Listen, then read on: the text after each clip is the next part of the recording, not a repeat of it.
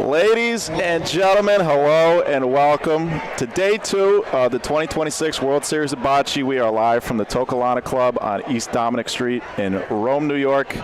I got Mario Scala and Danny Catullo with me. I'm Mike Sheldon. You're watching the BBN, and we got a banger of a first-round matchup for you. Sure the Salvos Catering versus Long Island's own Bocce Social. The 53rd World Series couldn't start off with a better match here. I'm excited. Bocce Social from Long Island, New York versus DeSalvo's, which got, two players from Rochester, one originally from Rome, moved to Connecticut, and then Peter Russo, which part of New York? Amsterdam? Saratoga Springs. Nice try. That's where Mikey's from.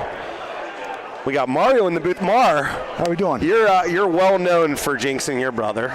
Oh man, the jacket game. Yeah, Yeah, you've brought it up a few times. I laugh. You have to own it a little bit. Yeah, of course. But no. So Mario's brother is Natali. Yep. And that is lead pointing this year, at least to start off for DeSalvo's. And Mario and his father are playing together later in the tournament. Felice. Yep, me, Felice, Pat Pezin, and Loretto. So interesting to get your take on this. I had Natali as the X factor. I saw for that. DeSalvo's. Yeah. For him, experience-wise, anyone his age is at the top. Right? He's won them all. He's played them all. Yep. But he doesn't play as many competitive tournaments, travel around. Right. With work and everything else going on. Do you agree with my assessment that he is the X factor, or do you have somebody different on the DeSalvo's team? No, you're looking to make a mark. No, I think you're spot on. I mean, and you said it best. Natali is obviously an elite player, but he doesn't play as many tournaments as he did years ago because of family functions and whatnot. So, as good as he is, that it's something that could backfire on him. What a shot by Nico, picking up his partner. Great shot. It could backfire at any point throughout the tournament. I'm not just saying that, to be biased, but I don't think that's going to be the case. If you had to choose a dark horse out of those four, Natali is definitely the best candidate. Well, I have him, into my top 4 at least, and one of the favorites. I actually have him just talent alone to be the favorite, honestly. Yes. So it's not a slight on Natali. I just think that they're going to go with him. But we just saw Marco miss this first frame, and I will tell you this: Marco did not shoot well on certain courts in the World Series preview, the tournament beforehand. They do a little the warm-up tournament. Yeah. Did not shoot well in those losses that he played.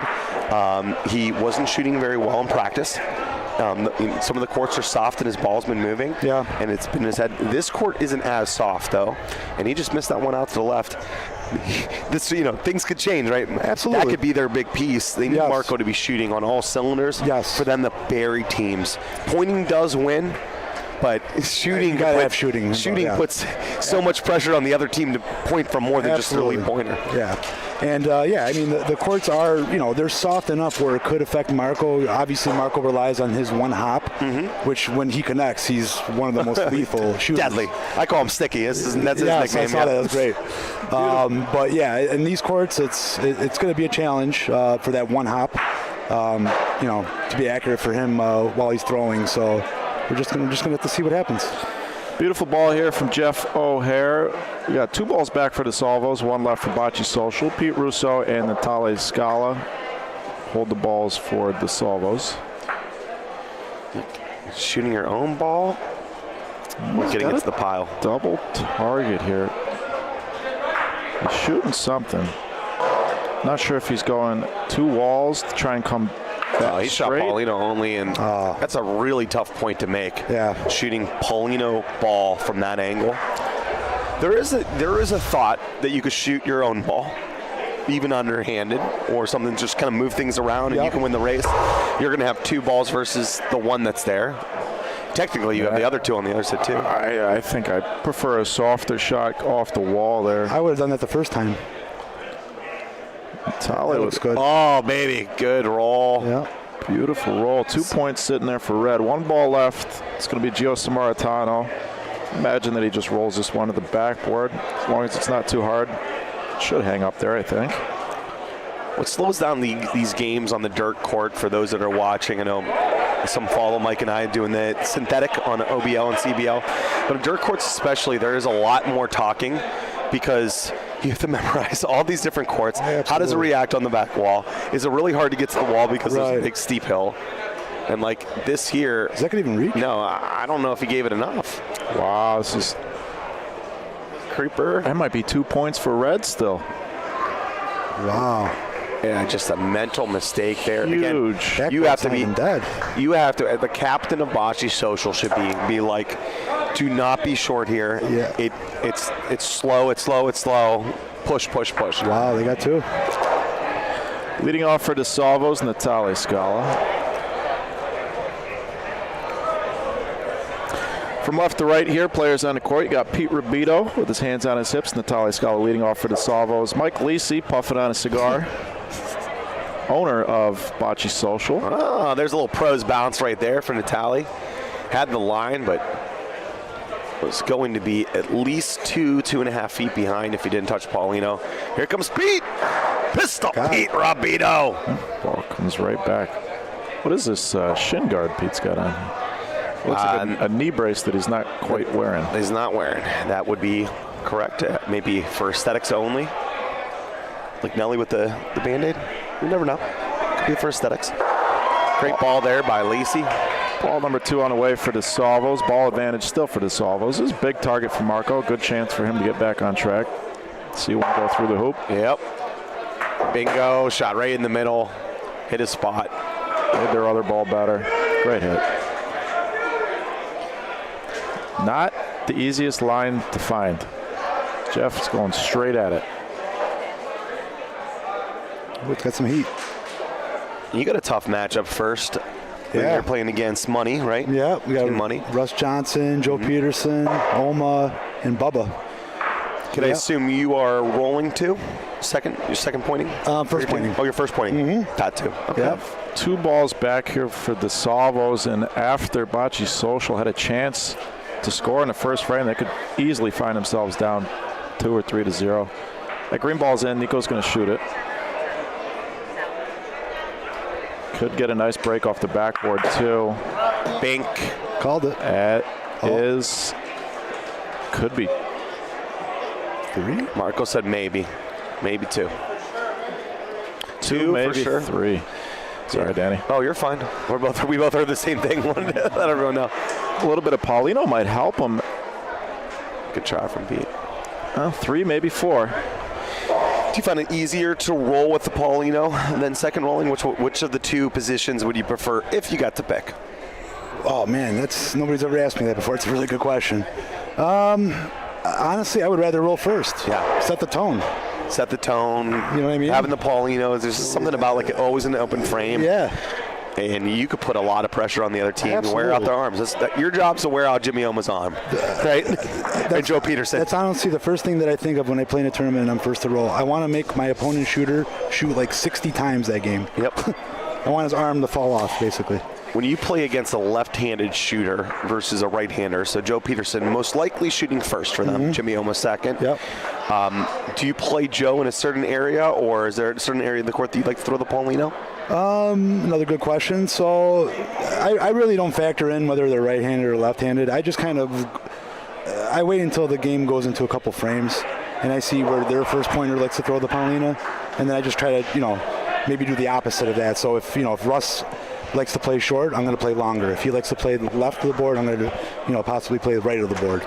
So I just try to do the opposite, but at the end of the day, it doesn't matter where I throw the Paulina as long as I do my job. Throw a good ball after do my job. That's all that matters. Yeah. Paulino fault on the first throw from Natale Scala, who's within 12 inches of the sideboard. Ooh, looks like he dropped it. Yeah, he dropped it. This is quicksand right here. Down 6-0. You had a chance to score 1. You're upset with yourself. You give back a 4-bagger because he couldn't roll in deep. Yep. This is a big hit right here. Just hoping to move Paulino. Oh. Misses on the wrong side of the ball.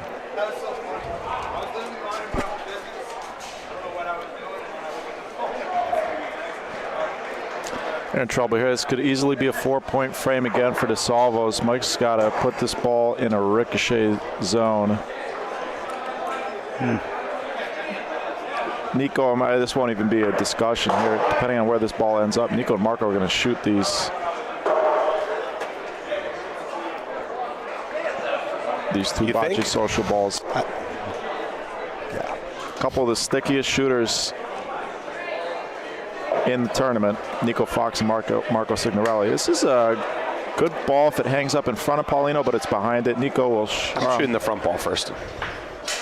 Makes a lot of sense. I think Marco's going to shoot the back one first, though. If they shoot the back one, then you're rolling. You can't have the bad break come on the second one. Yeah. Back ball first, out of the court, unfortunately for DeSalvos. I think because that ball's out of the court, now they will roll. I think if that ball stays in the court, Danny, he almost skipped over it, too. Yeah. Maybe. That wasn't what they were talking about, but Nika could have maybe convinced them. Yep. There's room here. That ball. If Marco's ball sticks around for the third point, then they're shooting. They're definitely shooting. I don't know. I play with those three. I play with those three, and there was a lot of times we didn't shoot where I thought I was gearing up for Nico to shoot. When I play with them, I think that there's more distance than we see here, though, too. I mean, the fact that this is getting measured, it's a good 2.5 feet.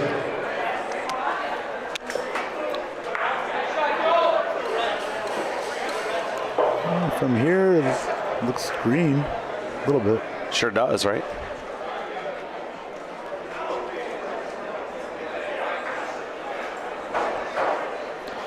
There he is, Felice Scala, top left of your screen, looking on.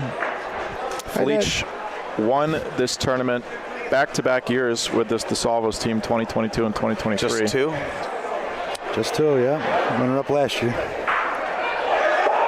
He is in the cheering section this year, replaced by the no longer hefty lefty, Nico Fox. Luch doesn't know what to do himself. He's so upset. My son, Luch. Why? Because that was his nickname for him, the hefty lefty. Oh, and now he's no longer hefty. He's the no longer hefty lefty. Mm-hmm. It's an easy switch, Luch. Pete Rubito might have a little bit of Paulino.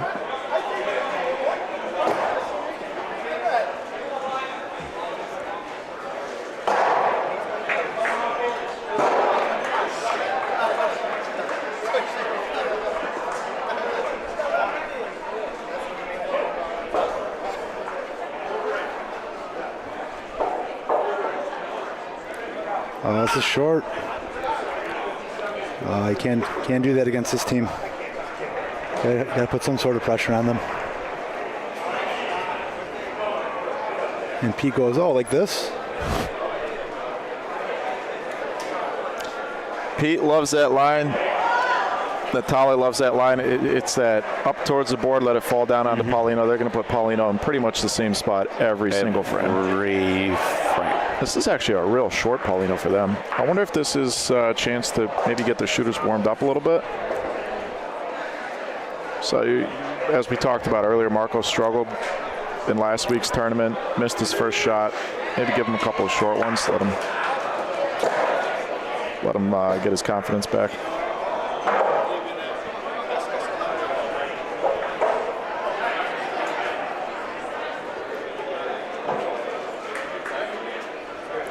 Ball advantage for Bocce Social here. Nico's looking to force them to shoot again. Small target. And Jeff's going to point up on the wall side, taking a real low angle at it. Interesting call. Yeah, it's going to fall down. It can. Oh, just missed it. If he rolls that ball more cross court, I think he's got an easier line.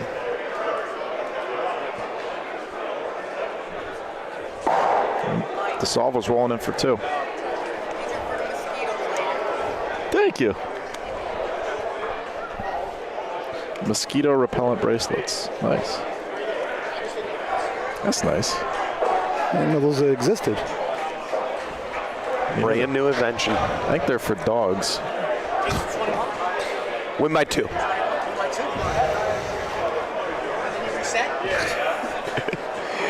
Pete's asking if the game's to 21. Folks, we appreciate you tuning in. We appreciate you so much. Let me start over.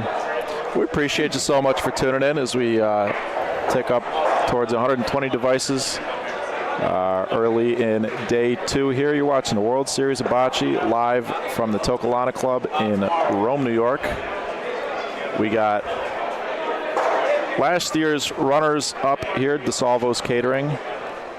Back-to-back champions in 22 and 23. 4-time champions, Pete Russo, Marco Signorelli, Natale Scala with 2 titles under his belt. And Nico Fox, the youngest ever champion, won it at 15 years old a couple of years ago with Adelio's Contracting. Of course, you are tuned in to the BBN. If you're not subscribed, please subscribe. Please click that thumbs up button on today's broadcast. And be sure to share our major goal for the weekend, Danny, Mario. We'd like to see the first ever over 1,000 concurrent viewers. We hit about 740 last year. See if we can get that number up to over 1,000 for the finals on Sunday. I think we will. I don't want to jinx it, but I think we will. Give me a time. I'll make sure it happens. Sunday. Oh, I know. We just need it like a time. A little appointment viewing.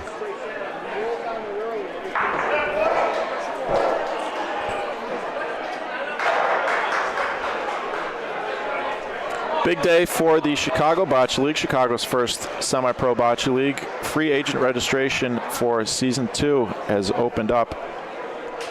Oh my gosh. This is not looking good. Shoot the ball, Lino. They're only down 1 ball here. It's going to make the point. Big target for Marco. He doesn't want Paulino.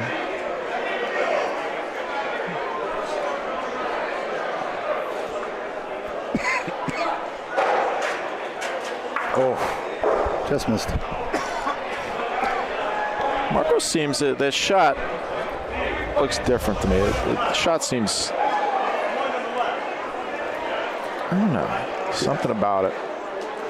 I think it seems like he's cupping his elbow a little bit more.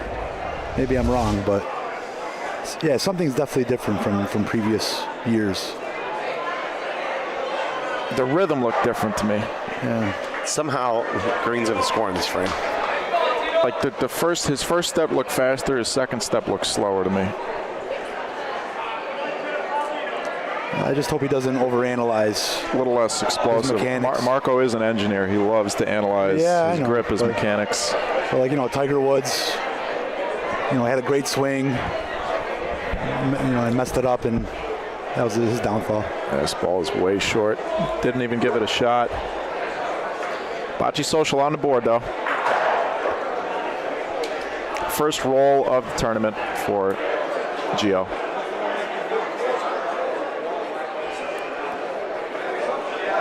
One of the major challenges of a double elimination tournament, right, Mario? You got to figure it out quickly. Oh, absolutely. We haven't marked up the score on the scoreboard here yet. I believe that was 2 for Bocce Social. I'll correct it if we have to.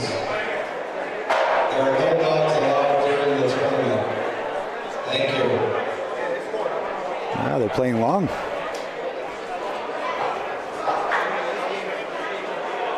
I would too. If you're going against shooters like Marco and Nico, even Natale and Pete, they could stick around too when they shoot. Well, these guys also play at the Huntington Bocce Club in Long Island, where they have 90-foot hard true courts. Yeah. So they're used to playing on real long, absolutely, stone dust courts. And we've seen Marco struggle with these long shots a little bit. That's a big target for him.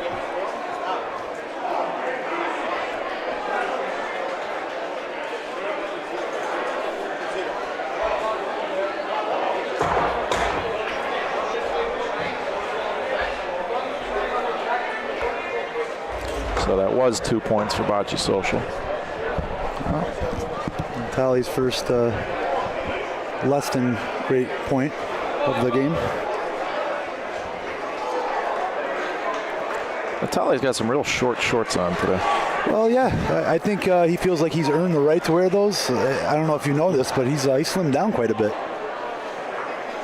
He does look good. Yeah. Him, Nico, Pete, they all look like they've shed a few pounds. Not eating enough to Salvo's catering. But yes, I'm now noticing the Tally shorts, and you're right. They are shorter than what I expected, yes. Pete Russo up towards their own ball on the wall. Doesn't have to touch it, but he does. Ooh, checks up. Trouble that he did touch it. Yeah. It was going to be perfect if it didn't. right. A good defense here for the Salvos. Nico will go point speed towards these balls on the wall, asking if Pete wants a shot. It's not really the Salvo style. They tend to play a little conservative. And they're going to make very few mistakes. Speed looks good here from Nico, the hometown kid. Youngest ever World Series champion 2 years ago. Beautiful ball. Great spot, too. 2 balls back for Bocce Social. Pete Rubito, Gio Samaritano. They'll be shooting something. Probably got the front red ball and a sliver of the point ball from the right side of the court here. I would imagine that's the shot you take first. Pete's signaling a volo with a smile on his face.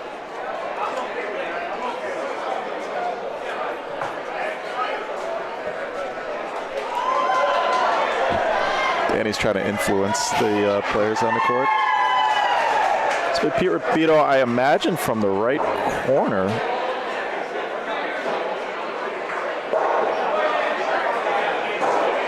And Gio's going to shoot it. Gio does have a bit of a hook on his ball. In his harder shot to blow stuff up. Wow. Gets him. What a hit. Unreal. That's a pull shot right there. First replay glitch of the tournament.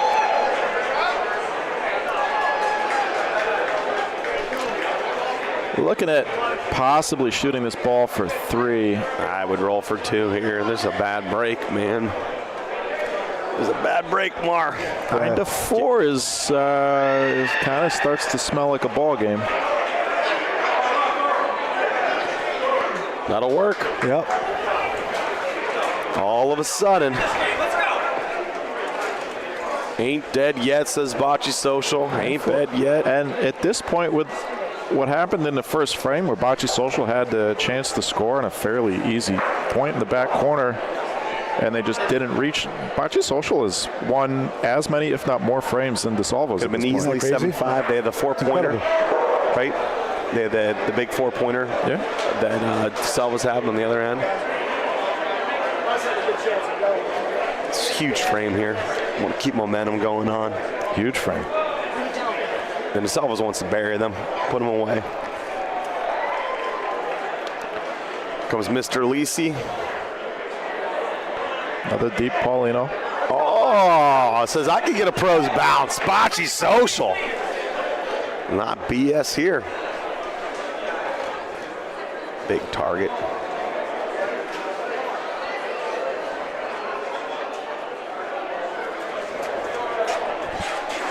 Right over the Paulino. Tell you what, though, that looked more like the Marco shot that I'm used to seeing. Yeah.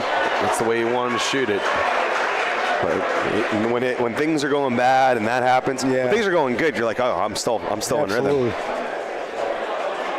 The kid gets it out. Well, like I said, those one hoppers, they're going to be tough. On these courts, I've seen them come against me. And, but on the, especially these soft courts, it makes it more difficult. Mm-hmm.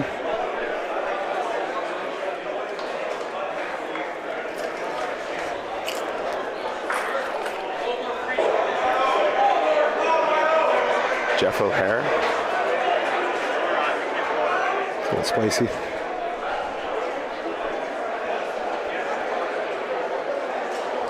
Doesn't own the wall either. It's behind. This is the ball I expect Natali to beat. Natali was way short on his last ball. See if he corrects it. Speed looks a lot better. Perfect ball. Great spot. I mean, that's right where you want to put the ball. It gives combination possibilities on the green ball in the back. Still ball advantage here, though, for Bocce Social. Paulino might be better. What a shot by Pete Rabito. Fill it up again. They might. Are they sitting 2? They sitting 2-3? No. It's 2? 1. 1, yeah. You sure? Yes. You positive? Yes. Ooh, that's short. That's why they rolled the green one. Because the red ones were in. Well, this other one, the other green one that's in front was Pete's ball. Oh, is that the new one? Yeah. Oh, that might. Well, doesn't matter now. Last ball of the frame. Trying to make this a 9-6 game, and this is way short again. Oh, you gotta play the board. Why do you gotta play the sideboard? Twice the Gio's been able to come in for an extra point at the end of the frame and has left it way short. Crooked numbers. Crooked numbers. You got to get 3 times, actually. And he knows it. Just got a battle here. Let's see what Lisi does. Can you guys throw that Paulino back? There you go. Pete Jr. Pietro, right? Yeah, Pete's son. Beat and repeat. I like that. Pete and repeat. So many Pete's.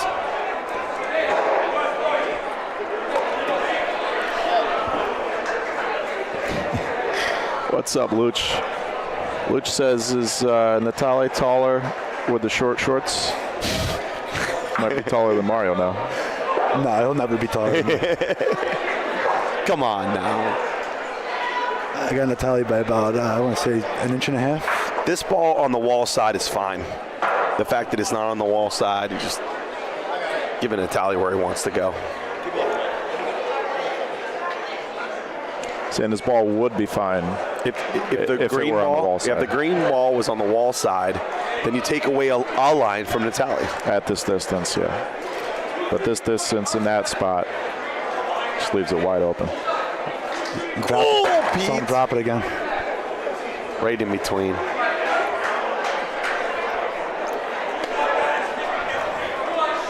It's a beatable ball, but it does cover the line. I don't know about Jeff's lines. Going straight at it sometimes. Well, he kind of pushed it out a little bit. This has a shot.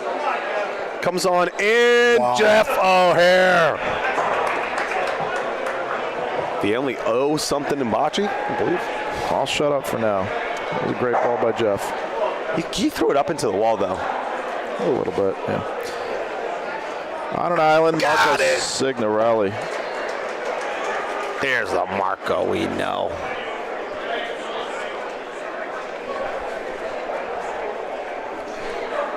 All right, Jeff's trying to give Gio a line. Gio's rolling needs to improve if they're going to have a chance to win this game.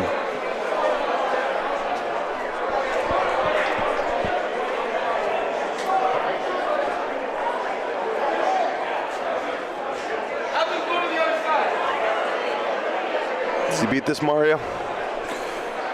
Hasn't rolled well yet. I'm going to say, let me give you 1 second. Oh, yeah, I hear you. Yeah, you want the whole time? Yes, he's going to beat this. Well, he wasn't short. No, and I don't even know if he did beat it. And Natali says no. No, and now that you're behind, you're like, don't take away you could have been even right in front of their ball. You could have laid on their ball. Yeah. The last ball of the frame in that, where there's 2 balls back and the other team are, I don't even care if I make their ball better. Right. My ball's the important ball. Their point ball's not the important ball. Exactly. And if you don't take away wall side in front, you're just giving them the line that they love to play to make these. And now look, the 3-bagger. 2 poor points. Got to make him pay due, and DeSalvos does.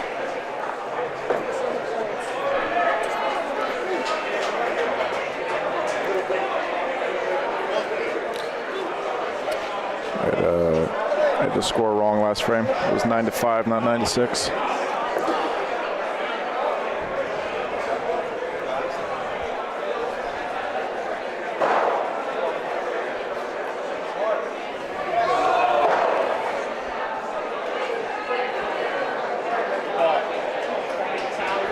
There's this classic DeSalvo's Paulino. 3/4 court, couple feet off the wall. Got a piece of it. Make some room. Yeah, it's 2.5 feet behind. Got to beat it, Mr. Lisi. Got to beat it. And uses the correct line. Yep. Puts a great point. And on it. Bocce Social guys, they battle. Oh, they don't mess around. They battle. They're not afraid to score.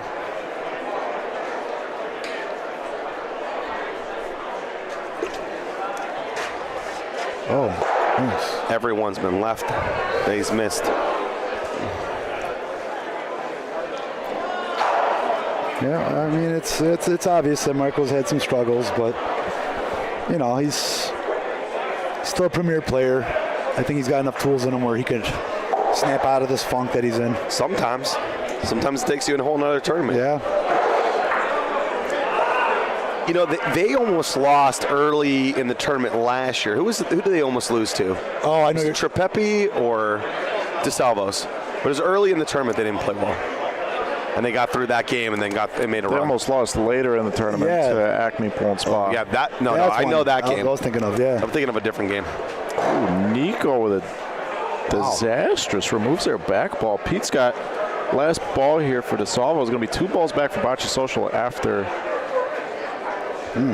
We need an app where you could be able to keep all this data in there, Mike. That'd be great. Great cover. Beautiful cover ball.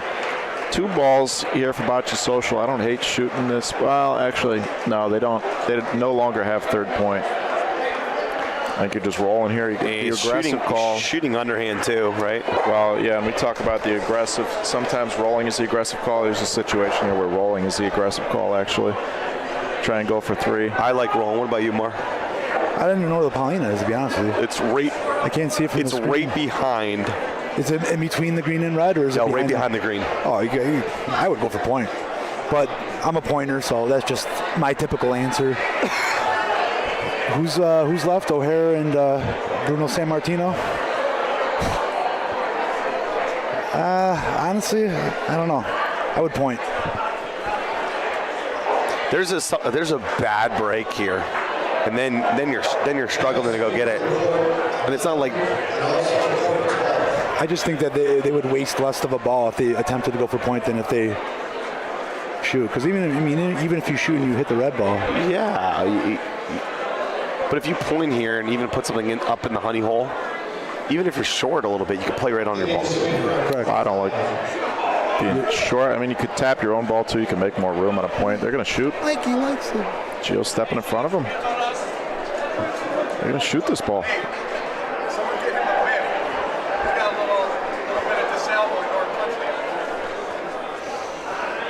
Oh, I missed.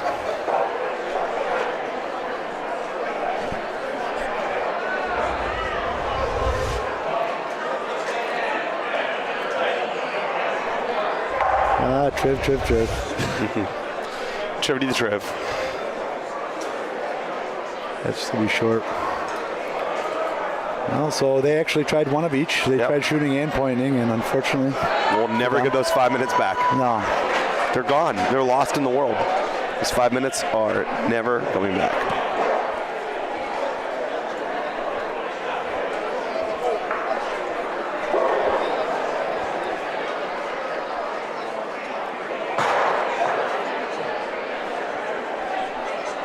Your attention, please, on court number 5. Future. ABC Huntington versus those guys on court 5. Once again, court 5, ABC Huntington versus those guys, court number 5. Also, court number 11, Erie Materials versus Delta Plumbing and Building Supplies, court 11. Once again, court 11. It's a good ball. Materials versus Delta Great ball. Big target for Marco. Marco's been hit and miss, though. He's gotten some nice targets up. Yeah, just to see that bounce, it's just it worries me for multiple reasons. When you release the ball and it just. Dad, if you're watching, I think that hit your car.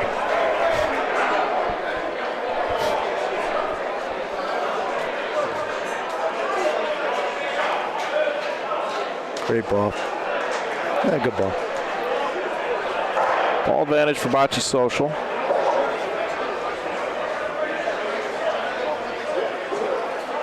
Oh, he dropped that one. So that's 3 out of 4 that he dropped. He's got the knee brace fully strapped on now.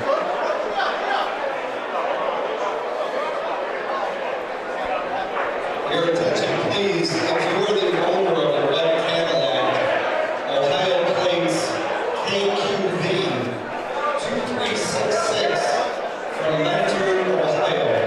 Classic Cadillac KQV 2366, color white. Your front out back and your car is about to be towed.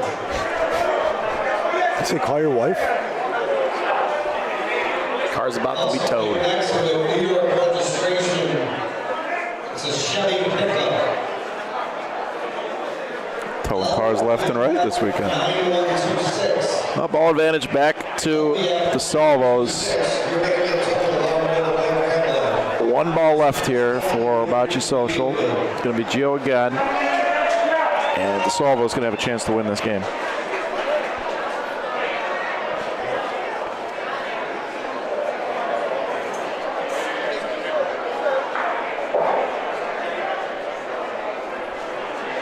I'm kidding, Dad. It didn't hit the car.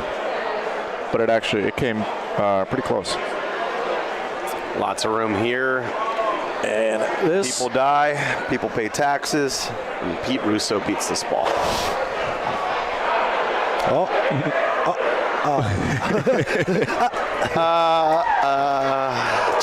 That's all she wrote. To be told is a Tahoe here.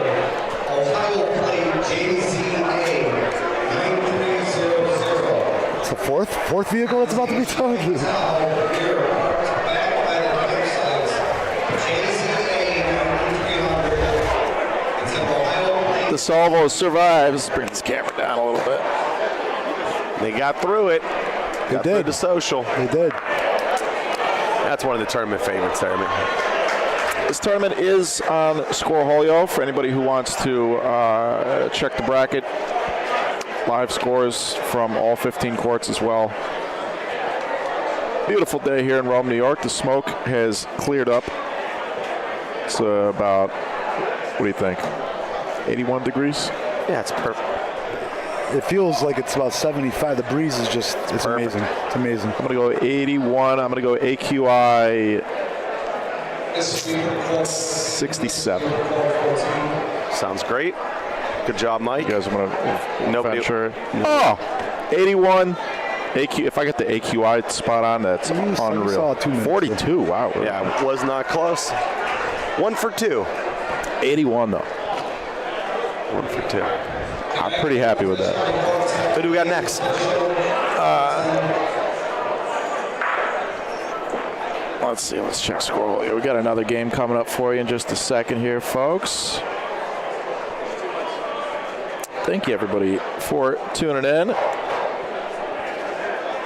What am I looking for? Scoreholio. All right, so you think 3 favorites: the Salvos, North Country Graphics, BSB. On paper, Yeah, I mean, I can't argue with any of those 3 teams. who would be your 4th if you had to pick one? Probably go Toro Bocce. Toro Bocce, baby! I mean, I can't go. You've been on against them, fire so. this year. What's up? You've been on fire in like the last calendar year. I appreciate the kind words. Yeah. I don't feel that way. I mean, I'm like Natalia. I don't play much. It's not that I don't like to play or I don't want to play. It's just that, life gets in the way. It does so, sometimes. Yeah. But I appreciate the kind words. I'm trying. Excellent pointer. You've gotten better and better over the years that I've watched you. Appreciate it, man. It's fun to watch you. It all starts at Lorenzino's, man. Yep. Love it there, dude. That singles tournament every year. Oh, It's the best. I always look forward to it. It is the best. The It best. is. The best of the best. We know, Mikey. Who we got? Hasn't been updated yet. Okay. Here's a team for you. What's their name? I don't remember their team name. Frank's team.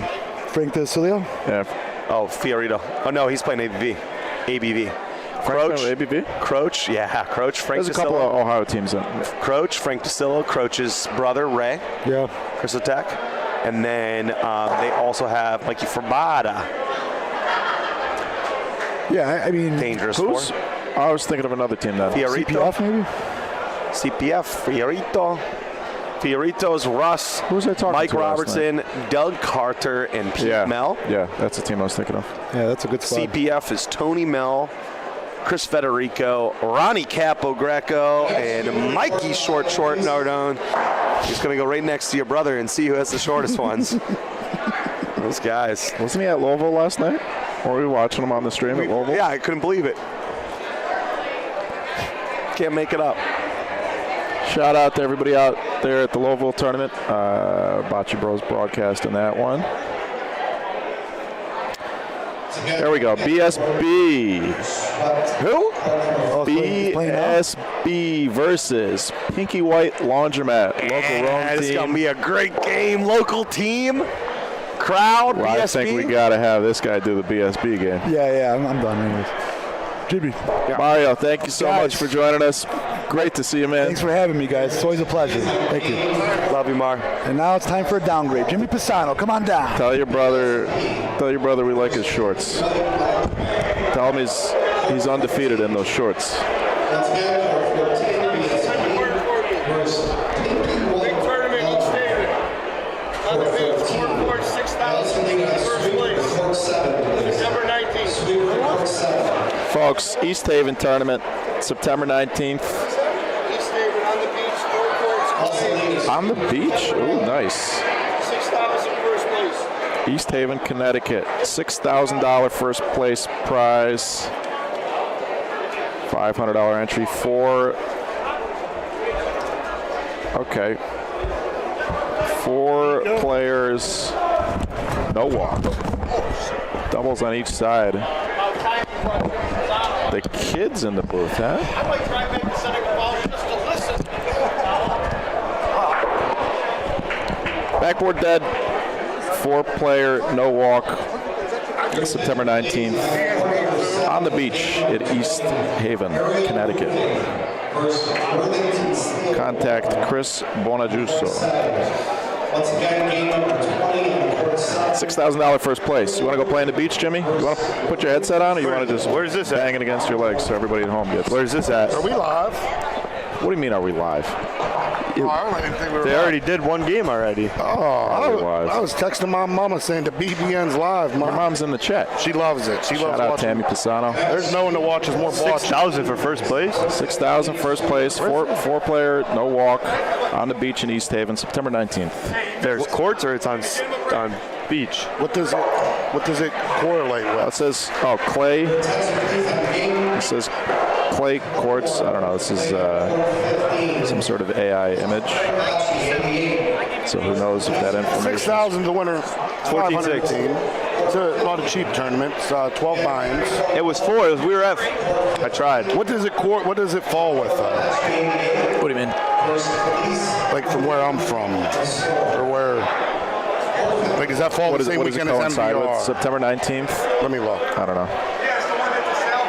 The one thing. The weekend after Detroit. The schedule that they have for the circuit is second to none. Bocce Bros? The way that they don't miss. Yeah, it's great. It's a resource that I use.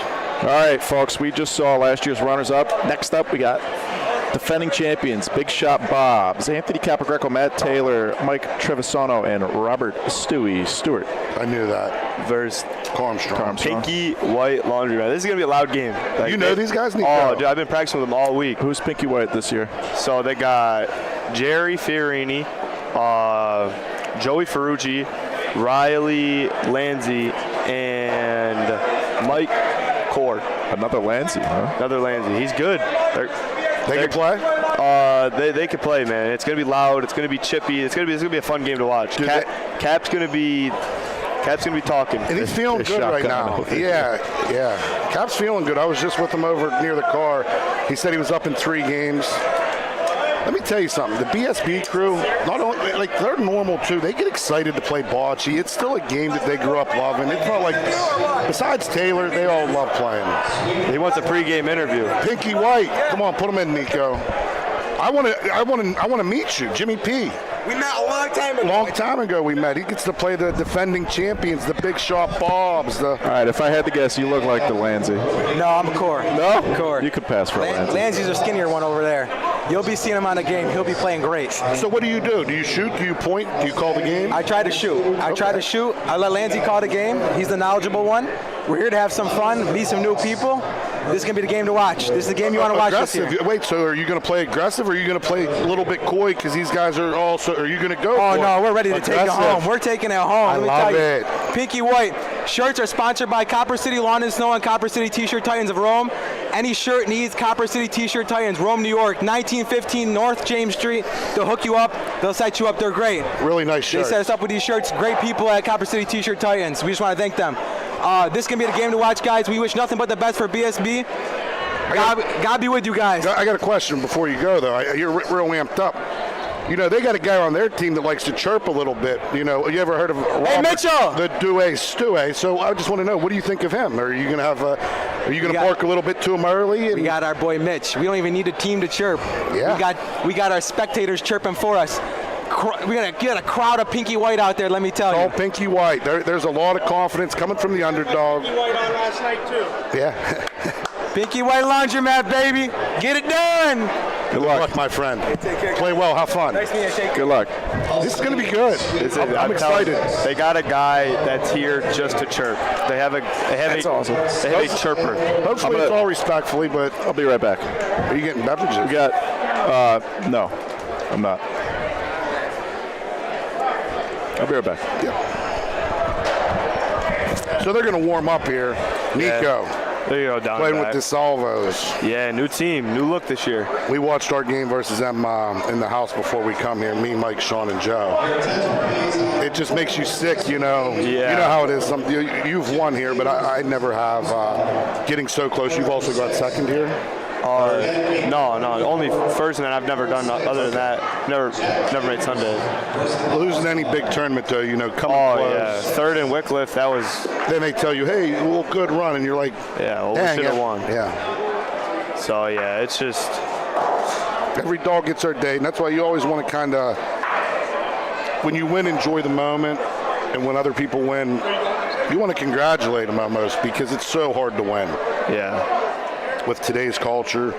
I mean, you were the young kid 4 years. You're not the young kid no more. No. You know, you're not the, it's cute that Nico's making a run. It's, Yeah. Now I get the hate, the talking shit. Like Parker took your role now. Yes. I love it, though. He's good. He's good at so young of an age. He's going to be great. He's better than I was when I was 13. He rolls good, hits good. Yeah, he's. We're going to get this game going for you guys. They're still practicing. But from what we're hearing, there's going to be some chirping. And we know how BSB gets. They're loud. They're going to be loud, too. They get chippy. So Pinky White, these dang lawn chairs, not made for a chubby guy. That's why Nico lost some weight. He went from the hefty lefty to the skinny mini. Everyone in the chat, give a little congratulations. Nico recently graduated high school. We did it. I didn't think he could do it. He did it. Called his principal every time he beat They me. said, what's the line? Pinky White's very confident. This kid was over here. They're going to make noise. They're going to be loud. I'm going to put the games are to 14. BSB 7.5. No, I wouldn't put that high. You just told me these kids are going to give them a game, Nico. It's got to be close to the start, or else it's going to get ugly. You're saying if they score 7, they cover. Yeah. Okay, so 14-7 final would be the prediction. Yeah, that's not a bad. That's not. If Pinky White keeps it close early, it could be a game. I think Pinky White is getting a little bit less than that. I would think 5? I would put 5.5. That's not bad. I don't mind that line. It's really if Pinky White can keep it close early and have the crowd behind him, that could make the game. If it gets ugly quick, 4 or 5 points off the start for BSB, it's going to be a long night for from Pinky White. They're still practicing. I mean, Yeah, they're down playing. there. These guys act like that they didn't play a million games on the TV court last year. Hey, Joey Rogan, appreciate the nice words. Joey Rogan, shout out to Erie, Pennsylvania. There's a bocce hub coming from PA, not Farrell, not Newcastle, Erie, Pennsylvania. The Nova Aurora Club. They have a ton of players, a lot of talent up that way. Really? Oh, yeah. To get up there. Sal and his crew, Joey Rogan. There's a few different groups. That's probably not far for you. What? Erie. Oh, no, probably only 4 hours. This is so far. Well, Pinky White, they were telling me all week. I came down and practiced basically every day this week. They're here practicing, saying this is the game to watch. They're saying there's going to be a huge crowd for them. I'm looking out there, and he sold over 100 Pinky White shirts, this guy. And I'm not seeing a ton of them. Not seeing as many as I thought I was going to see. Do you think maybe they're waiting to wear the shirts on Sunday? No, there they are, actually. They're all lined up. There's the pink shirts, the black ones. Those are all Pinky White shirts. They need to cancel the game next door. Let's get both sides of this game. Maybe they got a little crew in there. And Anthony's going to be very cocky. Oh, yeah. I told him. Good luck. Because this is one of them games you don't want to be close if you're BSB. You want to clean sweep these kids. Never let the game in doubt. Because if it gets close, the closer it gets, the more chance. That's the worst. That's what I said.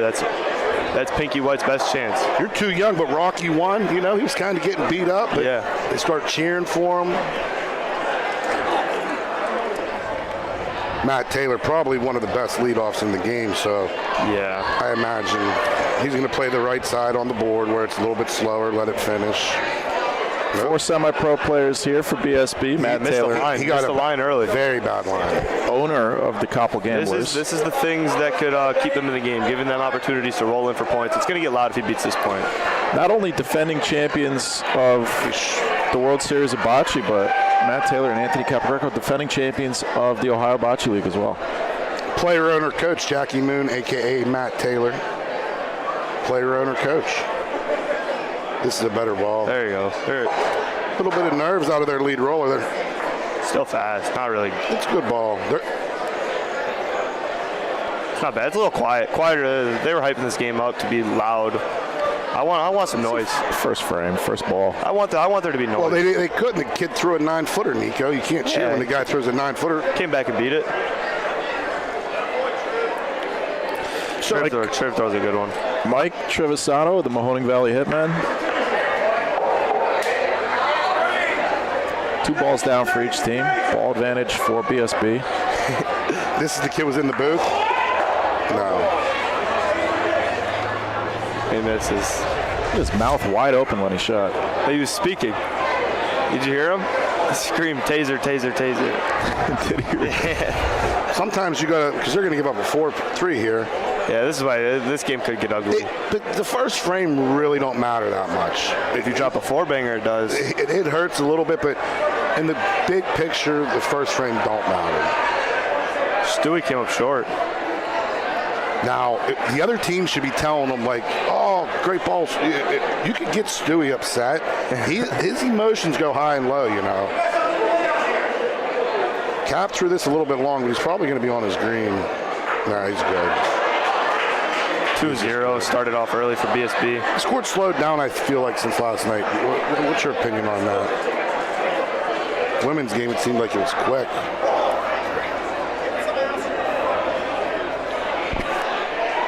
I hope this game ends up going down to the wire, because I feel like then that's when the crowd will really get into it. Yeah. For those of you just joining us, this is day 2 of the 2026 World Series of Bocce. We are live from the Toccolana Club on East Dominic Street in Rome, New York. You're listening to the voices of Nico Fox, Jimmy Pisano. I'm Mike Chaldone. Of course, you are tuned in to the BBN. If you're not subscribed, please subscribe. Please hit that thumbs up button for us on today's broadcast. We appreciate you so much for spending part of your Friday afternoon, evening with us here. Taylor was so mad that not enough people were subscribing and sharing. He threw such a bad ball. He said they're not liking the stream enough, so he said, I'm not going to throw a good ball. You know what? In this spot on the court, Nico, you could bang one off the backboard for a good point. Oh, yeah, 100%. These backboards, these corners. Well, we learned that from rewatching our game today, Mikey. We were shooting the frame we give up 4 against DeSalvo's right side. You kept saying if you just shoot the left side, the corner, it's going to come back in. But we didn't know that. You know, that's a little home court advantage. Did these kids know things like that, Nico? Yeah, for sure. Will they do it? I don't know. Triv's a little short. I think it's good. We got last year's defending champions BSB up against the young local team here. Jimmy, please don't hit my mouse. It's a big miss from Capogreco. Here you go, Nico. First shot of the tournament. And they're calling shoot again, which is going to leave Pinky White with a gang of balls back. They got all 3. Some people say 3 balls back, most overrated thing in bocce. Let's find out here.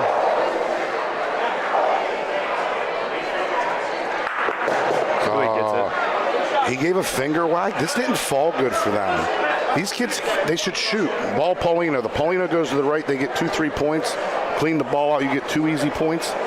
Big target. Here comes a shot. This could get the crowd into it, maybe. This is a fairly, reasonable shot. He needs to focus on making the shot before he talks. So.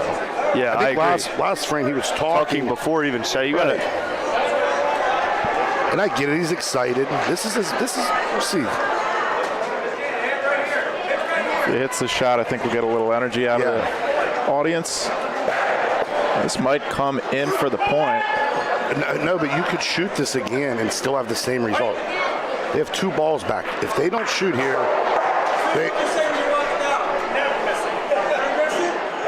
they should shoot again. This kid wants to chirp with Stewie. He should be telling his teammates what to do. You could chirp if you get some points. I mean, you're playing the defending champs. I'm confused with that. They're pointing? BSB's laughing right now, saying, what the hell are you doing? There you go. The kids, there you go. You give yourself a big target. Trust me, BSB does not want them to shoot here because they can get 3 points. If they roll, they probably ain't going to score. Even if he hits a corner, he comes back for a point. He hit the came back for a point. Hey, all the Pinky White fans can clap. That's slop. You ain't gonna win a game like that. I would shoot the corner if I was done. Well, the issue is now they might hit. Oh no, they could have hit.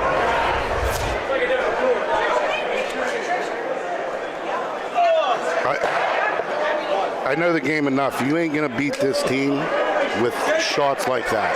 No.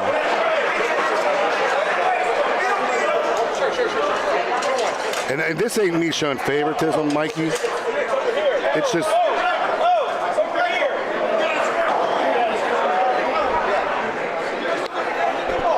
Two to 1, BSB. Big Pinky White had a chance to really get the crowd into it. They could have made 2 or 3 points easy there. But with an actual execution of a shot, people were going to celebrate more than, And then he missed, There it is, a little noise. I don't know.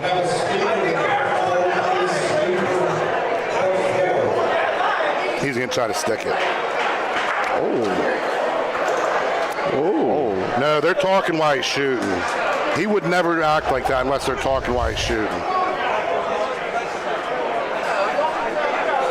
Yeah, that's right. You shouldn't be talking while they're shooting. That ain't right. That's not cool.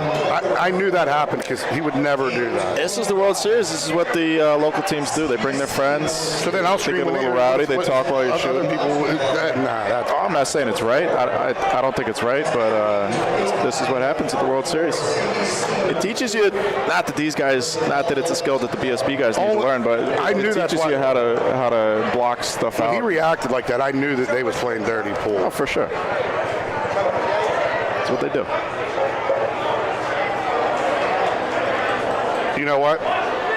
They got to grab it, but now they're getting loud.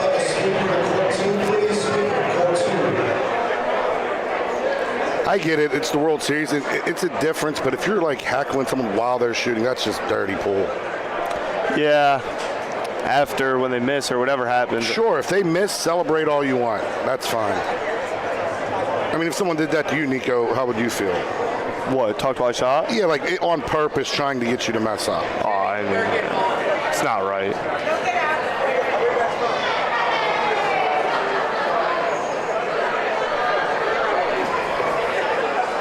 Your brother's a little hyped up right now, too. Yeah,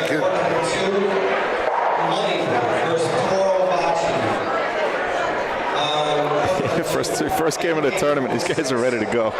well, where we're from, we love the good trash talking, but you can't talk, you can't scream when someone shoots. Something happened, your brother's.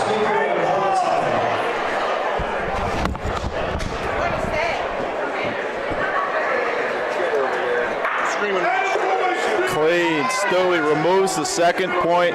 2. BSB sitting 2 balls here with ball advantage. Triv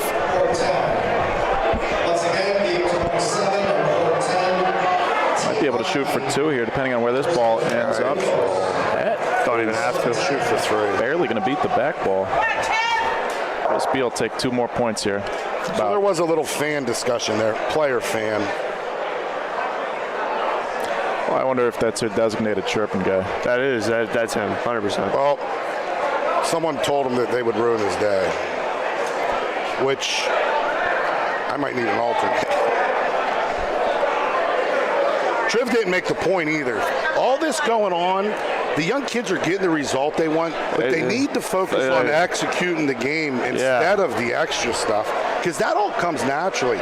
Trust me, I gave a Grandmaster course on talking trash. Well, also, BSB is a team that is... you're not going to out-trash talk BSB. No, they got Stewie. Matt ain't going to say a word. And that's the best part. One of their guys... Triv won't say a word. Matt won't say a word. Until Triv gets a little buzzed up. Well, the other thing is they could talk the talk, BSB can, because they're going to make the shots. You know what I mean? Yeah. So Cap going to hit a ball and the guy's going to talk in his ear. Yeah, you're going to. I would hate to play this team because it would. If someone screamed when I was shooting, it would really upset me. It would really upset a lot. On purpose, maliciously. I hope he learned from it and just cheer. When you miss the shot, you can go nuts. They're rolling on this. This is a good ball. He beat it. Triv's big head's in the way. And the one thing, BSB, they lose a lot of tournaments too. They lose with class. Maybe not so much Stewie, but...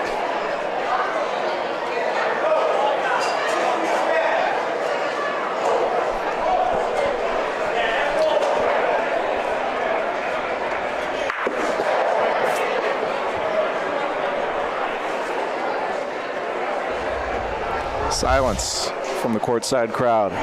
Dead silent. Yeah. And only... Short. This is short. Yeah.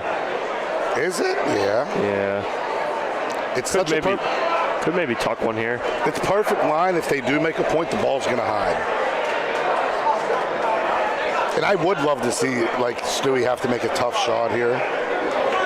I think he beat it. Yeah, he did. Watch, Stewie's going to have to...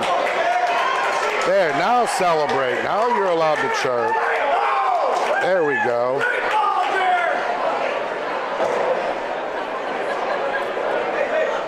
Stewie's got about a half a ball cross court. Here the ball is slightly in front of Paulino. It's probably going to move Paulino on a hit.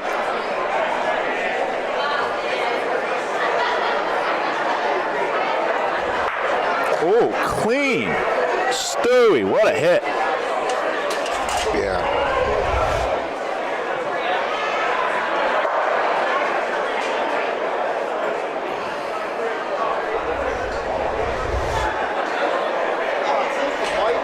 He beat it too. What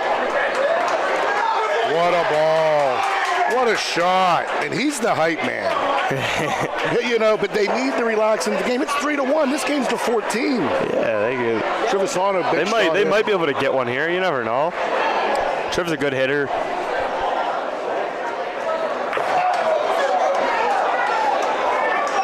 It's a 3-2 game.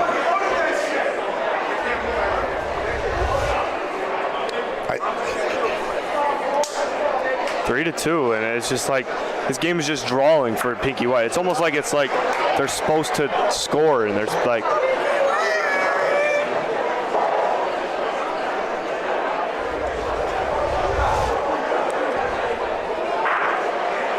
This is a slow game, all one so far.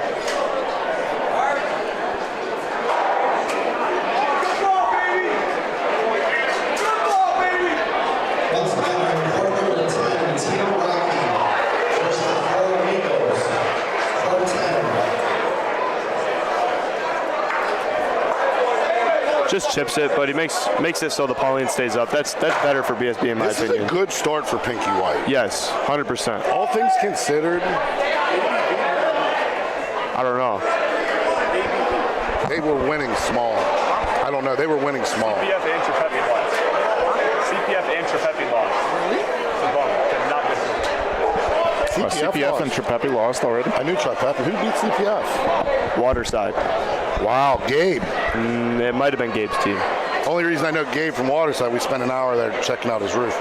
Shout out Joe Palumbo, Watertight Roofing Company.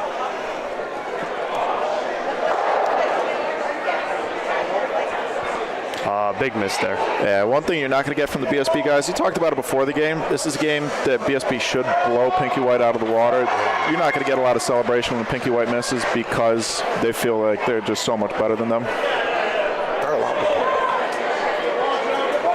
Oh boy, what a shot. They're hanging, man. And the Paulino's going to the right side. Yeah, there's a couple inches between that ball and Paulino. Paulino probably goes clean unless Stewie could go clean. Hits about 7 o'clock on this ball.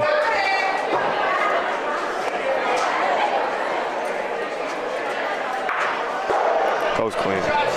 What a shot. Stewie's playing good right now. Yeah.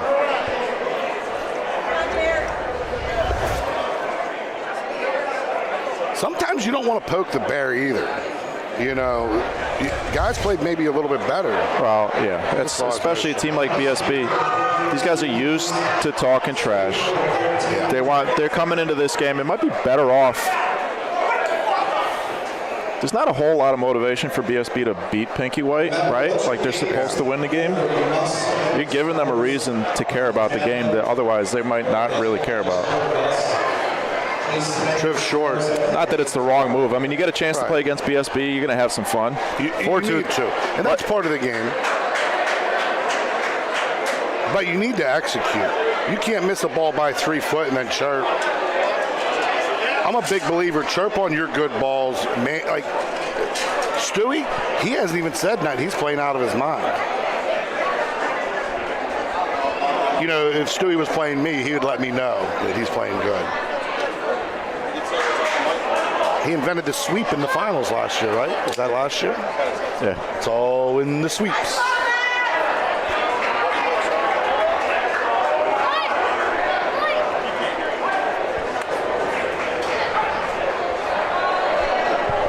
What up, Luca? Hey, Chris. This is he's got to hit this here.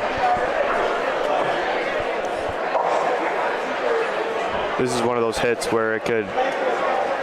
Oh, he jumped right over the little one. Stu's telling him I hate to see it. Stu was being. I think he's being friendly nice there. Yeah. Well, short. These guys also, they're all having fun. They shotgunned off screen here, off camera, off the court. They all shotgunned the beer together before the game started. Pinky White? Pinky White and BSB. Capogreco shotgunned the beer. With them or just by himself? With them. They're having fun. Well, that's also why there should be more gamesmanship. That's all. But everything's been, you know, I think we can't quit shit. It was one time, you know. The only thing was just a comment from the fan. Yeah, that's it. I love everyone cheering. I love the big crowd. That's what the World Series of Bocce is about. That's why it's my favorite, yeah. We played a team that had uniforms last year, and then we played another team that had the same uniforms, and the same people were cheering against us, but it was fun.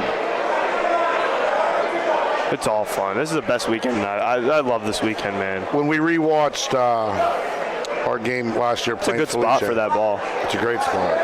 Yeah. They could be deep. Like I steal the bravo, Felice, bravo. From Marco, right? Yeah, Marco. He loves saying that. 3 Man. balls back, BSB, 1 point sitting there, chance to put up This a is a 4 big spot. one for Trev. He hasn't really made a meaningful shot this game. And right on cue. And I'm not hating on Trev, but he hasn't made a good shot, I think, the whole game. It's not horrible for BSB.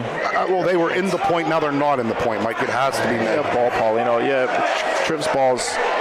His balls kind of hang up on the wall side. No, it's not great, but it's also not disastrous. It's not disastrous yet. If they shoot the red and their green goes, Yeah, now what if they're in a he tough hits spot. that front red into. Both of these reds, if you shoot on the inside and get into the green, red's going to lay 2 points. They're in trouble. Yeah, so it's not disastrous yet, Mikey, but, I mean, it's a really bad shot for Are we someone. sure I that think red is in? Yeah. Does it measure any time? I haven't seen Point ball anytime. it one time. I don't know. Taylor seemed to give it up quick. I think he wants to tape it now.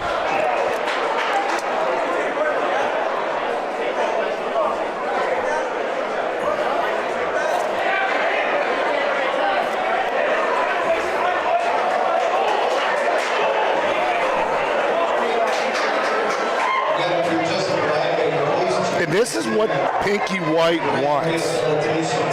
The game's kind of slow. We played like 4 or 5 frames, right? Yeah, it's been slow. BSB is But they in need for to. the point. They need to start They're in. scoring. So BSB's in. The balls, I started to say, the balls do hang up near the wall there. It is possible to play off Trev's ball. I made the front one. I had a point just like this on there. I went a little early and it rode the wall the whole way. They could be a little early and bump that in. Yeah, even if you hit half the ball, it's going to push it over towards the pill. Pinky White needs to start scoring if they want a chance. They can't keep giving up these 1s and 2s. They're going to add up eventually. This is early on the Stewie wall. might have sold Short. it again. Short. Nope. Cap needs to play on the ball on the wall. It's really safe. Because even if you're a little bit strong and touch that green at all, you sell the points.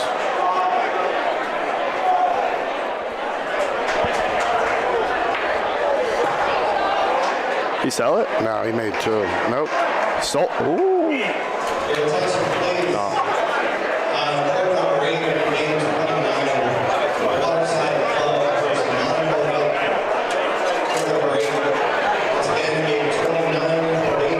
Jimmy, I'll be right back. Hit the buttons for him. Oh, everyone watching. Well. Who's in charge of the mothership? Doug Hammond. Talk about a legend from New York, Doug Hammond. Hold on, guys. Well. We get the big job. Watch this. Oh, wrong button already. Look at this, Nico. Back on the mothership. Taylor, he threw this one by it. He ain't going to like it. Dude, they're leaving them in this. They're leaving them in it. And Pinky White's not doing a ton to help themselves. This is a good one. There we go. And it sits on it.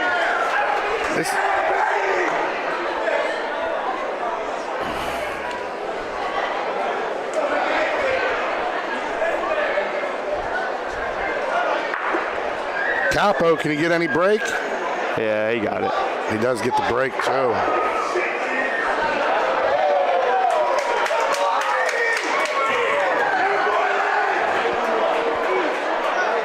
I can't see where the pill is. It must be behind the green. All right. He's got to be soft here with this. Backboard flies off pretty good. Trevisano with the shot here. Then I'm moving over after I click this button right on cue. Oh, he throws a little lob shot. Oh, everything falls and Another bad shot. can't locate the Paulina. Mike's back on the mothership for you guys.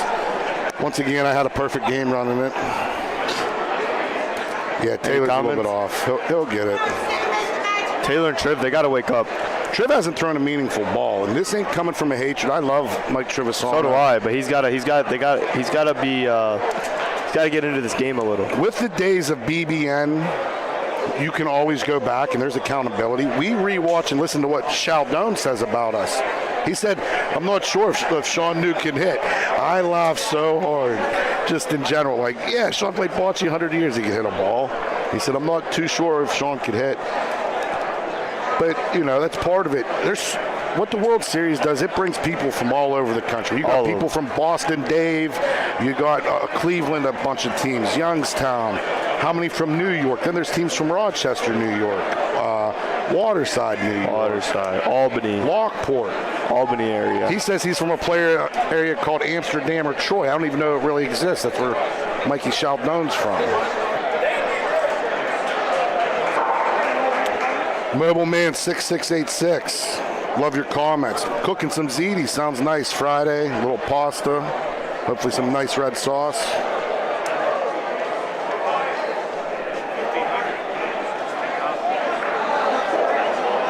Hey, J-Lo, they leave me in charge, man.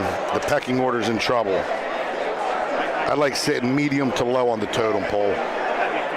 This kid threw the ball not close to anything but selling.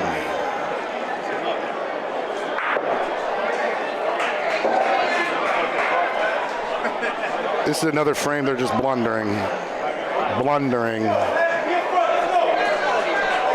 hasn't thrown a meaningful shot. Stewie's talking to the booth, letting his frustration go about, the team's not playing good, but they're winning 5-2. These guys are decorated champs. This game's been going on for about, is he short? No, all right, he got it there. It's good. Oh, they wasted a ball, though. They should have they should have a double hammer. Now they get a single hammer. Yeah, Stewie should just shoot in there. That's who beat CPF. Scorpions. Who was it? Who are those guys? Waterside. We played them earlier. Waterside Scorpions. We Never heard of them. were playing them over here on 15. Hell was that? Yeah.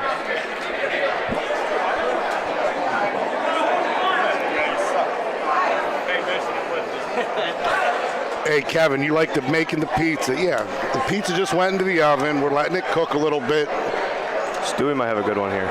It's gotta hold. What a shot. Does it hold? It don't hold. Does it hold? Didn't it? It was only one.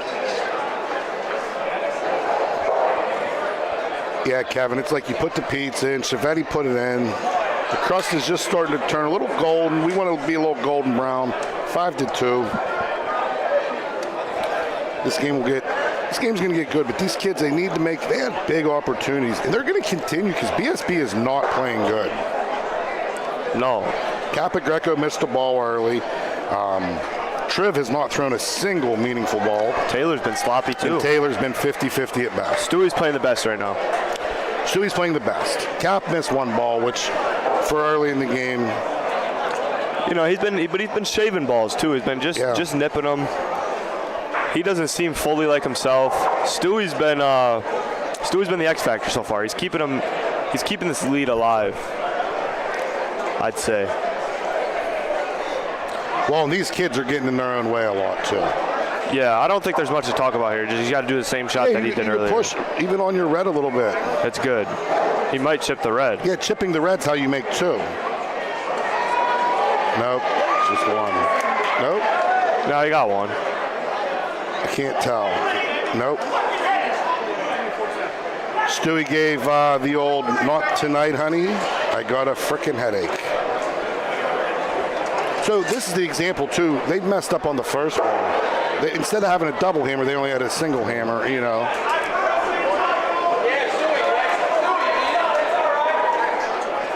This game could get moving quickly if Taylor can get on the Paulino here, because their first shooter, from what I've seen, has been like 50-50 at best.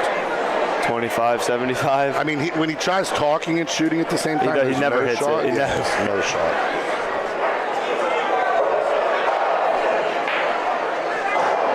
Are their nerves up right now, Pinky White, or you think they're not nervous?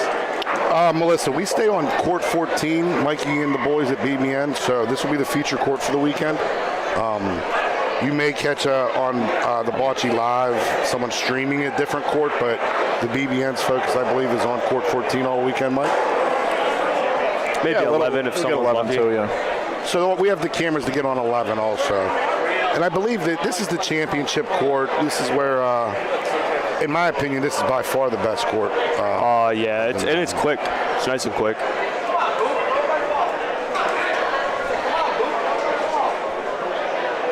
Short again. This is sloppy play. They're leaving Pinky White many opportunities. Yeah, Pinky White, though, they were given a glass slipper. They just didn't bend over and pick it up. You know. Yeah, and the clock might strike midnight here quickly if they don't get a ball close, hidden, maybe get a cap miss. And 6-2, it's such a long game, but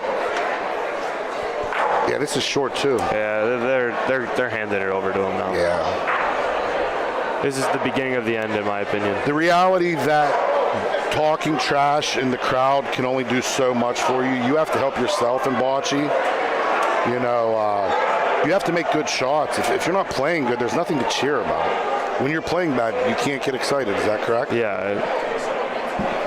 And we've all played bad. These kids, listen, they're young in the game. I'm sure they're going to be great. They may come back and win this game. But this first half of the game, their lack of experience in big games shows. Yeah. You can just tell with their mannerisms, the uncertainty. Like when they missed the ball, they didn't instantly say shoot it again. Now they're shooting. This is the most backwards. Oh! That's not good, though. It's good. It's good. A Capograco shoot through the window here. He's got a double target. Paulino, it's a 4-piece. Yeah. Well, green ball's behind the red wanted one. to keep the. About even. Yeah. Oh, he touched the green to make 4 too. Wow. So that's also the lack of experience, understanding. You want your ball on the backboard to protect the Paulino from 4. That's a sicko shot right there. Between the gap. I mean, hey, you had to protect the backboard. That's why you shoot the ball. You didn't. That was a bad break for that ball to come up for the young man. I mean, it's a 4 points. All of a sudden, we're looking at 10-2 game, and like I said, the clock's coming to midnight, Nico. That was the beginning of the end after this frame. I wouldn't be shocked to see this team make a real nice run in the losers bracket. They had so many opportunities. I felt like they almost try to do too much instead of having fun and just play the game. It's a game.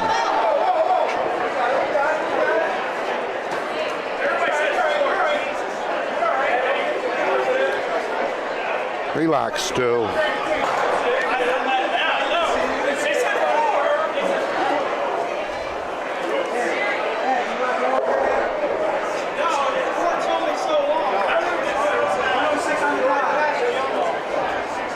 And at the end of this game, you'll see a lot of hugs too. This team, they need someone like you to teach them the game a little bit too. Yeah, you know, they got a little lack. I instantly knew when they didn't shoot on the second with the 3 balls back and they missed the first one. Yeah. And they like discuss whether to roll. And then right here, they should have shot that ball on with 2 back. And you have to protect the backboard. And then if you hit it, you know, you're never selling 4. You can give up 2 or 3 maybe. Yeah. But I think even though BSB is up 10-2, I think we can all say this was a sloppy game for them. Yeah. This was not a great game for them. They were sloppy.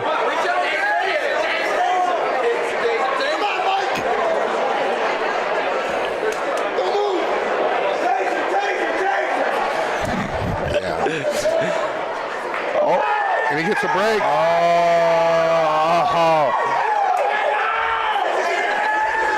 They get down 10-2, and now they're just feeling themselves. Yeah, well, here's the thing. I wouldn't be shocked to see them win some frames. The pressure's off in their mind. And BSB also, the pressure's a little bit off.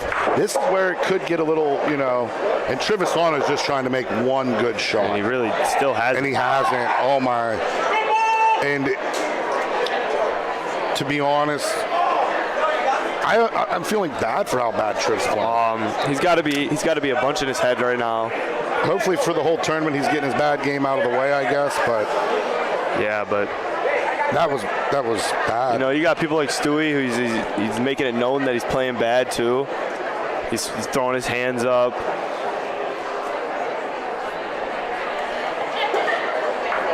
That's a good ball. Stew's playing great. Great game by Stew. He's made a lot of good shots.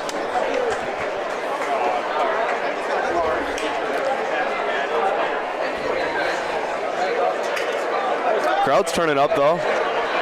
It's going to be like this all night. I don't know the team we play. I'm sure that there'll be the same kind of atmosphere. You know, the locals, they love to cheer on their bocce teams. It's the same way in Coffle. But I must say this: if someone was maliciously screaming when someone shot consistently, we would throw them out at the IMBS. And I think they would do the same here. If there's malicious intent, and it's also, some people don't know the rules of the game. When you're sitting here watching a bocce game, it's perfectly easy to think it's okay to, say something. Yeah, it's not everyone plays 70 tournaments a year like Ron Dog and me. This is a good ball too. It's going to be inside. Nope. What a shot. You didn't play as much this year because your big graduation. Yeah, I missed a couple. I missed a big one in June, man. That sucked. Yeah, I wish I got to play in that. This might roll off the Paulino. This could go bad. Oh, or really good. All right, this is the easiest wide open shot of the kid's career. The place is going to go nuts. It's going to go 10-3. They're going to get the Paulino. It's a very routine shot. You say they play here, just take a breath, beat the 3-foot point in the corner. Yeah, all they could do is just throw it down there and hope it doesn't roll out. Well, you just don't want to hit the Paulino. Paulino will spin it hard left. But I would aim right at it and just hope never to hit it. It's dug in there pretty deep. It's good. He hit, no, he did not.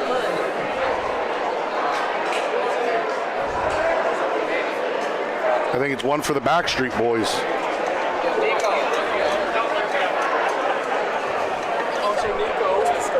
Stewie's talking to some little kid sitting on the ground. I don't know if he wants an autograph or if the kid wants to fight him. Yeah. Where? This little kid sitting there. Listen, that kid beating Stewie up's even money. You got to create your own breaks, Pinky White. Look. These kids are like your age, a little bit older. They're older, 20s. 21 maybe. You never showed up to Turning Stone last night. I know, man. I found out I had work at 8 a.m. You're allowed in there at 18. 17. I go anyways, though. They don't say nothing. But it's weird. They don't card no one for the alcohol. I know. We were in there with a big group, and not that I look like I'm 100, but there were some people that with us that they were over 21, but like Marin's pretty young, Sarah Lewis, Stewie. There was just younger people in there. It's a good ball. Ken From. No one ever got carded once. No, they don't.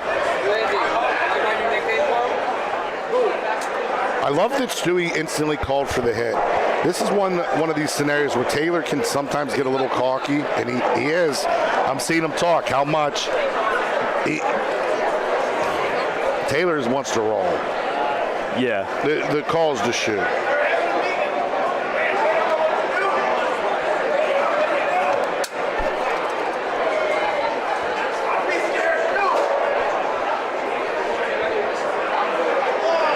Chris shooting first. Off the back wall. They got him. They wanted to get him going, I think. That's unbelievable. Hey, nice ball, Trev. Really great call from the away team there, knowing that spot on the backboard.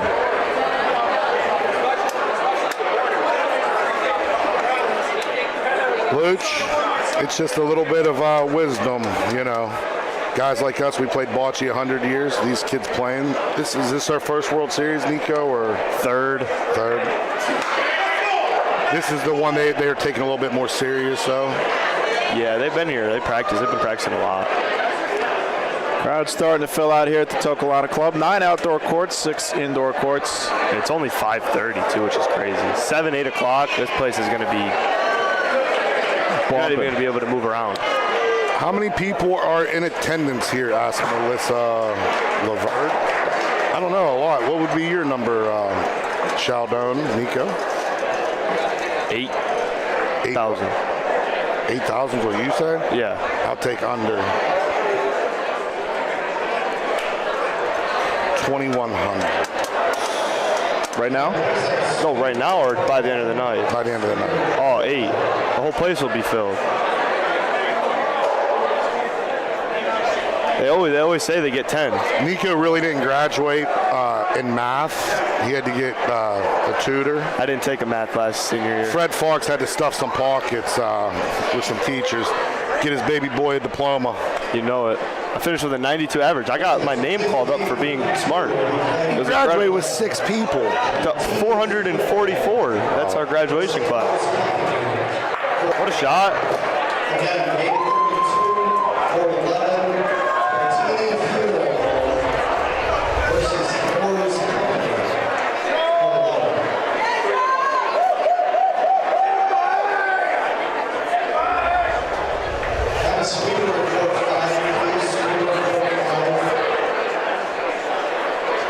When do you play? Oh, you played. You played Mike Lisi. Yeah. Shout out to Mike Lisi. He has the biggest singles tournament in the country that has 24 teams. But it's the biggest 24-team singles tournament in the whole country. It's not close. There's no 24-team tournament in the country bigger, correct? Correct. Yeah, so shout out to Mike Lisi and Bocce Social on the biggest 24-team singles tournament in the country. 20-team, I'm sorry. What was that score? Was it close? I didn't see. What? No. What score? Was the game close or? No. 14-6. 6. They played good though last year. They gave BSB a good run. They made Sunday. That Bocce Social team with Lisi's pretty good. That Geo plays pretty good. They had chances.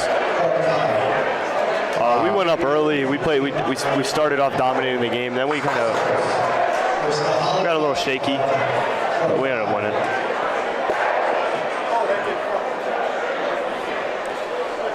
I think it's only going to be one for the Backstreet Boys.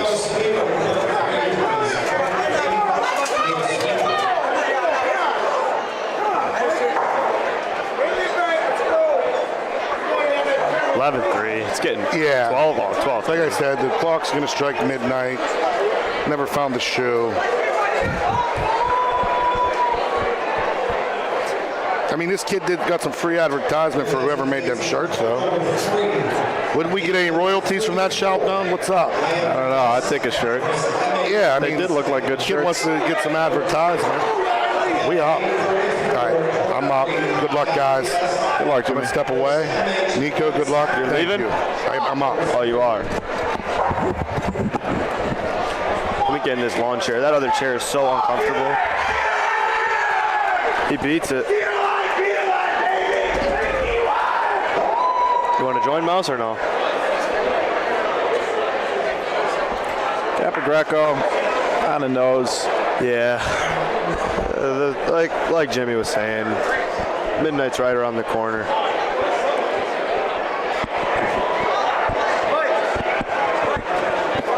Well, they had some fun.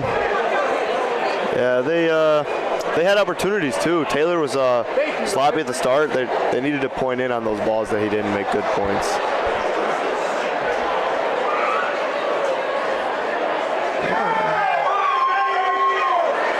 They might win a couple frames here.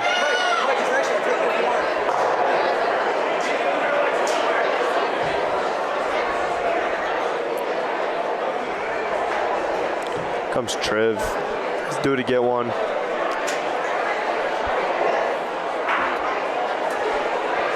Ball short. Short.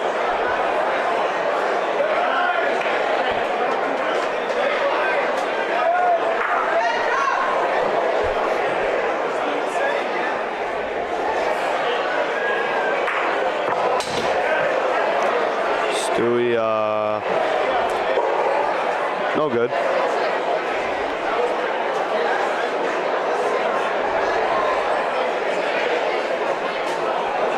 I think he went in for one chance to score 3.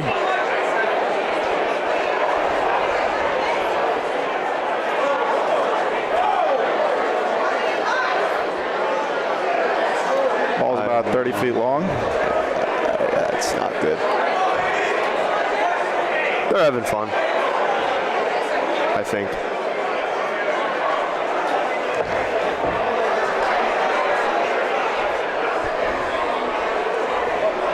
You playing this year? No. Really? Yeah. And they only get 1 point. I wish I was. Nobody to play with? What happened? Normally, I just took 2. I didn't plan ahead, and then it sold out in 2 days. And I thought you were coming down with Billy and Bridget. I thought they were playing with you. I thought that was the idea. No, we're playing the jack. You playing the jack? Yeah.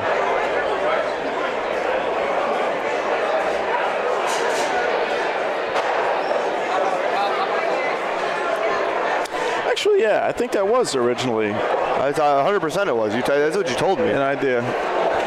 What up, Jimmy? Good to see you. Yeah, actually, I forgot about that. So maybe it's their fault that I'm not playing. I think it is. Billy, if you're listening, it's your fault. You owe me a World Series. See if Taylor could beat one.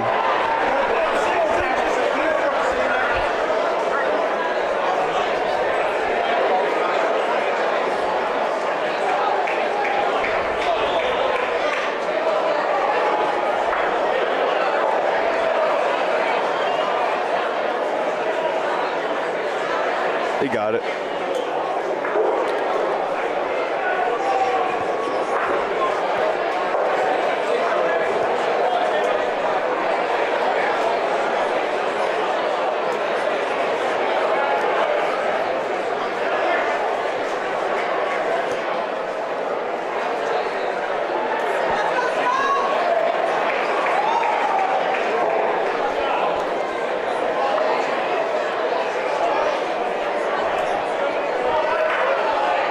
Slow game. Yeah, I don't know what the discussion is here. 12-4, and it's been going on for at least 35 minutes.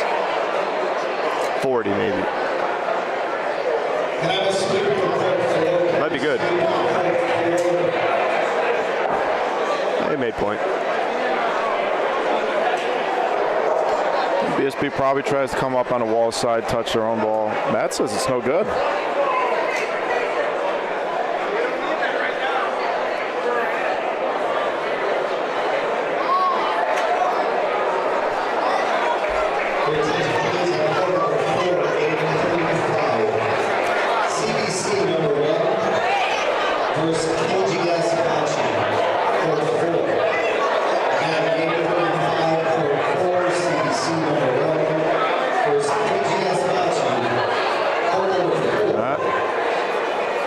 Discussion now.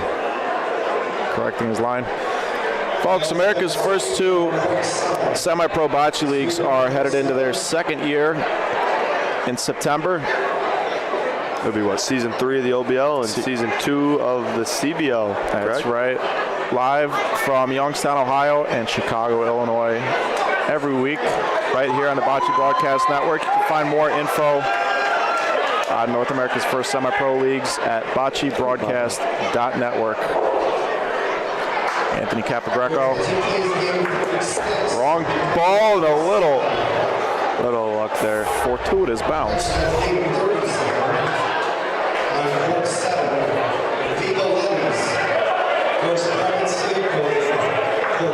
Very interesting.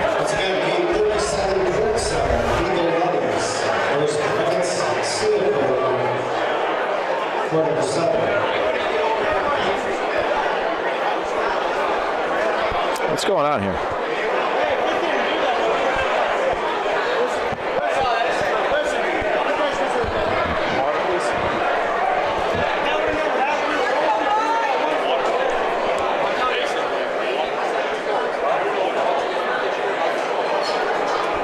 Is Mr. Whippy not coming this year? Is Mr. Whippy not coming?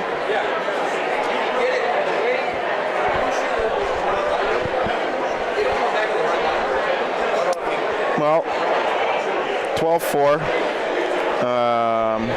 Normally it doesn't come on Thursday. Huh? What are you going to do, shoot? What are you going to shoot? Sure, Vola. Might as well at this point. Put on a show. At this point, yeah.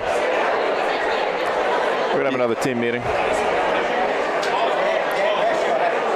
Appreciate you folks sticking with us here Friday night, the 2026 World Series of Bocce. This is opening rounds of the Open Division play. 128 teams in the Open Division, 50 in the ladies. We started the ladies last night. like I said, this is just the beginning of the Open Division. We'll be live tomorrow as well, and Sunday. Sunday we will crown 2 champions, one in the Open Division, one in the Ladies Division. Tomorrow's broadcast will start at noon Eastern. Make sure you are subscribed to the BBN so you don't miss out on the broadcast for the next couple of days, as well as in the future. Like I said, we're live September through December. We're live at least 3 days a week from Chicago and Ohio with North America's first semi-pro leagues. If you haven't seen those, please do us a favor, check them out. A lot of work, a lot of time and money goes into those. It's next evolution of the game, trying to give this sport the platform that it deserves. Capogreco wants Stewie to shoot the back corner here.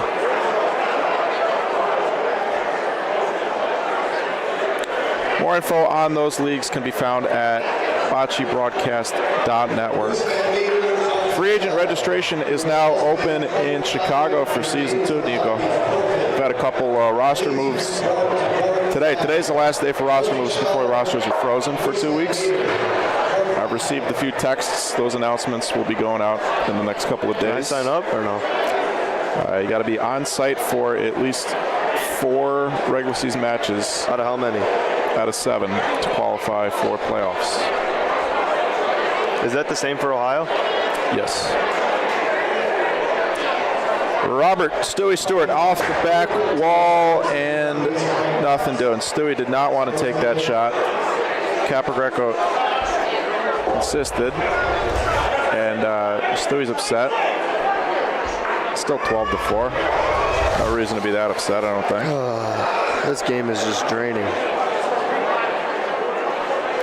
Trev has not thrown a whole lot of good balls in this game. Can he place a dime in here to win it? No, he can't.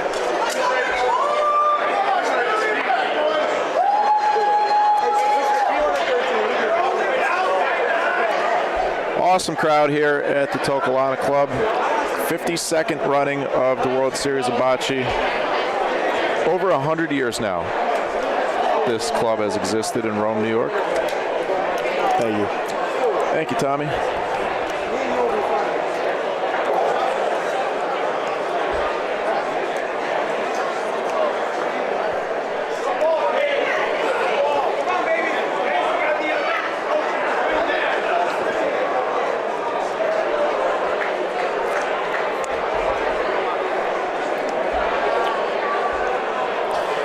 Well, we went from Natale's short shorts last game to Stewie's long cargo shorts this game.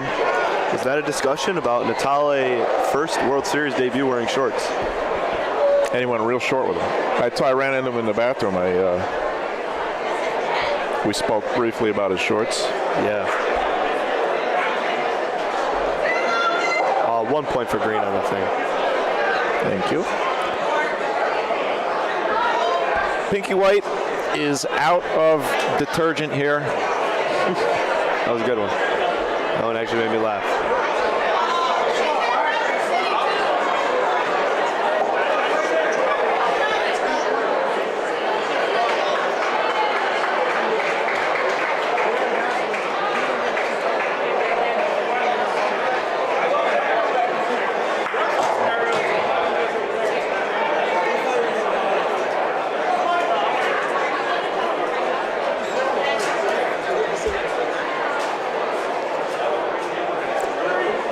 Defending champions, BSB, looking to close it out against the local fellas. This is the first game of the tournament for both these teams. Double elimination, as always, here at the World Series.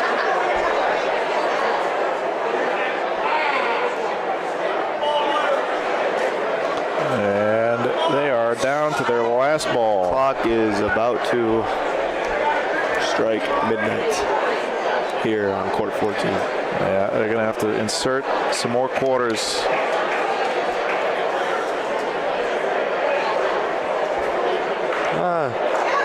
Well, 3 balls back for BSB. It's going to be Mike Trevisano. Hopefully Triv's the one to end it. He needs to. This needs to be his ball to get back into it, just to get him going for the rest of the tournament. You know what I mean? If he beats this ball, you're going to hear the Samsung dryer song. You know what I'm talking about? And he didn't beat it. He didn't beat it. You know the song the dryer plays when your laundry is done? I don't. No? Does your mom still do your laundry? Yeah. Come on, Nico. My dad does. Fred, make this kid do his own laundry. Capra Greco for the win. Handshakes and hugs. It was fun while it lasted. Yeah. 14-4 BSB. Ball game. All right, We'll be Nico. right back. We are going to take a very short break. I'm going to go get some food, and we'll be back in just a few minutes with our next game. Not sure what that game is going to be, I but want to do a post-game interview. post game, go ahead, give me. Can I leave my backpack over here? Yeah, guys, get in the camera.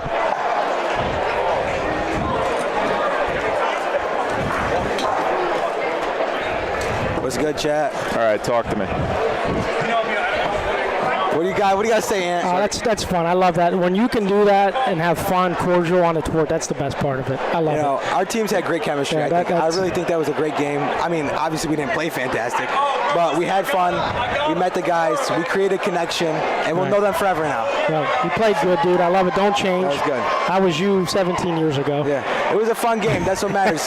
Pinky White and BSB, we're still in it. We're not out. We're still in it. We might face each other again. Who knows? Finals round could be us.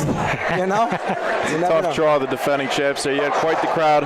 What happened in the first or second frame there? I was setting the tone a little bit. I don't play those games. That's not me. Somebody say something when you were shooting? As I was shooting, they're screaming in the backswing. Now, I'm the biggest dick on the court, I'll tell you that right now. But I'll never, ever do that when somebody's shooting. Yo, this is Ever. Stu. But I respect it. I respected it. I locked in, but I just was setting the tone. Like, you ain't going to get me on that. It's going to fire me up. Yeah, but that's all. Definitely a kid out there didn't really know the rules of botch. Yeah. Start speaking in shots and. You do that stuff after the shot. You don't do it as they're doing it. I mean, it don't bother me because I deal with it all. I just can deal with it. But that's what that was about. Just didn't hear him after that though. No. Maybe he buys me a drink later. I don't know. Hey, we got their team with a drink. Come on. Well, yeah, that's fun. That's what it's all about. You when you have fun on the court and then your friends after. That's what bocce's all about. Sure. It was a great game, and we're very thankful to have Bocce Broadcast Network over here streaming this, and we thank you guys. I for was coming out. actually walking around with a pinky white shirt all night last night. Nico gave it to me. I was walking around all night last night. Come on. It was These are nice shirts. It was a 2XL. I couldn't fit in it, but I was still walking around. we with it. got How about the support? You want to give a shout out to all the folks that came out to watch you Yeah, play? I would just like to thank everybody who was here for Pinky White. Thank you guys for coming out here and supporting. We had it packed with people wearing Pinky White shirts. Just thank you guys for coming out. Thank you for everybody who came out to chant, and thank you guys for keeping it peaceful and nice and not going too far over the edge. We just thank you guys for that. Again, we would like to thank Copper City T-Shirt Titans for our shirts. 1915 North James Street, Rome, New York. Thank you guys.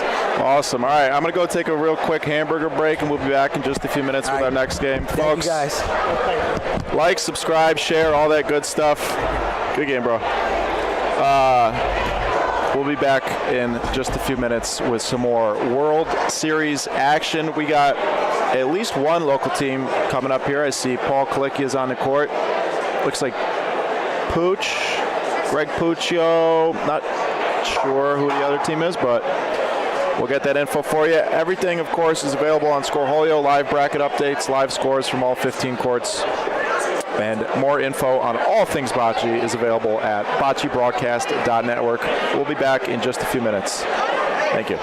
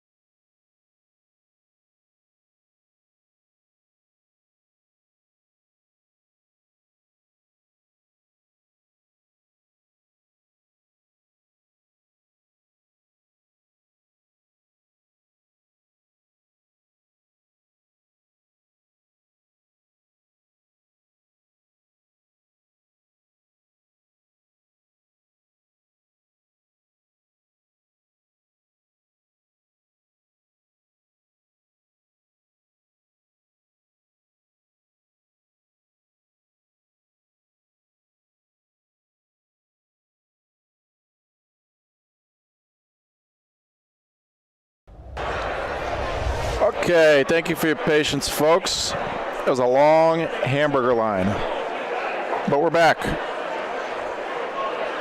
We got Club Molisani number 8 versus Versace Law. Send it down to the court.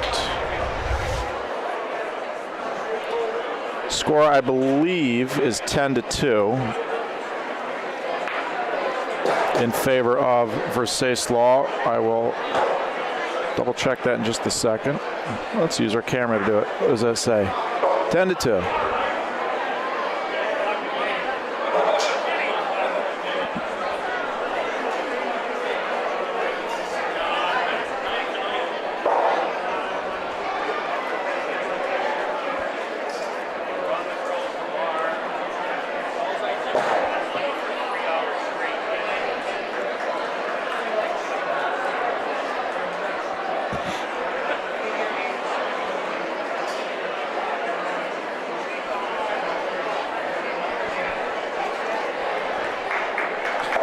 Still first round of the tournament, first game of the tournament for both of these teams.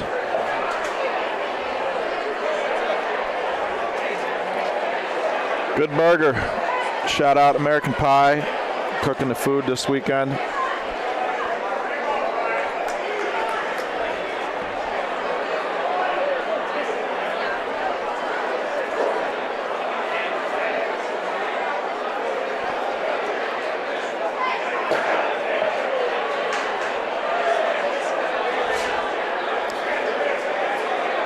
Molisani, Club Molisani, number 8, out of Wickliffe, Ohio, just east of Cleveland.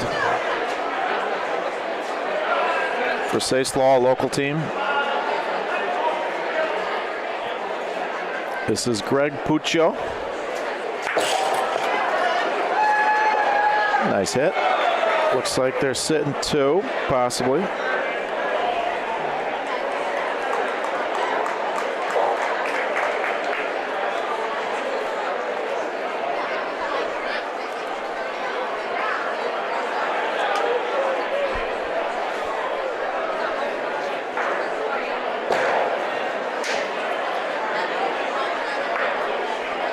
Another good ball. Pretty deep hole here for Molisani number 8. Game is to 14. Last ball of the frame on the way for Versace Law. It's going to be Jimmy Guys.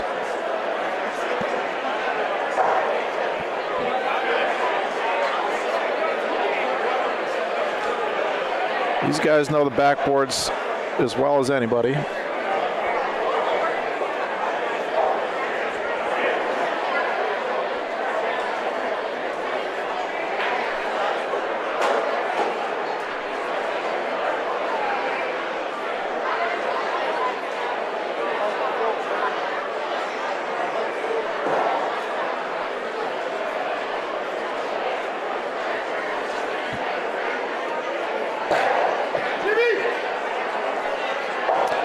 Great defensive ball.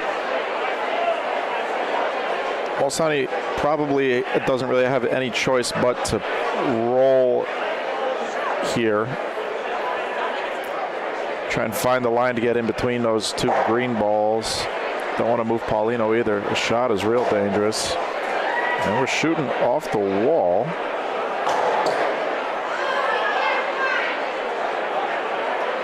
Almost. 10-3.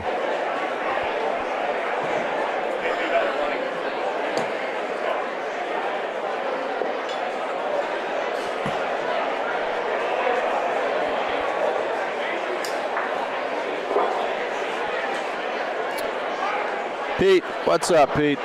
Raffles. Yeah, we could do something.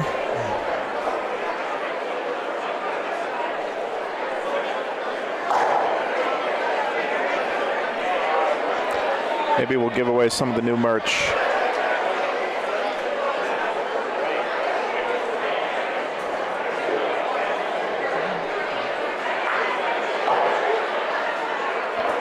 Greg Puccio, another good hit. That feels like a tomorrow thing, Pete. Tomorrow and Sunday.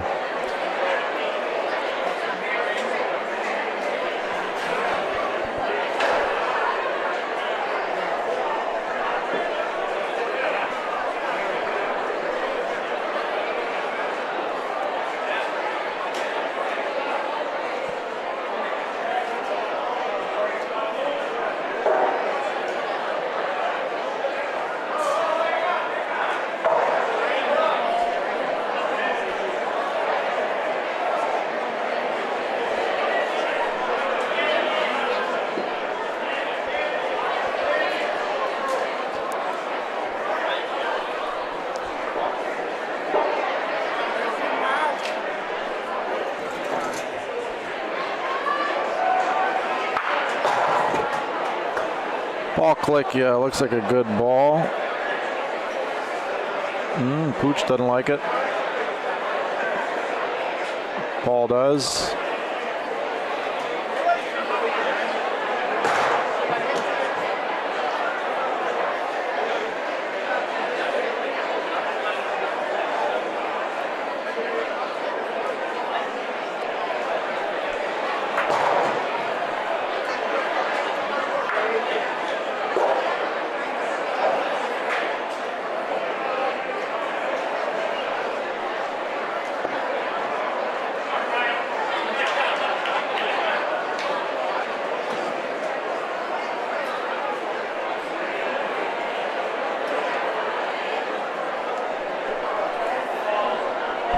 Another chance here from Olsani, number 8. Still a ways to go to dig themselves out of this hole. This will be 2 frames in a row.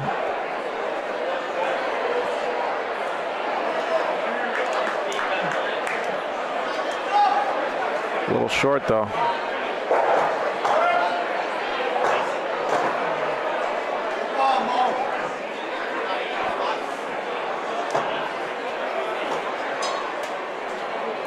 Two frames in a row with the ball back and a chance to roll in for a second point. Unable to do so in either frame. 10-4.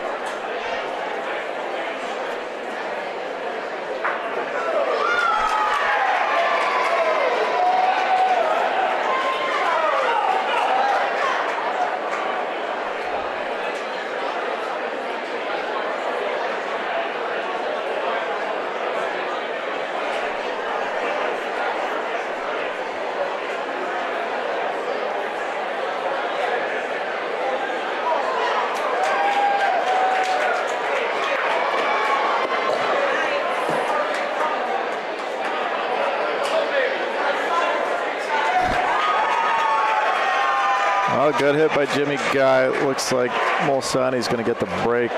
They'll get ball advantage back. Not an easy spot to roll to on the court here.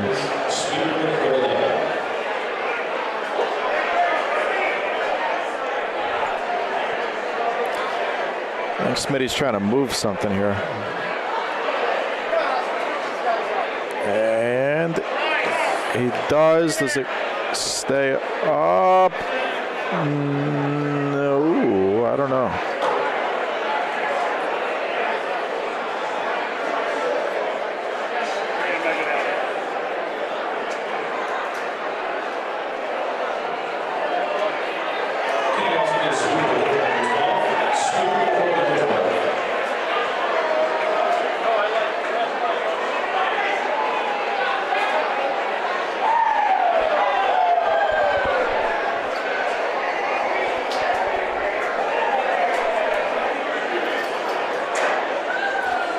Well, 2 balls back from Olasani.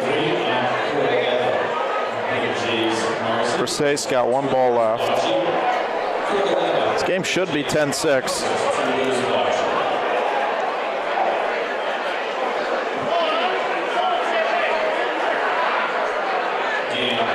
But it's not. It's 10-4.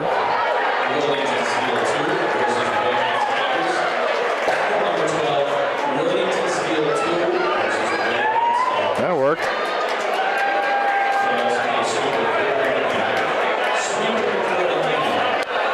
Two balls back, Molsani. I would imagine you're trying to have you roll with the first ball, similar to what Smitty did.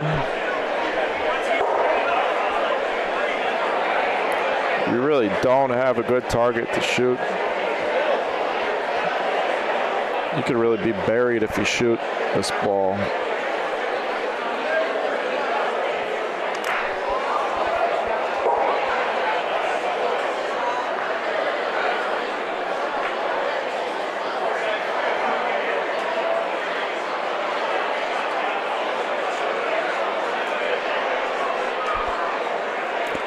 It is a long tournament.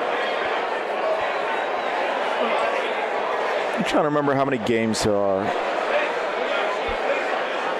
I'm going to have to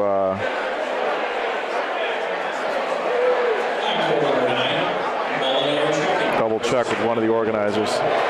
It's a beautiful ball. What a perfect ball. Did the greens stay up? No, they don't. That ball snuck back on the other side, and they're actually in a tougher position now.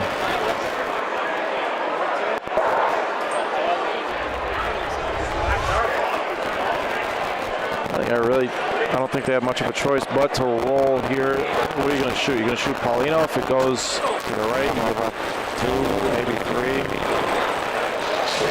If it goes to the left, you could get 3 if it stays in the corner. I don't know. If you're rolling, you can't be short. You got to give yourself a chance. I'm just going to shoot with a little hook off the backboard, it looks like. Hope to creep in from the right side. This seems like a good way to sell a second point. Does he get through? Almost. What a great try. Almost snuck around that green ball. One more for Versace.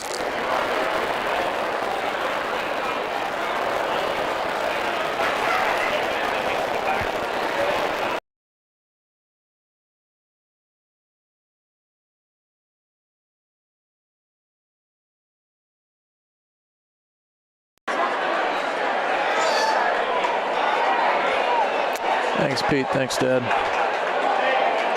Still waiting on the other stuff.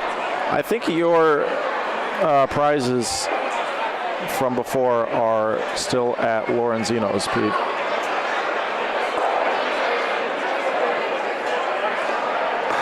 We'll have to get one of our Ohio representatives to box that up for you.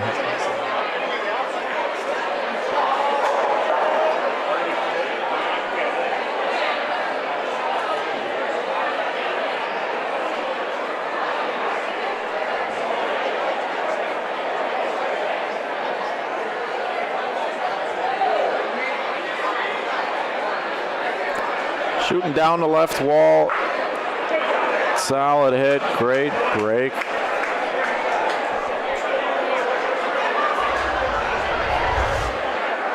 Pooch shoot this ball on the backboard. Decent chance here that Pooch's ball pops up and off the court.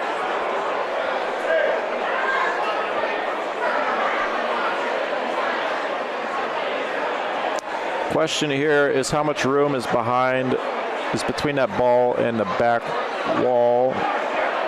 Looks like Paul's going to go off the left wall and try and steal this point from the left side.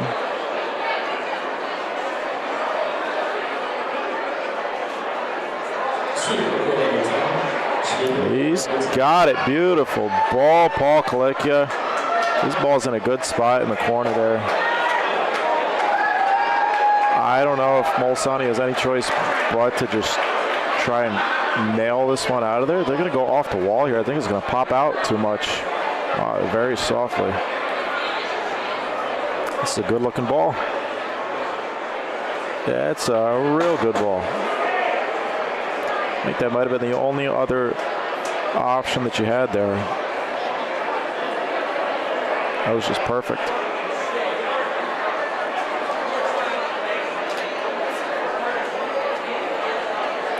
So I believe this red ball is resting on the back wall. I think Pooch is going to shoot the right side of the backboard to hope to slap this red ball out.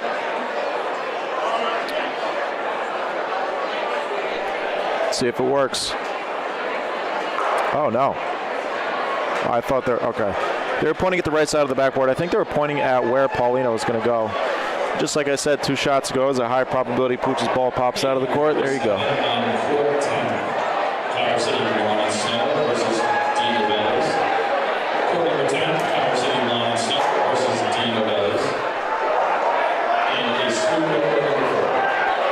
Next up on court 14, thanks Pete Russo, Lucas Deli versus Jensen 156.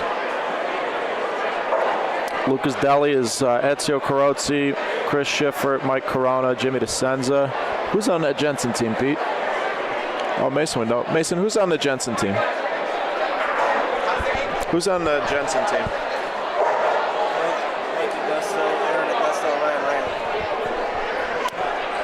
Cook, Jeff Cook, Aaron Augusto, Mike Augusto, Ryan Riley.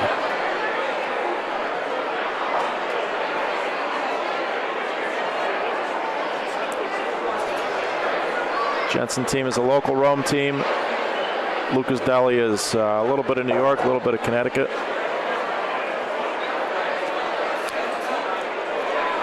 One point sitting here for Versace. Jimmy Guy, close your eyes, put one in the corner for 2. Don't move Paulino, Jimmy. Nope, not even close. He's good.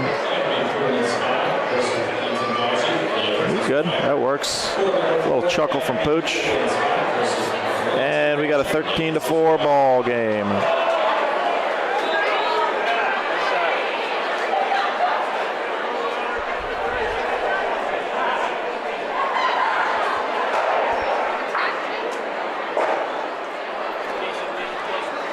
That was a great hit from Greg Puccio earlier in the frame that allowed Versace to score.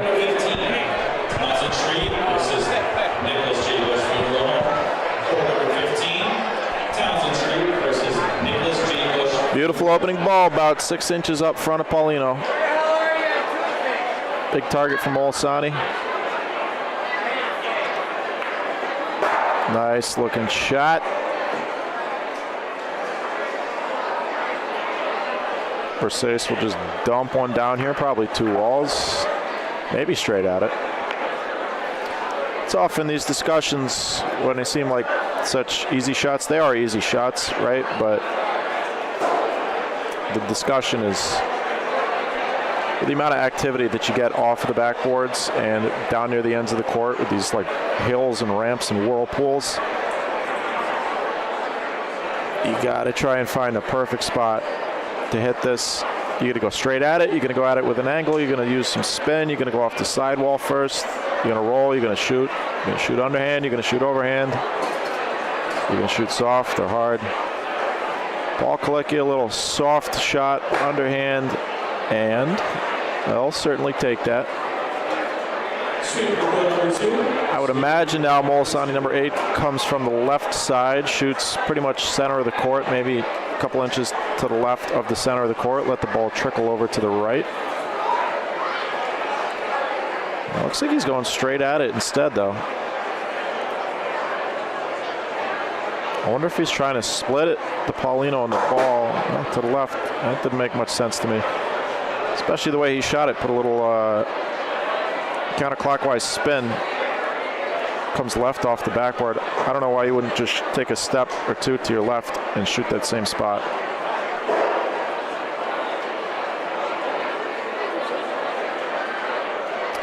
down here a little frustrated with himself.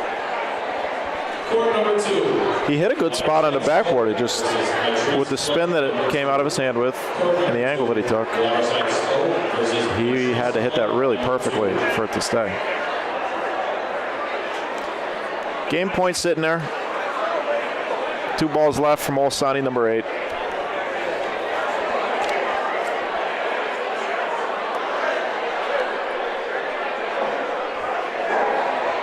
Beautiful crowd here at the Toccolana Club.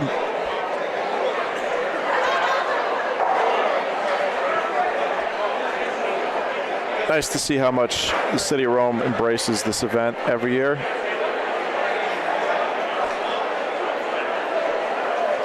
I don't know what the population of Rome is, but there's a significant portion of them at the Toccolana Club this weekend.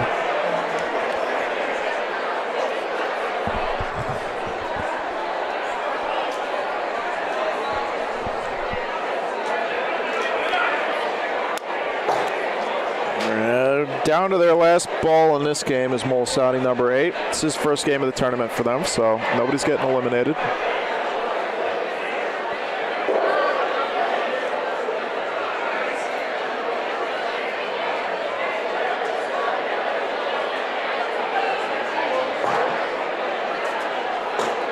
There's that left to right, and there you go. Now you got the point. Big target, Greg Puccio for the win.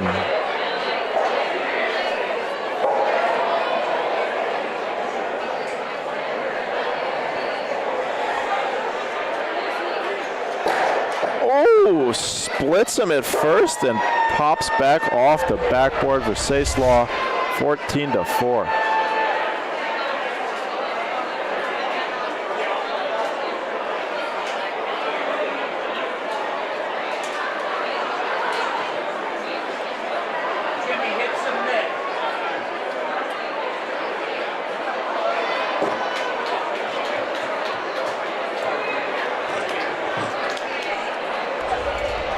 Okay. I got a couple of chicken tenders left. Coming up next on this court, Jensen 156, Aaron Agosto, Mike Agosto, Ryan Riley, Jeff Cook versus Lucas Deli, Chris Schiffert, Ezio Carozzi, Mike Corona, and Jimmy DeSenza. Coming up next. You gonna sing us a song, Mason? Not right now. I am gonna come on the stream for this game. You gonna do the Jensen game? Yes, sir. Eddie, how are you? Well, what you got a line here? You got to come in the camera. Come on, take the nice seat. I didn't know if Danny was going to join us. Danny ran away from the booth, and he won't come back. If he comes back here, he has to work. So he's puts it on Do Not Disturb, pretends he doesn't see my texts. He's out there somewhere. That's the strategy. Do Not Disturb. It works. I don't have a line for this game. I mean, both teams are, I think, very equally skilled. How about you? Well,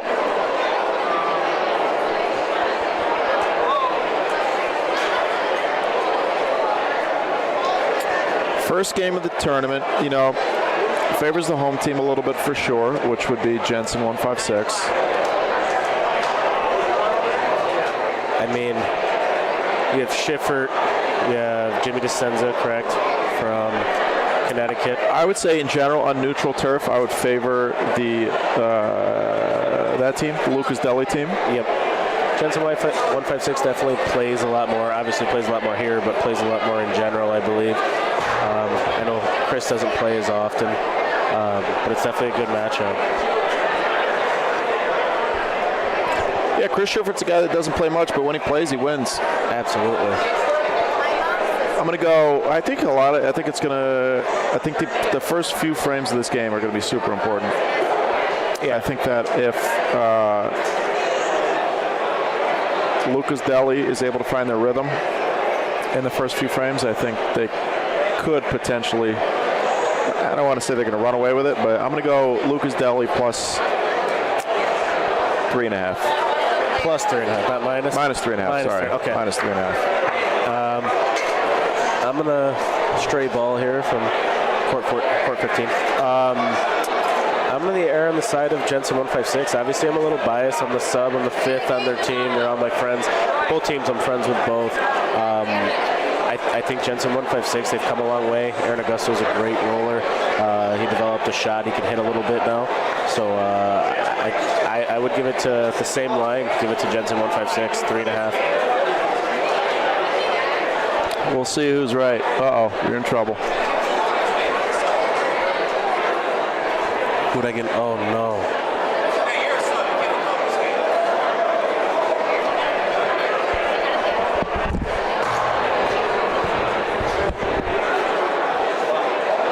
Mason's wife is here. All right, the players are on the court. Some of them.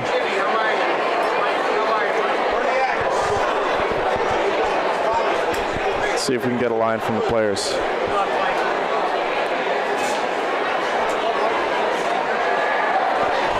Playing Mason? Come on, man. Good game, Paul. Good win. Come here, we need a pregame interview. Come on, Mike, pregame interview.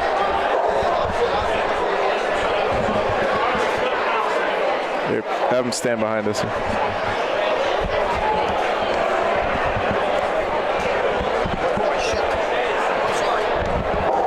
All right, Mike, you got to kneel down. What's going on, buddy? You got to kneel down so the camera can see it. How are you? Good. We're trying to set a line here for you. I said I'm favoring you guys by 3.5. He's favoring Jensen by 3.5. Oh, okay. What do you think? How are you feeling coming into this first game of the tournament? I mean, it's the first game, so I feel fine. Not tired. We're ready to play. Good. You know, see what happens. You know how the game goes. What's the lineup? Jimmy's going to point first. I'm going to point second. Chris is going to shoot first, and Ezio's going to go second shooter or last. You guys got 4th place last year. Yep.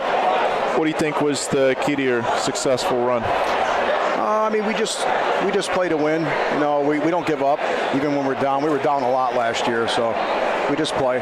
All of us have been playing for a long time, so we're veterans, pretty much. We just play. Great. Anything else for your fans at home, Mike? That's it. Let's watch. Enjoy Bocce. Nice thing that the network's on, Bocce Broadcast Network, and everybody gets to watch it. And we love to be. Isn't this place the best, Mike? It's great. We love to be here. It's the greatest. All right. All right. Thanks, Mike. We'll let you go. Good luck. Thanks, buddy.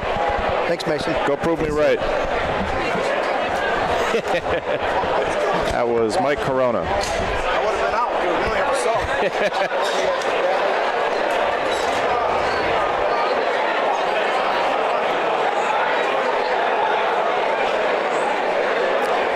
Nico, what's up, Nick?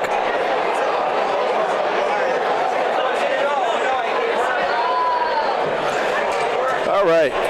Whoa, Chris, these guys are tripping all over the place. I don't know. It's almost 2 spills back to back. I don't know if they have a sub on their team. There's a lot of big dudes on the court right here. Yes. Chris Scherfert's got his formal tank top on. Yeah, he definitely dressed up today. That's the nicest.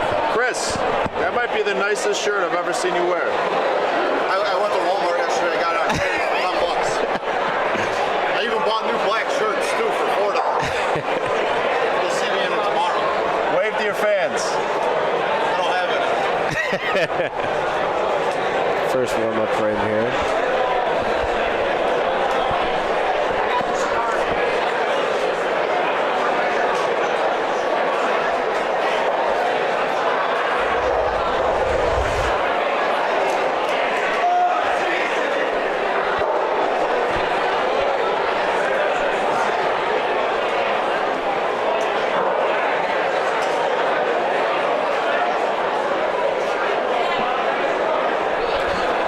Take a guess. I'm going to guess that Jensen is going to be red at a 50% chance.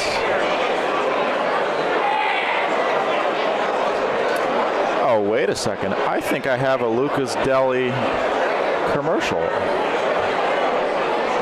It still works. Luca's Deli. Check it out.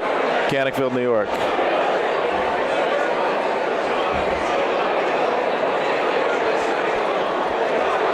Chris's Deli. That was Chris Schiffert shooting that ball right there.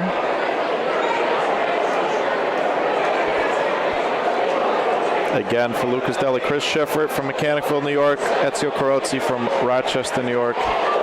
Mike Corona from, I want to say, Derby, Connecticut. And Jimmy DeSenza from, I'm going to go Kensington, Connecticut. Could be wrong. And they are up against the Rome boys, Mike and Aaron Agosto, brothers, Jeff Cook and Ryan Riley. One more warm-up frame and we'll get started.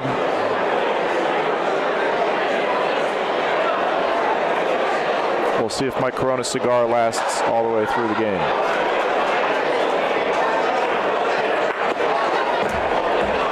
Mark, is Frank playing tonight? Frank is definitely playing tonight.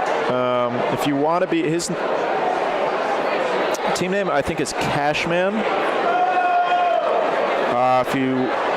For anybody at home, if you want to follow along with the tournament, it's on Scoreholio. You can download the Scoreholio app or go to scoreholio.com. Find the World Series under the Bocce section. You'll be able to see all the live scores, live bracket updates, all that good stuff. A couple more warm-up balls, and we will be underway. Appreciate you so much for spending part of your Friday evening with us here at the Toccolana Club in Rome, New York. You're listening and watching the Bocce Broadcast Network. Please hit that subscribe button for us. Hit the like button. Helps us get our content out into the YouTube algorithm. Every interaction, every engagement pushes our content to a wider audience that otherwise might not watch Bocce. Here we go. We are just about underway with the first game of the tournament for these two teams. Jensen 156 versus Luca's Deli.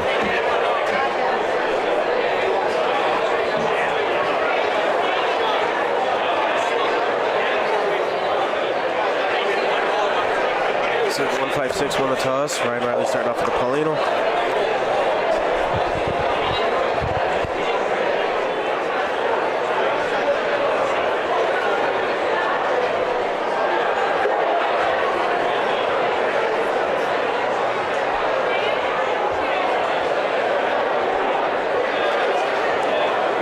Fairly long Paulino, fairly short first ball.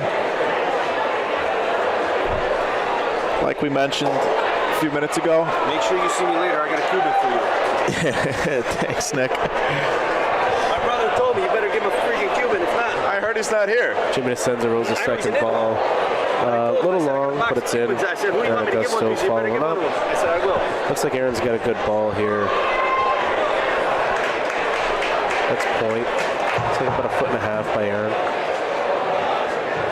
Chris Shepard's going to come up to hit. First shot of the tournament for Chris. He's got a little bit of Paulino. Yeah, a little wide left. Chris has that spin on his ball. He's known for that. The courts are a little soft, so it'll take a little adjusting, but I don't think it'll take him too long.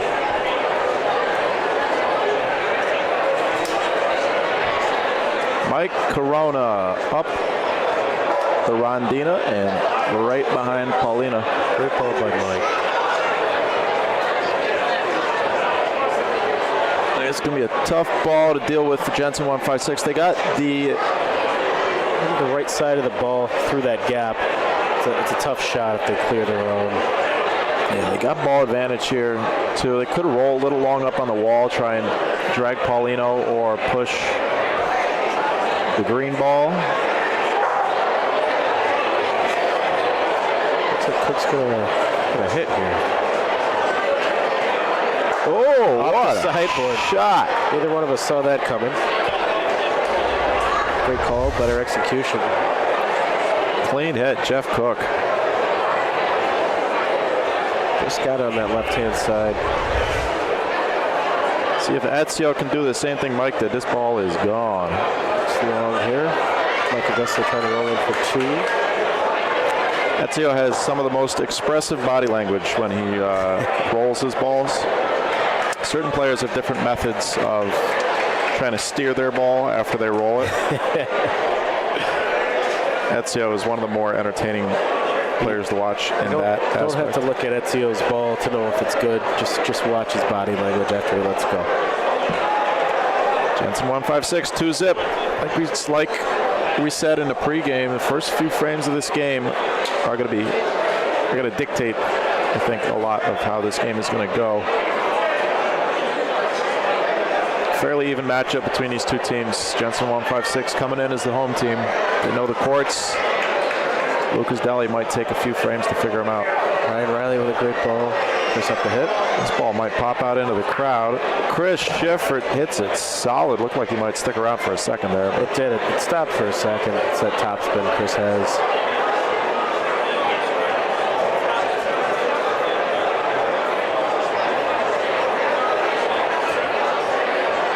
Jimmy's got to catch Paulino, and he will.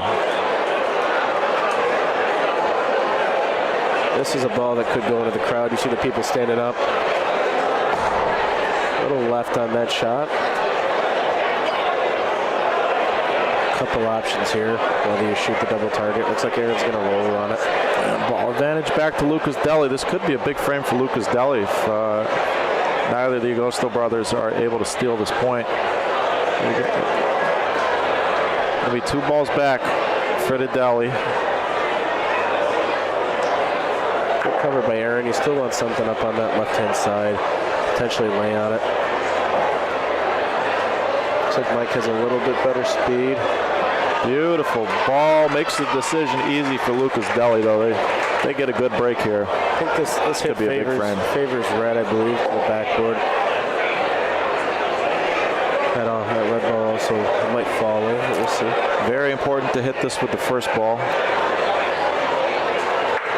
Oh.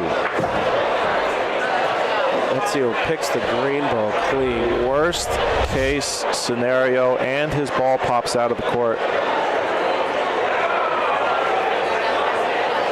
Looks like we hit Joel Guy there in the leg. Lucas Deli's got a roll here now with 1 ball left. If they shoot, they could give up a huge frame. Actually, if they shoot and miss, I think right now Jensen's sitting 4 points. Mike's got a roll. Hope to cut him down to 1. This ball is going to be short. Jensen up to a quick 4-0 lead. Jensen 156. Like you said, these first couple frames are important. And Jensen 156 tapped out to an early lead. See if the boys can keep it going.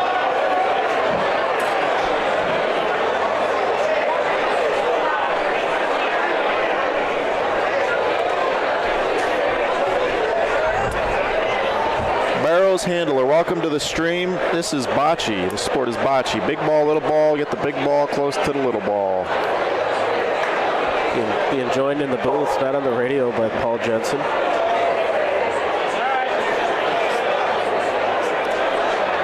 Good ball by Ryan Riley. Looks about 1.5 to 2 feet deep. They're going to roll on this all day.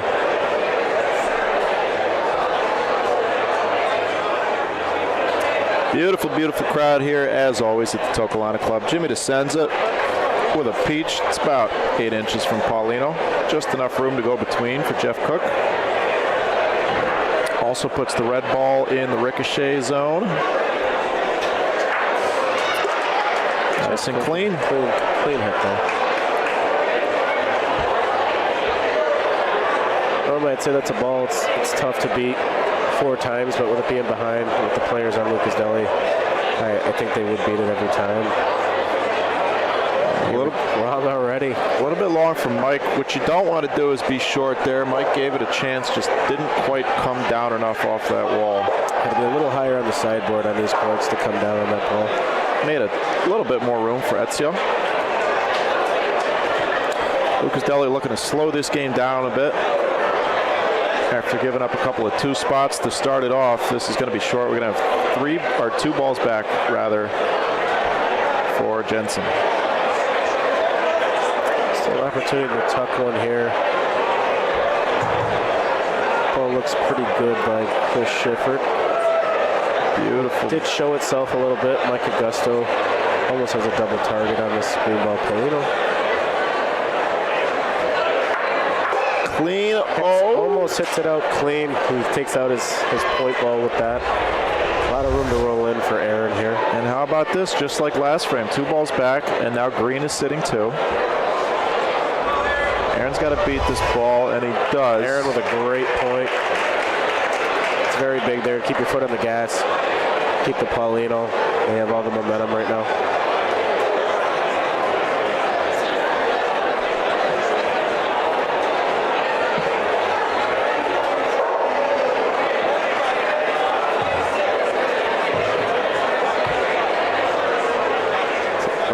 First Paulino toss hangs up on the sideboard. That's going to come back. 2 throws here at the Toccolana Club in the World Series of Bocce. 2 throws to the Paulino.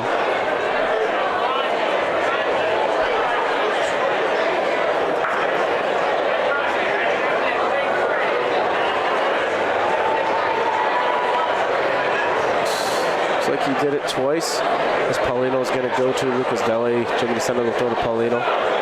Jensen 156 still has ball advantage. He'll throw the ball. Wouldn't be surprised. Yeah. You're going to say play him down the middle or play him short? The core. I was going to say short. Yeah. I was going to guess short.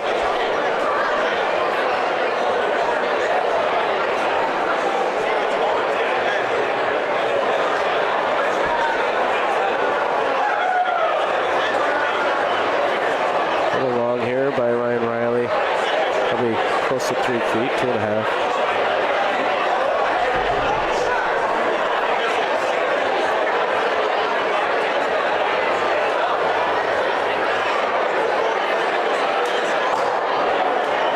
Sends' ball looks very short. It's one of the key things about losing the Paulino toss. The other team puts it in a spot that's tough for you, but it also makes it tough for them. Mike's ball's got to fall down, and that is gone, I think. That's gone. I believe the angle favors the red ball.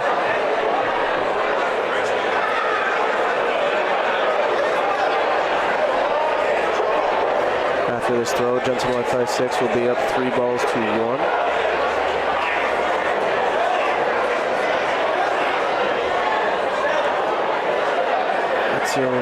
This ball's tailing off. It looks like it does have the point.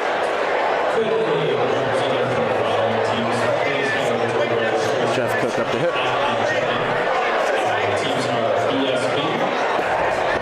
Just missed on the inside. I think they're going to shoot that ball again.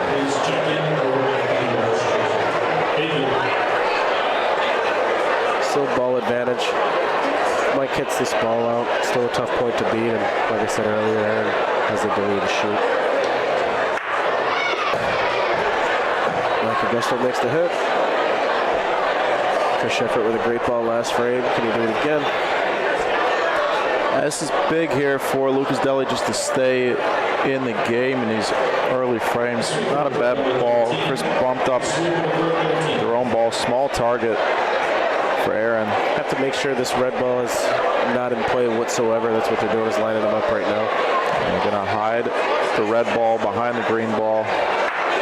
Gets it. Aaron solid. Great hit. One more for Jensen.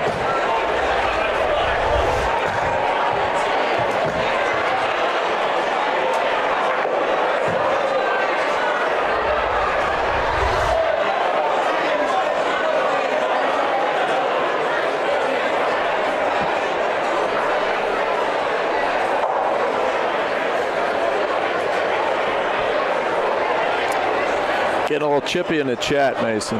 Is it? What do we got? What are they saying? I don't know. Settle down, boys.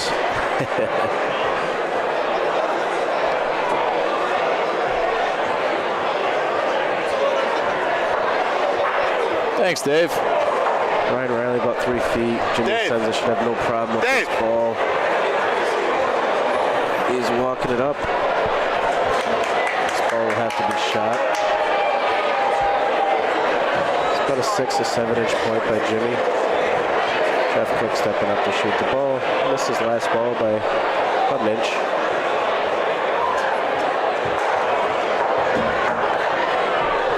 This ball almost came back in for the point. These corners of the sideboards, especially on this court, from what I've seen, we played the warm-up last weekend. They're very hot. Come off pretty good on those corners. These guys are playing pretty fast. Yeah, they're moving right along. Aaron comes up short here. Mike's going to try to tuck one. Not much danger of the Paulino getting shot for Luca. This is a very important frame here for Lucas Deli. 3 balls back. Got to score at least 2. Mike's got a good line. Does he have the speed? He does. It's going to open up a little bit for Chris. Not quite. Looks like Chris here is obviously going to shoot the ball.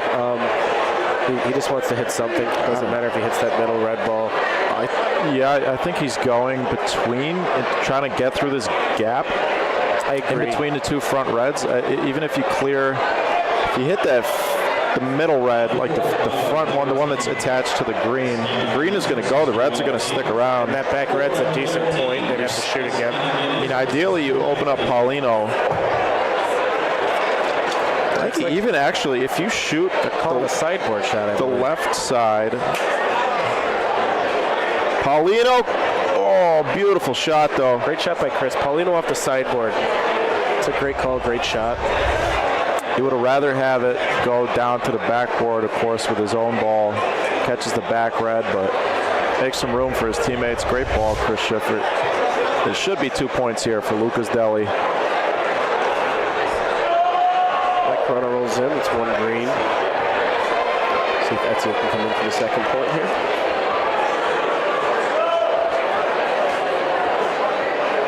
Ezio's got a good line. Looks like a good ball. 2 points, Lucas Deli. Frame there. That missed first hit definitely takes you back. Ryan Riley leads off with that 3-footer, and the miss after that puts you 2 balls down.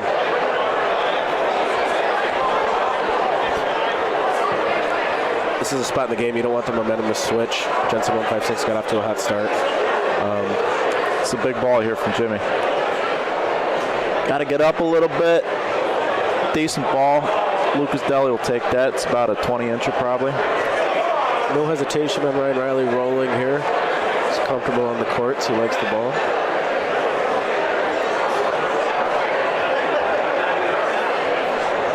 Looks a little short.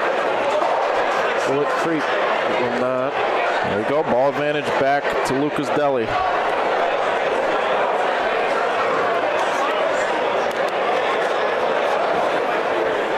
Aaron Augusto gets a little higher up. Looks like he's got a good ball here to beat the point. Will it fall? Jensen 156 is in.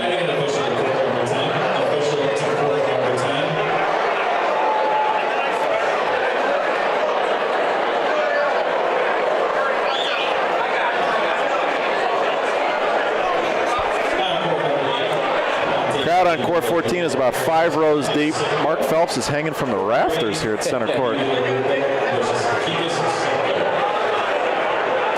The Mechanicville contingent.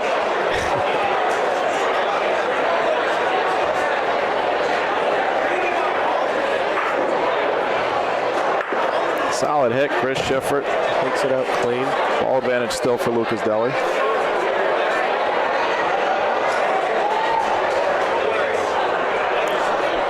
Mike Augusto, ball looks real good. Going to hang up on the wall, though, and be an easy shot for Ezio.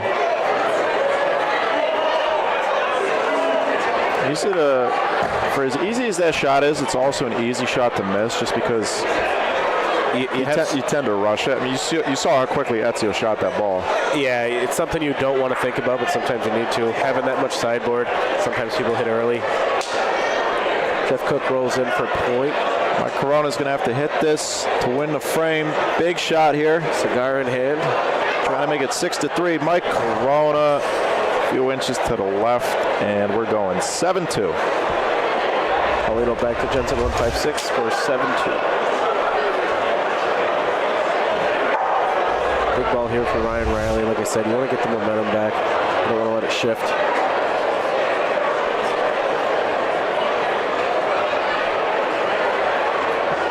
Just having a tough time rolling that Paulino. I mean, people have been doing it all day. These courts are hanging up on the wall. At least with that metal ball, you got to kind of push it into the boards to get it to come out. You'll see him do that here.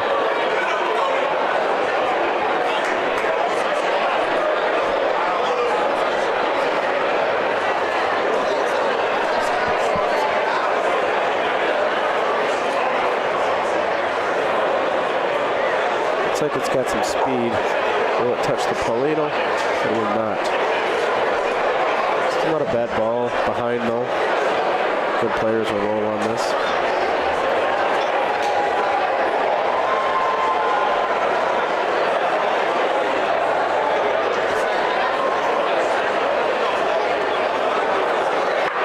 Jim DeCenzo with a very good ball. Gives Cook almost a double target here if he shoots it from the right corner. Takes that red ball out of play.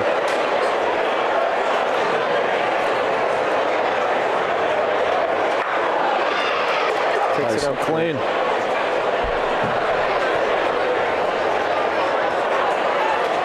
Mike Corona gonna roll here.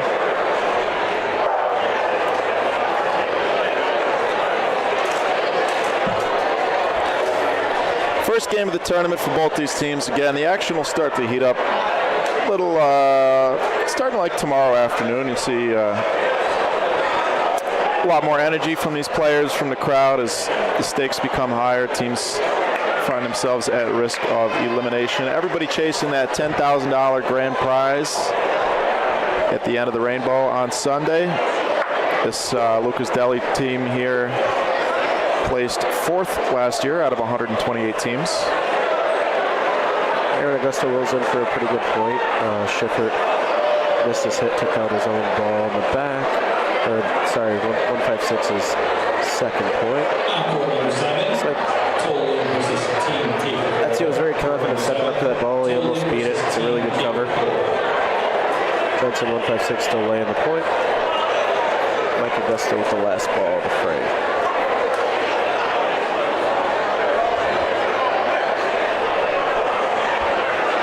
Potential here to sell the point if they come too strong on that green ball. I think what they'd like to do is potentially drag that Pauline, but with that speed brings in the sell. And balls like these is where the home court advantage comes into play so much. Mike super safe on that shot. Went down the middle, short. 1 point for Jensen 156 brings the score 8-2.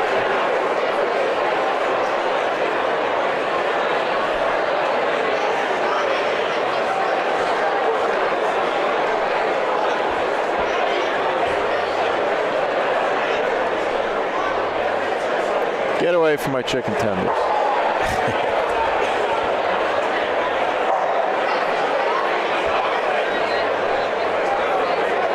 That was directed at a fly, not at Mason.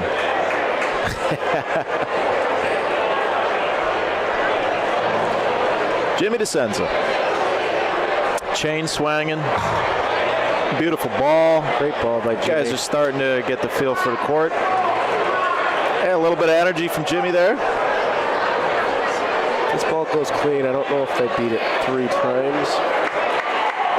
Swing and a miss. A little bit of daylight here for Lucas Deli. That's a few misses by Cook here. I played with him in the warm-up. I wouldn't be shocked if they switched after this frame to put Mike Augusto in the first hit spot, but they also have an 8-2 lead, so maybe they don't change anything. 8-2 though, game to 14. That is not a comfortable lead yet. Not against a team like this. Beautiful ball here from Aaron Augusto. Aaron Augusto picks up his team. 3 balls to 1 though, Lucas Deli. Chris has been missing on the right. That green ball is in play. Beautiful hit, Chris Schiffer. Does Green maintain the point? I don't know if it went far enough. Chris wants to shoot this ball. This is about a 22-inch point. Makes a lot of sense to shoot it. You need me? Yeah. I saw it sitting there.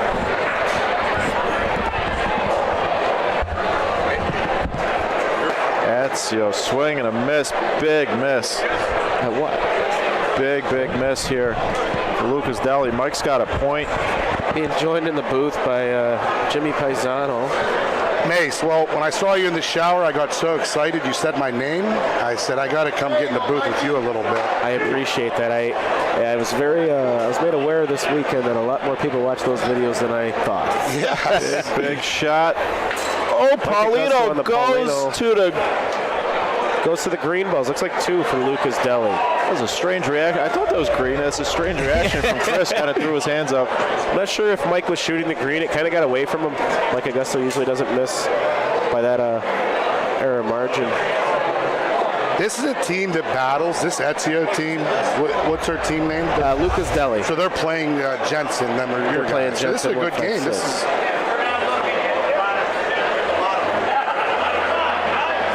the guy with the glasses. He was talking to me. Him and Ezio have big expectations. They had a big run last year. I think they fourth. finished, yeah. Guy with the glasses, Jimmy DeSenza. Yeah, very nice.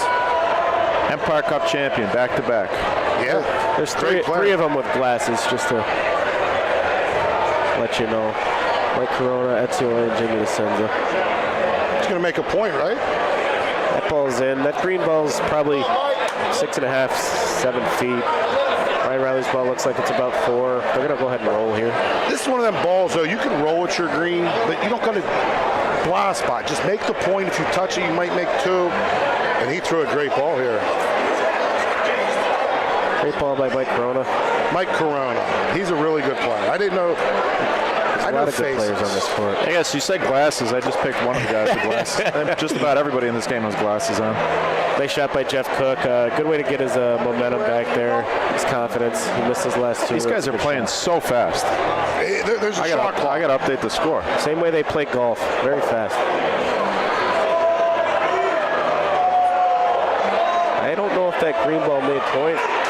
Mason, we almost needed you on our team earlier. You know, God forbid someone sprains an ankle, gets sick, you know. I'm ready and available. Vivo played 2 tournaments this weekend. Wow. Mason's in front of me. Oh, my bad, Mikey. You know what? Maybe I'll drop 2. Mike and Sean, get out of here. That got Me and Joe Palumbo. Depends if you need a hitter or a pointer. That's all. Well, we got both. We got the best of both worlds. Absolutely. This green ball a little short. I'll gladly get in line behind Mason. So if the green ball's a little short. Looks like Red's laying a point. That's a pretty big collapse here from Lucas Deli after a nice break. So my thing is, I would shoot the front one. That front ball is just so much in the way. 2 balls back. You would have thought. They're talking about it right now, wondering if that red ball was in. I don't know. You can't measure the second point here. So I don't know if it really changes your call. Unless they're debating if Red's in at all. Oh, good people in Rome. Oh, yeah. Let me give this guy. J-Rod, I'm happy to see J-Rod. Every time I come to Rome, since the first time shout out to John Rodriguez. What year did you win the Rome title? He won Rome and Wycliffe, right? Rome, yeah, we won Rome. J-Rod won Rome. That means you can too. Stop out for the 2027 World Series of Bocce. No, and I said nothing but good things, J-Rod. No, honest. 156 is pointing themselves. They have the point. It's like Aaron wants him to roll on the inside of that red ball, potentially touch it. It's just so tough. You're like Mike said, this is dead right, short. Looks short. Oh! They tried fighting. I think they're going to measure for second. They can only measure for the first point originally. Which that's a good rule because you want to keep games up to speed. You know, you don't want to be measuring 3rd and 4th points. Absolutely. You think you spend more time staring at the balls than you would if you could measure them? All the time. I tell the other team sometimes, like, you have to measure this. Like, what are we talking about? Let's just grab the tape. Like, you're going to say you're in. I'm going to say we're in. We said it last night when the women were playing, but just in general, I think it's a pride thing. I have it too.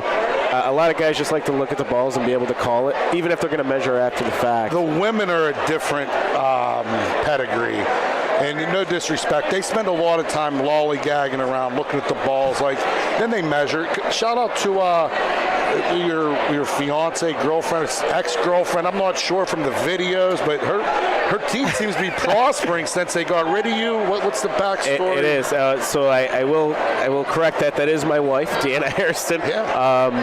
Yeah, Fatal 4 and 7 Hamlets battled last night to go 3-0, and Fatal 4 beat them last year to go into the semifinals. And this is unbiased commentary from Mason. He wants to be. These are his people. It would be like me watching my friends. Everyone on this court, I'm friends with everybody. I think you might have to clarify for some of the folks at home what you mean when you tell Mason, when I saw you in the shower. Well, actually, it's not hard. He has an OnlyFans. We won't get into that. But on Facebook, we have the PG version of him in the shower. He uses a real soapy shampoo, so it really exfoliates. It suds it up really nice. I do have an OnlyFans and a Feet Finder. Those links are free this weekend. But let's focus on the botch right now. Use promo code WSOB.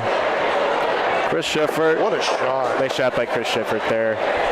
All joking aside, this Ezio team, and this is a good matchup. Yeah. Now I got to ask, Mike, you don't get to pick the games that come here? They just kind of draw naturally? Is that how it goes? Or? I don't get to pick them. Right, because it would be unfair advantage if every time BSB plays, they got on the TV court, or anytime the Salvios plays. Scoreholio dictates the matchups. Obviously, as the tournament progresses, it gets a little more selective. Ezio! There's a great hit from Ezio, nice and solid. Ezio with a good shot. It comes back a little bit, but not enough for the point. Ezio's been playing good bocce for a few years in a row after a little bit of a downslide. I used to play with Ezio a lot. He's really coming into his own. And this team, Mike, what's his name? Mike Corona. Corona? You should be able to remember that one, Jim. I just should, because I drink Corona. But no, he's really into it, like establishing like a full team. No, there's 8 good players on this court. There's no Everyone doubt about can play. This is a great game. It really is. Mike Augusto coming in to roll. It's not an easy point to beat. There were some upsets today too. Wow. Mike Augusto beats that ball. Mike Augusto, Aaron Augusto. I don't know the difference. Sometimes they kind of look alike. I'll be honest, I can never. One's better at botch, one's better at golf. I won't say which one, but they're both very good, and they look similar. They are not twins. I was thinking they're not twins. They are not twins. They are, I believe, Aaron's my age, which is 30, almost 31, or just turned 31. Mike is 32 or 3. So the dark blue is the bocce. Mike Augusto's in the dark blue, the navy, and Aaron Augusto's in the.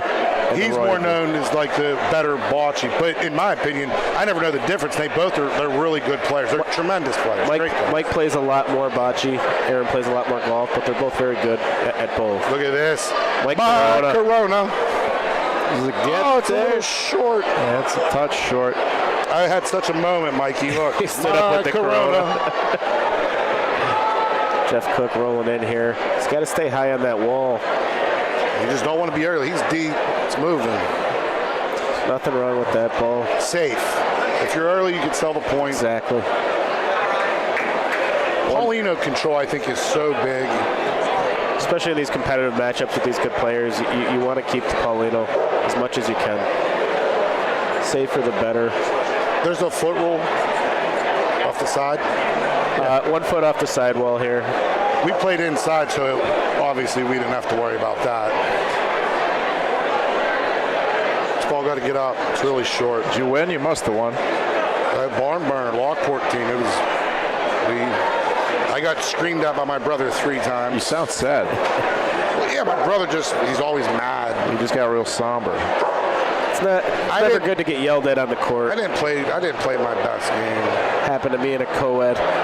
Got yelled at by my wife. And led to divorce papers, cut from your men's team. Yeah, I mean, there was only 45 people there to witness it. It was nothing crazy, but a little demoralizing. What's this gentleman's name? This is Jeff Cook stepping up to make this shot. Okay, Jeff Cook. He got it. And Paulino moved. And it goes to the red point, which is a good break for Jeff. Definitely better off there getting the Paulino to move. That red ball was a little short. They would have beat it every time. Me and Sean New had the blessing to do the last women's game last night, and it was the Ale House versus HD GMC, and we could tell the teams by their shirts and their names. So you want to say their names correctly, but we don't know everyone, and I'm not really from here, so it's really nice having some local. Just to know the names. I mean, you're familiar with all the players on the court. I but think no one tonight knows. you and Chaldone got to play one-on-one, and whoever wins is the first alternate up. It's like the relegation league in soccer. I would prefer not to. I think Mike wins that battle. I don't know about that. Have we ever played? I don't think we had Singles? Singles. No. I wish there were more singles tournaments. That's one thing. If I got to make a wish. I see. I do not. No? I'm too heavy to roll that many balls if you pick it up when I'm putting down. Get a little tired after a few games. Mike Corona, I believe he's going to try to roll to the corner, come inside that red ball. No, it's a shot. Too much. Mason, you got a friend in the chat watching from Atlanta. Who? Kelly. Kelly, I work with her, Kelly DeRosa. She works at Davis and Chevy. Hi, Kelly. Hey, Laura. Chris Schiffer kicks the Paulino. His ball sits behind the red. Jensen 156 still laying the point. It's going to be very tough down there. This frame's not over. Tim DeSanto, what's up, Tim? Where's DCAT? DCAT runs away from the booth, and he won't be back unless he gets real bored at the end of the night. I believe I watched DCAT behind us. They lost? Lose to a that's local fine. team. Yeah, he didn't look too thrilled. DCAT he will be furious until he wakes up tomorrow morning. CPF lost. I'm not really sure. I talked to Mike Nardone. He said they lost. I was confused. It's a really good team. They didn't do last year. They barely made Sunday. Come in with a loss. Ezio with a great shot here. So clears it out. It looks like two green balls. What's the play here, Mace? If I was Jensen 156, I'm just gonna roll, come off the sideboard a little early. You should at least be able to lay one like point. between the lines, kind of maybe favor the red line a little higher before. A little farther than the red line. The second ball is what I'm more worried about. Once you lay that point, you don't want to knock it out. And it also don't kill you if you're a little early and you spit the pulling to the right a little bit. Not at all. So you definitely want to give some pace. He didn't give a lot of pace to it. It's going to make a point. This is the ball I'm more worried about. Looks like it's safe, though. He should be able to roll. If he rolls the line we were talking about. This is one of the times you never want to be super late. If you just are above them green balls, you're always safe. You're not going to sell the point. Yep. Even if you get into the balls that are, the 2 foot to the right, you're not going to sell the point. And it's big. I come over, this game was 8-2. It's 10-4. We could look at a 10-5, 10-6 ball game here. And this is the better Augusta. Well, no, not 10-5, 10-6. The team with the Paulinos winning. So if he rolls this in, it'd be 12-4. Oh, I have it backwards. Jensen 156 is winning right Never now. coming in mid-game again, Sharky. Sharky scalp down. They only have the team name plastered huge letters on the back. You've only been watching for 20 minutes, so I understand. 20 minutes, 2 minutes. Time flies in Rome. It does. When in Rome. It's a little early. It's the line we were talking about. I think Mike made a good point. It's 2 points by Jensen, 156, brings the score to 12-4. So they're 2 points from, and see what this is going to create. That loser's bracket, you got CPF that lost. There was another upset. I'm not sure. I'm sure you're right. But yeah, the losers brackets, it's never a place you want to be. But Cleveland team, CPF and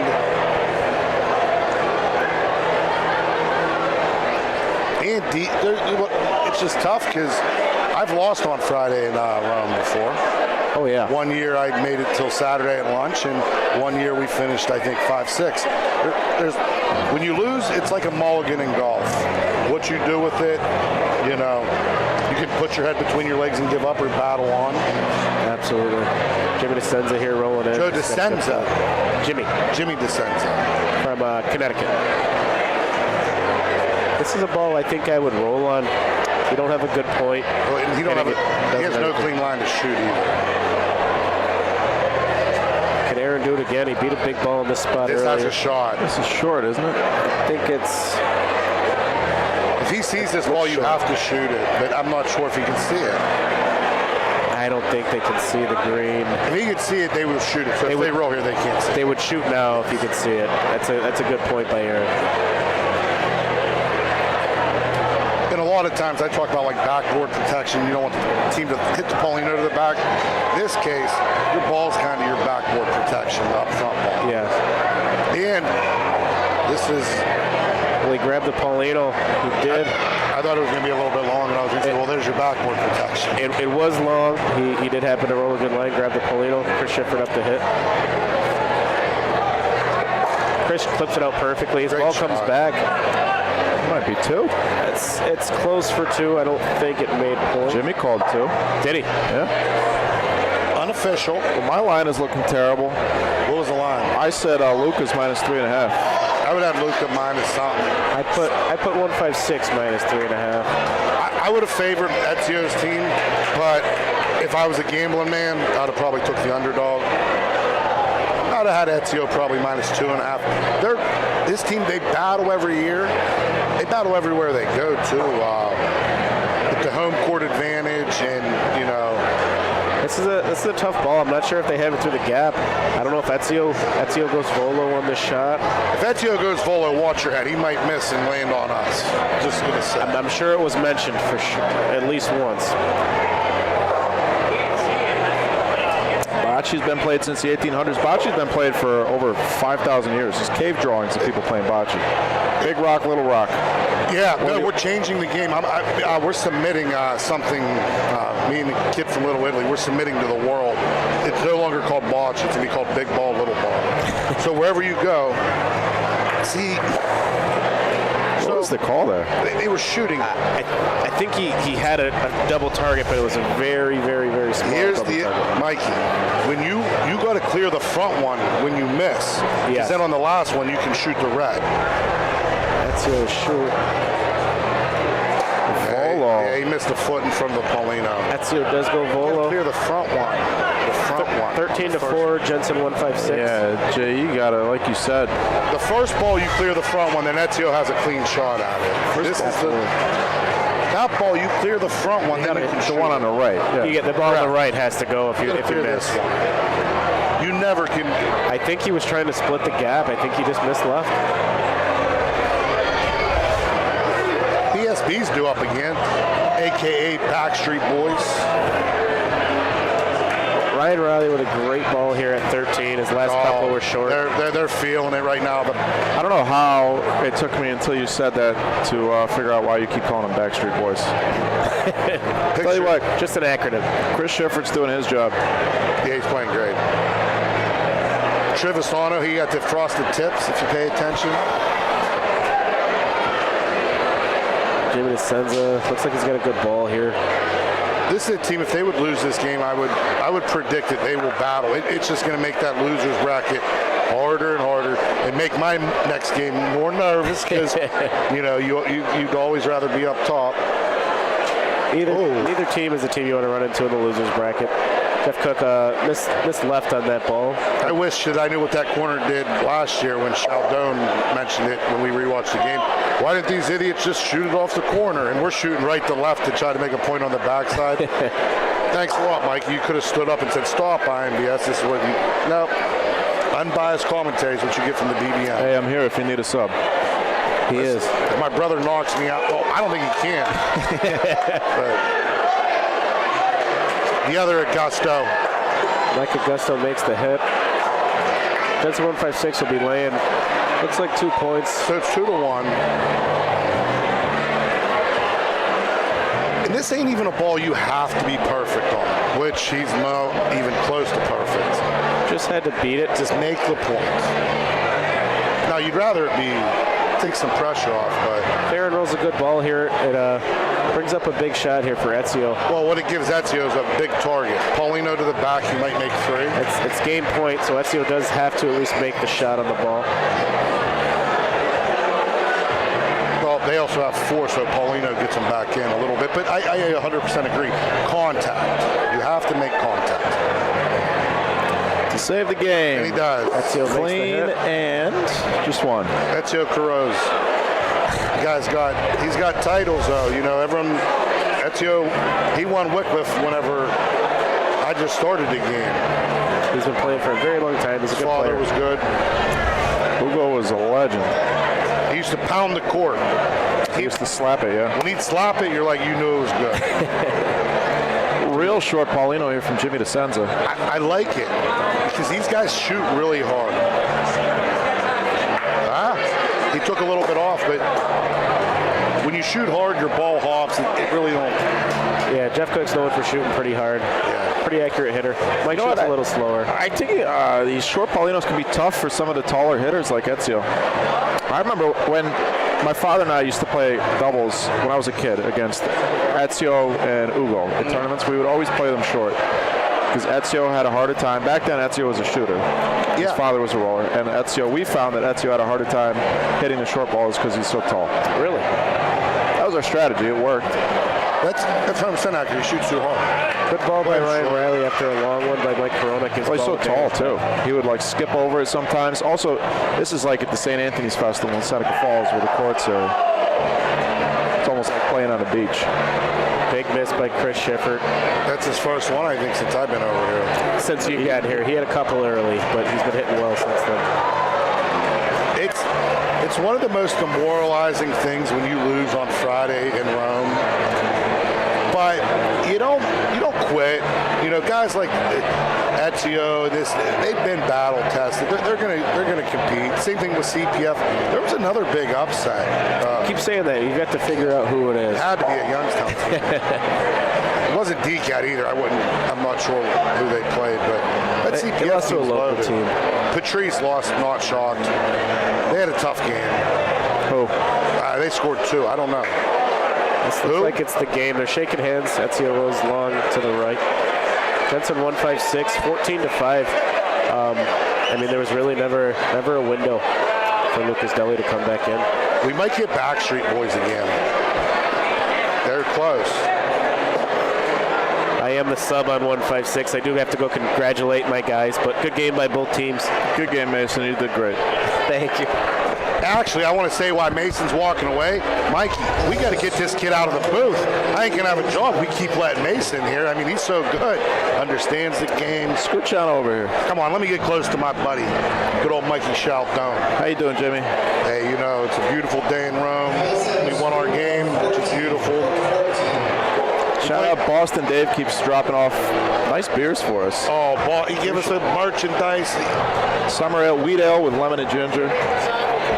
Boston Dave is one of the things that is so beautiful about Bocce. One of the things that is not beautiful about Bocce is Bill Barnett.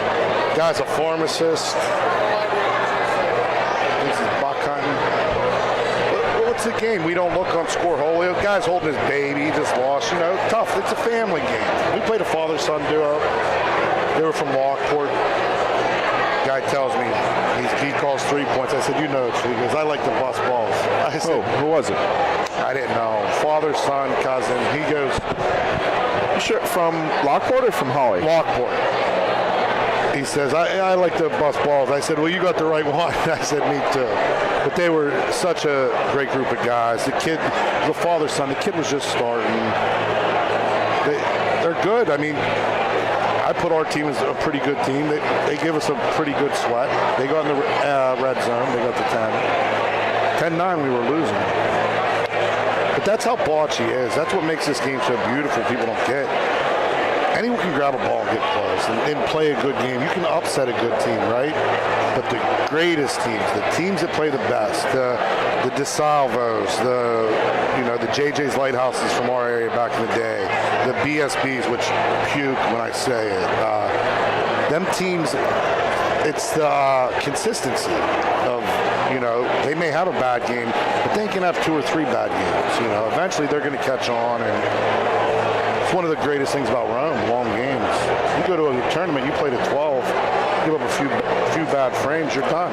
Some tournaments these days you play in to 10. We have to do it at IMBS in bracket, 1 court. Yeah. And that's another thing. Every court's different. Every house, every venue is different. Venue, I call it like your house, my house. Looking forward to a lot. The Jimmy the Bull Classic. We're going to be giving, hopefully we're going to be giving a scholarship to a kids bocce player from the Jimmy the Bull Classic in January. Try to get the BBN out there. Hey, We get the Anellis. You got the Anellis. We get the Anellis. What a pleasure. Excelsior Consulting versus Bocce Mart. Why has he got his water bottle shoved up his ass like that? I hope you don't fart. Just gonna say. Blow the cap off. That'd be like heating up the water. I love getting the Anellis. Listen, it's like Christmas. It is tough for Ian's listening. Mikey does such a great job. Some of these games, bocce's not always the most exciting game, we can agree. So sometimes commentating a bocce game. The Anellis, I loved, oh, we got my guy. Pockets? We got Pockets. Pete. I got Pete. My man, Pete. Oh. Tell me this is going to be this could be a good game no matter what. Like the Anellis ain't just blowing out like this could be good. They play slow though. They do play slow. Yeah, why not? Take your time. Sure, enjoy yourself. Get your money's worth. There's no shot clock yet. They beat us last year. The Anellis 14-13. They beat us. When I first started traveling to Wycliffe, I remember Al Anelli. Is that Al right here? Yeah. I remember thinking he was the greatest bocce player in the world. We go back to the 4 points. He would swirl his glass of wine, tell these bocce stories. Al or John? John, I'm thinking. I thought he was the greatest, I'm telling you, in the world when I first went to Wycliffe. And he's tremendous. He's a real old school guy. I can't get over the fact that he has his water bottle stuffed down the back of his pants. I've never seen that move. It's a heating unit. Like, are we trying to boil water? Gotta let one rip. Honestly, though, Tino Emanuel, Tino actually came late. He was in Canada putting out all the wildfires and saving the Bears. Hey, thankfully. Thank you, Tino. After he left here last night. Anyone that's from here, they would know him. Yeah, the Bears are safe in Canada. Pat sent the smoke south. I guess it's bad where we're from. Yeah, it's nothing here today, right? Am I wrong? It's fine here today. Driving in was rough. Tim DeSanto, my man, Erie Bocce. These guys need to make yourself, get yourself to the World Series one year.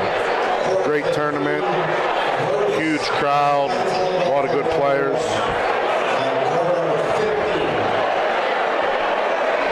Listen, the Hellhound shirts, I got to sign with the Hellhounds first before we give more merchandise away, but I got you.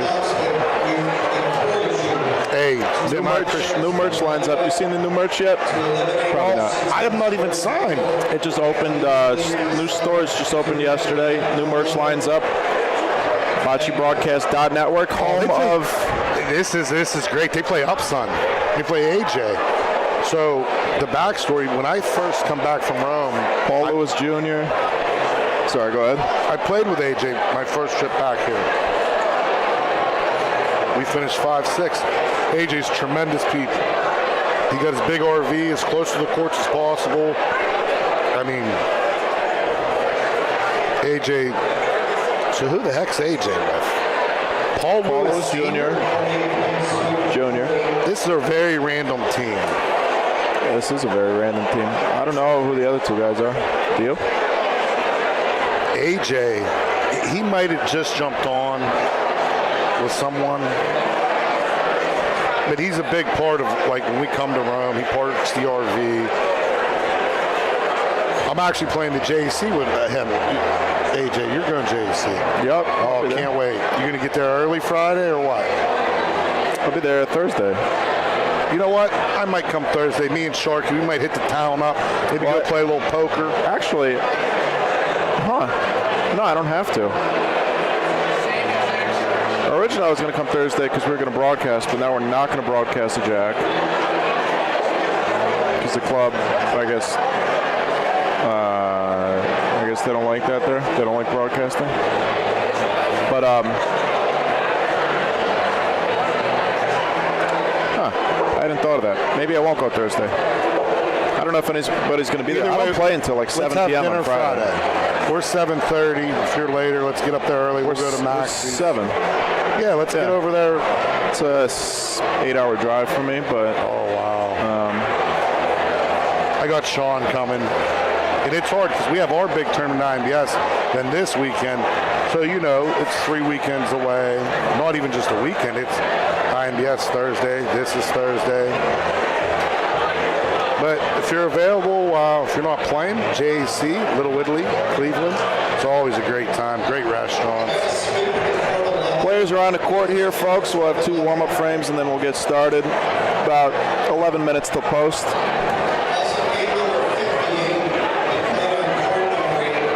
Sounds like the band has started playing out there beyond the pavilion. Crowd is filling out here. Tony Rubo, watch out, Tony.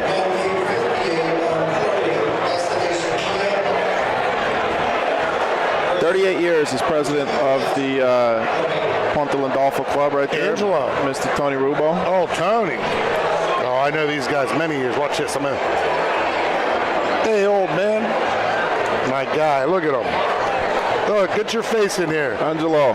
We look forward every year. One of the best tournaments, one of the best doubles tournaments is over at your place. How much fun we have in Connecticut. I had so much fun last year, I slept on a bench. Yes, you did. And then the things we do for the broadcast, Jimmy. Is this a game? No. Ain't you give your OBL spill? Oh, Stewie. Stu.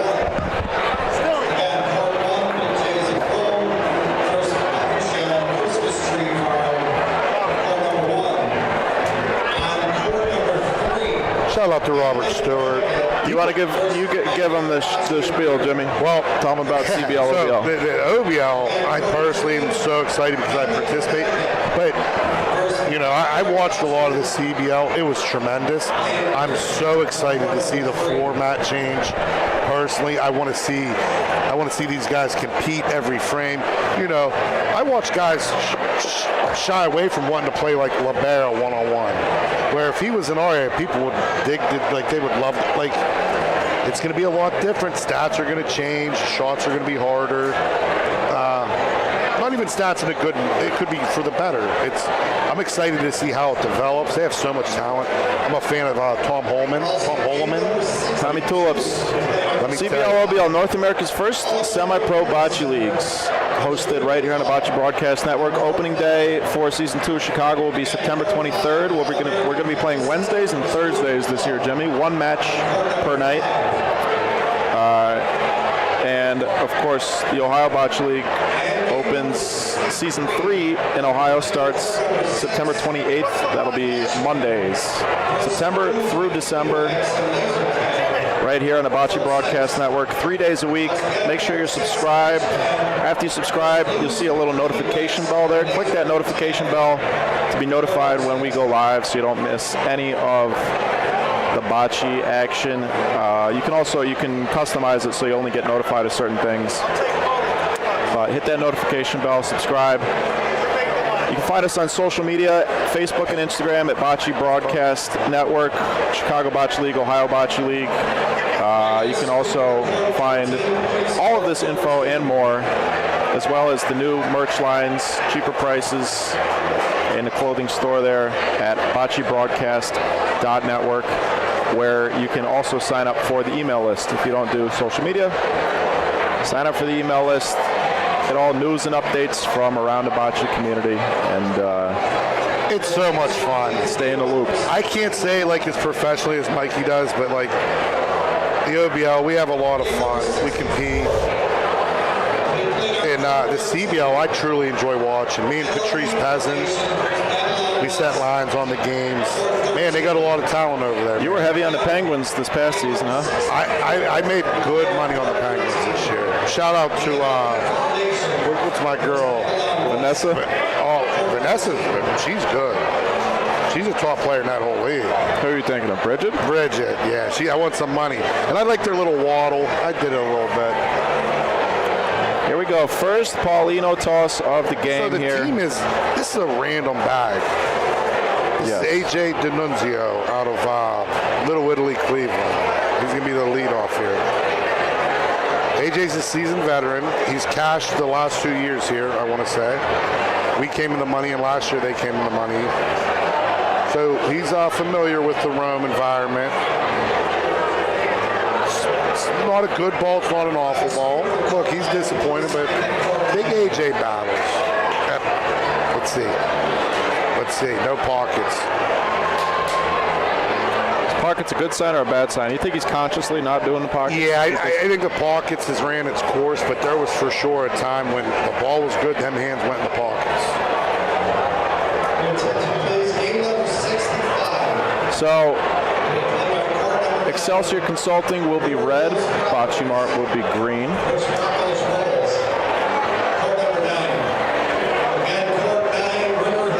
Mr. Paulinos, Paul Lewis Jr.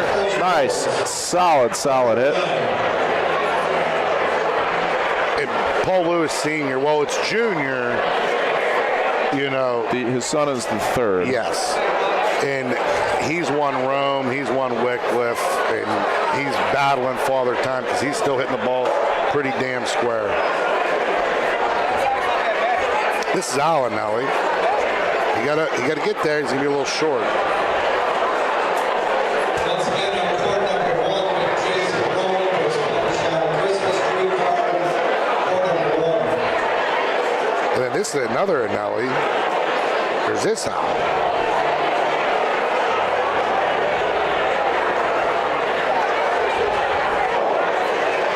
Hey, Rocco, I appreciate the kind words.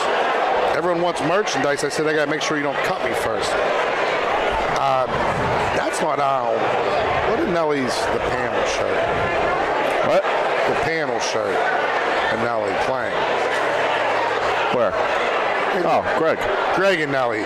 He's not going to like that. This is John Anelli here. Anelli's playing out of Scranton, PA. Shout out to Pennsylvania Bocce. Eastern Pennsylvania Bocce. Don't see a whole lot of them.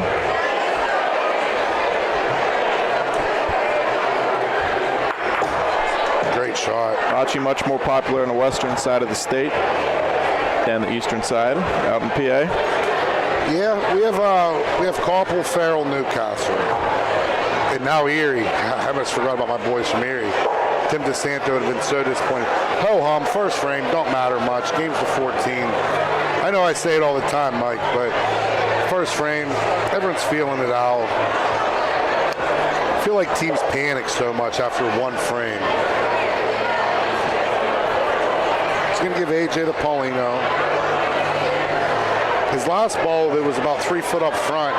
They beat it once, then after they shot it, they didn't beat it the second time.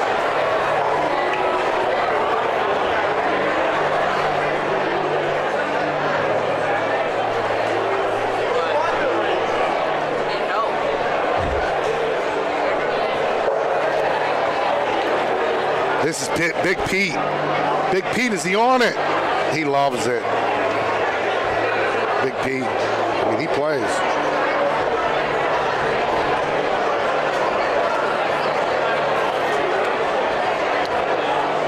Man.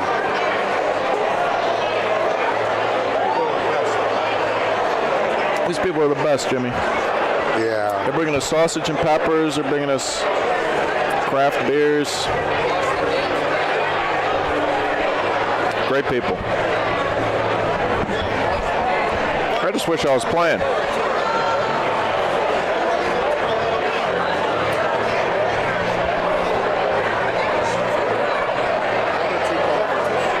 Two.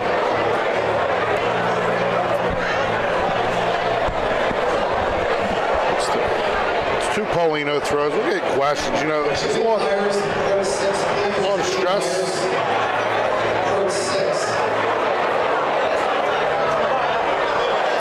Jimmy Myers, get to court 6. You're holding up the tournament if you're watching. If you're sitting in the air conditioning in your car. 5,000 people waiting on you, Jimmy. Normally it's Vivo. I mean, he's just going to be, oh, wow. He danced through everything. But then his ball was still weighing on. Oh, here we go. Welcome to the booth. My favorite hillbilly, a.k.a. pharmacist.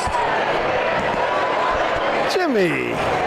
They don't know who you are, Bill. You got to tell them who you are. They know who I am. My favorite, William Barnett. He had his family vacation last week. Yeah, we went to Koppel. They went to Koppel. Can you imagine? Tell your wife you're going on vacation. Hey, we're going to Koppel. Visited Koppel, stayed in Beaver Falls. It doesn't get any better than that. Chippewa. Oh, Yeah, Chippewa. Sorry. Yeah, Beaver Falls out, yeah. I was on Big Beaver Boulevard. There was everything's named Beaver in the town. I live so in Big Beaver, Bill. We're going to focus on the Anellis versus a random bag of... So a little backstory. J-Rod's playing, right? Yeah. He wasn't feeling well. I talked with his son, Sean, his son-in-law, and he was telling me J-Rod, J-Rod was one of the first people that ever welcomed us to Rome. Johnny? Yeah, when we first come in 2015, 2016. He's a great guy. Actually, I think we wrestled in the yard in Wycliffe when he was a little bit more bulky. Well, you know Johnny's family started this whole thing. Yeah, I have a lot of respect for Did they? The Fashals. So his father and his uncles are all the Fashals that started it at Rome Bowling Center. So they started the World Series. There's a scoreboard update needed too. AJ's a little bit long here. It's not bad though. AJ's throwing these balls that are like, they're not bad, they're not good. Like if that ball's up front, it's great. But watch this, my man Pete. He's one of the best on the circuit. I'm telling you, he is. Look, right on cue. He hasn't thrown a bad ball this game, Billy. Now you got Paulie Lewis up. I played a lot of years of bocce, and the best hitter I ever hit behind for 1 year was that guy right there. Well, congratulations, Dylan Posse. He just missed that ball by 2 foot. I jinxed him. You jinxed him. He was an animal. My drink matches his shirt.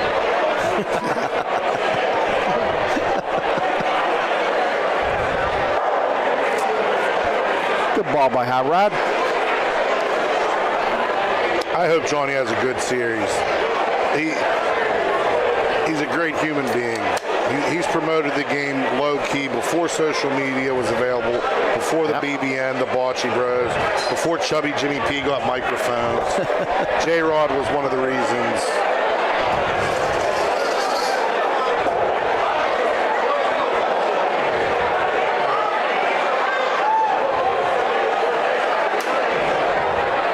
So you're going to have us back in Koppel next year? Yeah, I love the Come on, we're coming. That was fun. Maybe we could drag Michael to come. I would love to go to Koppel. It's different. A top priority for me. If you can't have fun at that place, you shouldn't play bocce because it's just more about having fun than anything. Well, the one court changes the whole atmosphere. Everyone watches one game. Well, that's kind of the thing. Everybody's watching your game. Yeah. Dragonelli, he missed everything. That was a small target. Yeah, it's small like my waistline.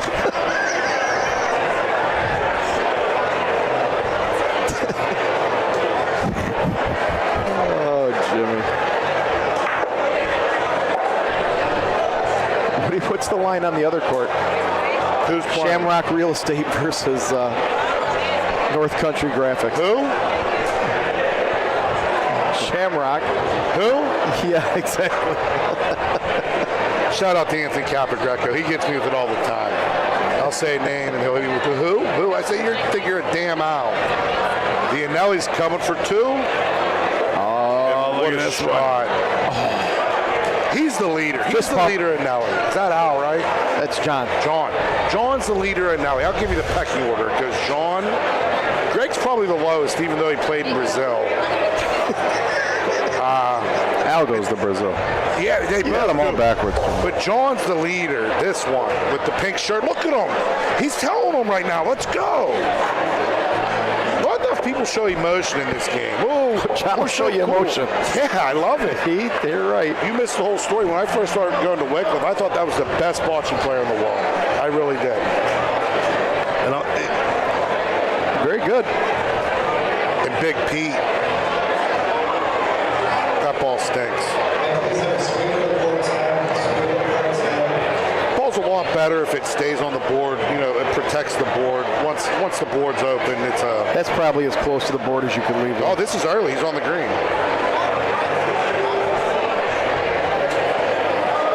That's what makes that ball bad, not off. Because you still have a chance.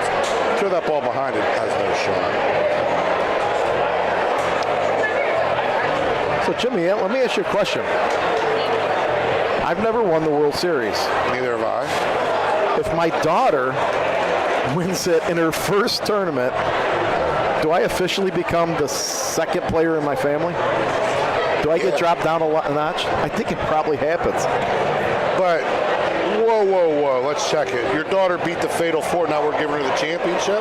No, I'm saying if it happens. Do I get demoted? If my aunt had balls, she'd be my uncle, as they would say. You got demoted years ago. Oh, that could be true. I was more nervous watching her play than I've ever been in a bocce game in my life. The best bocce players in the world don't live in the USA. Marky Mark, you're probably absolutely correct. But the funnest players in bocce definitely live in the USA. I will take that gamble anytime you want. So good luck to you playing in Turkey or Brazil. And that statement may be true, but come play on these courts and let's see how elite you are. That's fine. They're not more fun than me. No, nobody's more fun than you. Anyone here. This is an amusing game. Look at this big AJ. We got the Anellis. What's our family reunion like? You think they don't have a pickup bocce game? The Anelli family reunion. You think they don't play bocce in the yard? Absolutely. And I guarantee you, what's his name? My guy. That's it. John? John. That's the units guy, too. Chaldone, he's drinking beer and coffee. You know, the World Series could use the unit. He would add an element to this. Well, he come last year. He played absolutely awful. Yeah, Marky Mark. Beat our team. I do appreciate the comment. We're glad that you informed us the best bocce players don't live in the USA. You couldn't get within 10 feet, and they still beat us. Who, Eric? They beat us at the Anellis. Beat us with 3 balls last year. Was you in the unit with them? Huh? Was Eric with them? Yeah, that's what I'm saying. He didn't throw a good ball the whole game. They beat us 14-12, 14. I mean, he missed that by 3 foot. Our team was... Why wouldn't he shoot it over here? What was he even shooting at? I have no idea. You got the whole thing here.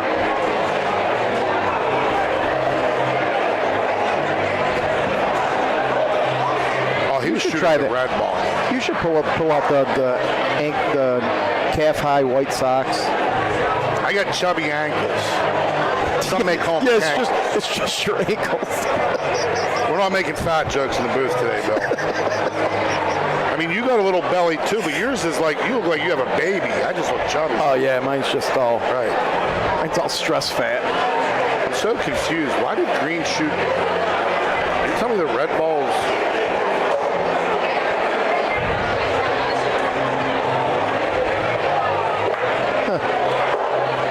Let me tell you something, Bill. Tell me, Jimmy. You ever heard of anyone saying, you ever heard of a fat guy say, I pulled a muscle? No. Nope. Can't pull fat. That's right. I ain't got to worry about that. I play with my brother. Oh, I pulled a muscle. Ain't got none of them to pull, buddy. Some players got hurt running a 15K the other day. Is that going to happen to you? I ain't running the 15K, so exactly. We're safe. I might choke on a cheeseburger later.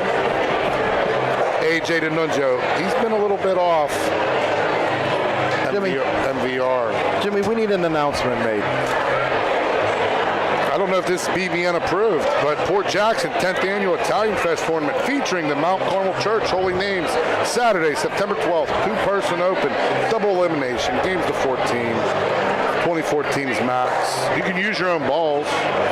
Yes, you can. Port Jackson, some of the nicest outdoor courts. Yeah, outdoor courts you'll find. 100%. This ain't the same one we looked at earlier, or it is? No, that one's right there. That one's on the beach. We're getting handed tournament flyers over here all day, Billy. Well, the one was the MVR. We've become. It's a smart thing for them to do. Bring us the tournament flyers. Well, we'll read them. T-shirt printing company owes us a little. I'm gonna find out who them guys are. A lot of guerrilla advertising here today. You mean the guys over here? They're great. Copper City guys? J-Rod, right on cue. Say goodbye to these guys. You want me to handle the 1s and 2s? I got you. Yeah, don't touch this. Just do 1 and 2. I just was trying to find the Paulino. You know, sometimes some guys get a B+, they're happy. I want an A+. So when Mike leaves, I click buttons. He tells me, absolutely. There we go. Look how good you're doing already. Instantly click the wrong button every time. Well, in Youngstown, we use 1, 3, 2, 4. I know. Because you have 4 cameras. But like you match this with that, bing bang. I know how to zoom in. My problem is, I look at the camera here and I get the wrong one up there when I zoom in. Then I got to go back and fix it. You got to protect the sideboard. Johnny Rods is still owning it. You got to protect the sideboard here. He this ain't short. No, he threw it through the backward. It's not a good result. No, not at all. So what this does is the red team can just come behind the ball. It's safe. You're not going to sell the point. It makes it an easier shot. I'm not saying they're going to make all of them, but you ain't going to sell the point. Look, touch on it. You want this sandwich? Either of you? It's a homemade. People are so nice. They keep bringing me food and stuff. I can't eat it all. I can't drink all the drinks. I can't eat all the food. Well, maybe you got to try a little harder. That's what I got Jimmy for. Yeah, you're not wrong there. Jimmy, I'm going to tell you, ratings skyrocket when you get on. You're America's favorite. No, that's just your wife has nothing to do because she's so bored with you, so she watches Bocce. Kelly? Hey, Kelly. Jimmy wants to know if you're watching this on your phone. Could you get it on and like and subscribe? Big AJ. This is a good lead. AJ D'Annunzio, Cleveland, Ohio. Done used cash last 2 years here. Best RV in the tournament. Yeah. That thing is pretty sick, yeah.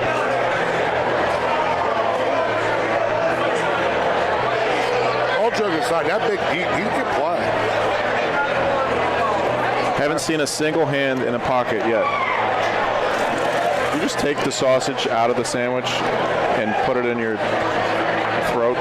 No, Did you taste one bite? That's 2 quite bites. a talent.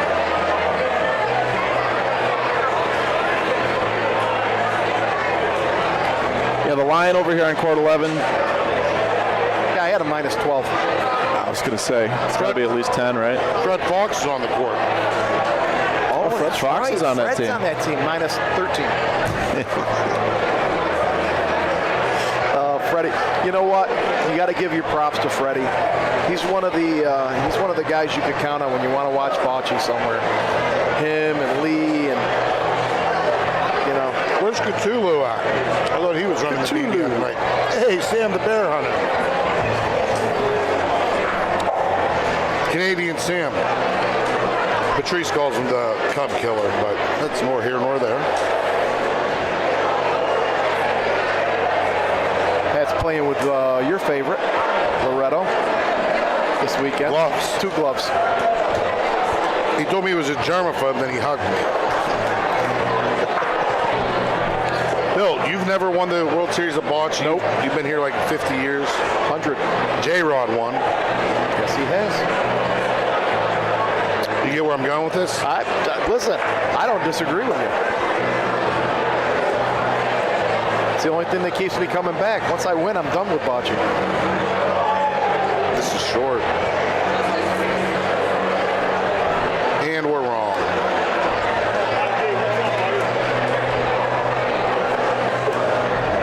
My man, Connecticut. Wow, what a shot by John. Jimmy, did you see that shot? Look at the shot, Jimmy. It was. He hit a quarter of a ball.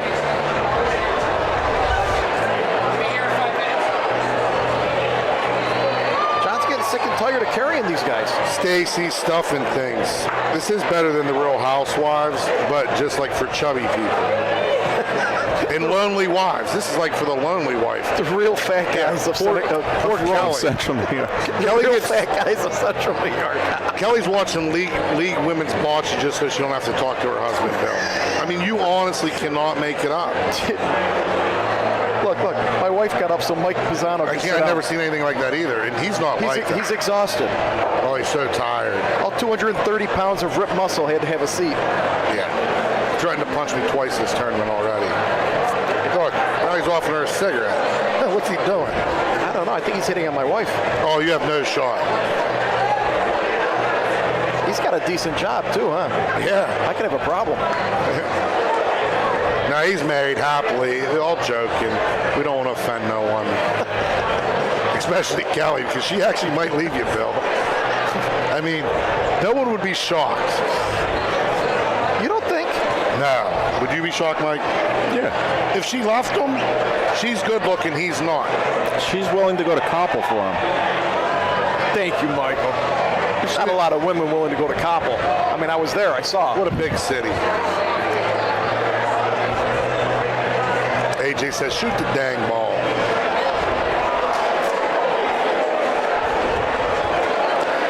PL2. Nice hit. Do you think you'll ever be able to hit as good as PL2? I'm not a hitter, I'm a pointer. Really? Oh, I saw you pointing last weekend. You need to become a hitter. Oh, that was bad. You need to revert back. That was really bad. I cost my team. Yeah, you need to probably become a hitter. 100%. This ball got to get there.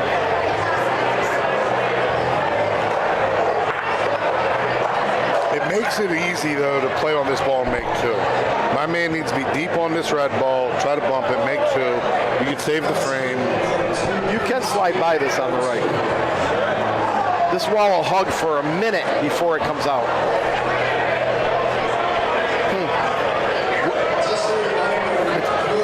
He made the point, which all that. It's the worst good result. Of all the things that can be good, it's the worst good result. Yeah. Truthfully, I'd come the same way. If I was green, I'd come the same way. You know, you're going to go behind that ball that barely fits and risk selling three? Yes, I am. Well, not everyone's pinpoint accurate. You're not going to sell three. Your ball's going to continue. But you're a touch behind this red. Maybe not, actually. You got to hit a solid. Even if you glance it, you get the point. Yeah, you can sell two at the most. I mean, listen, if you were shooting, I'd have you shoot this corner over here on the left. Anybody else, I'd have them come by this ball over here.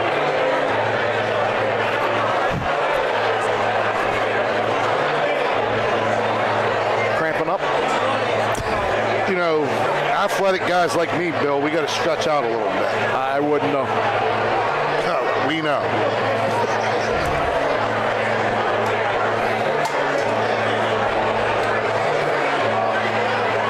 You ever see that wrestler with no arms and no legs?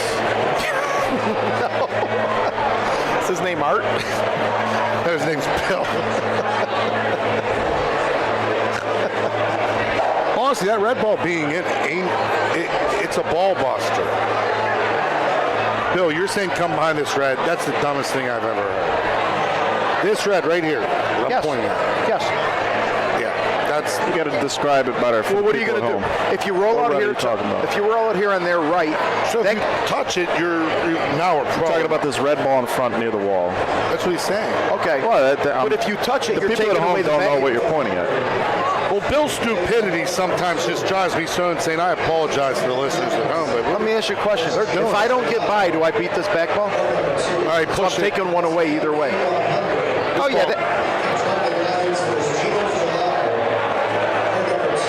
Yeah, it looked real hard. That's in by. Oh my. Keep talking. Oh my. Hold on, we're waiting for you to finish your statement.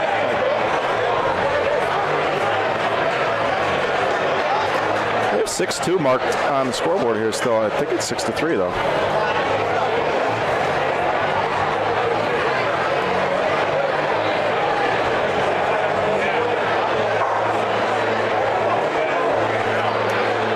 Oh yeah, that's much better.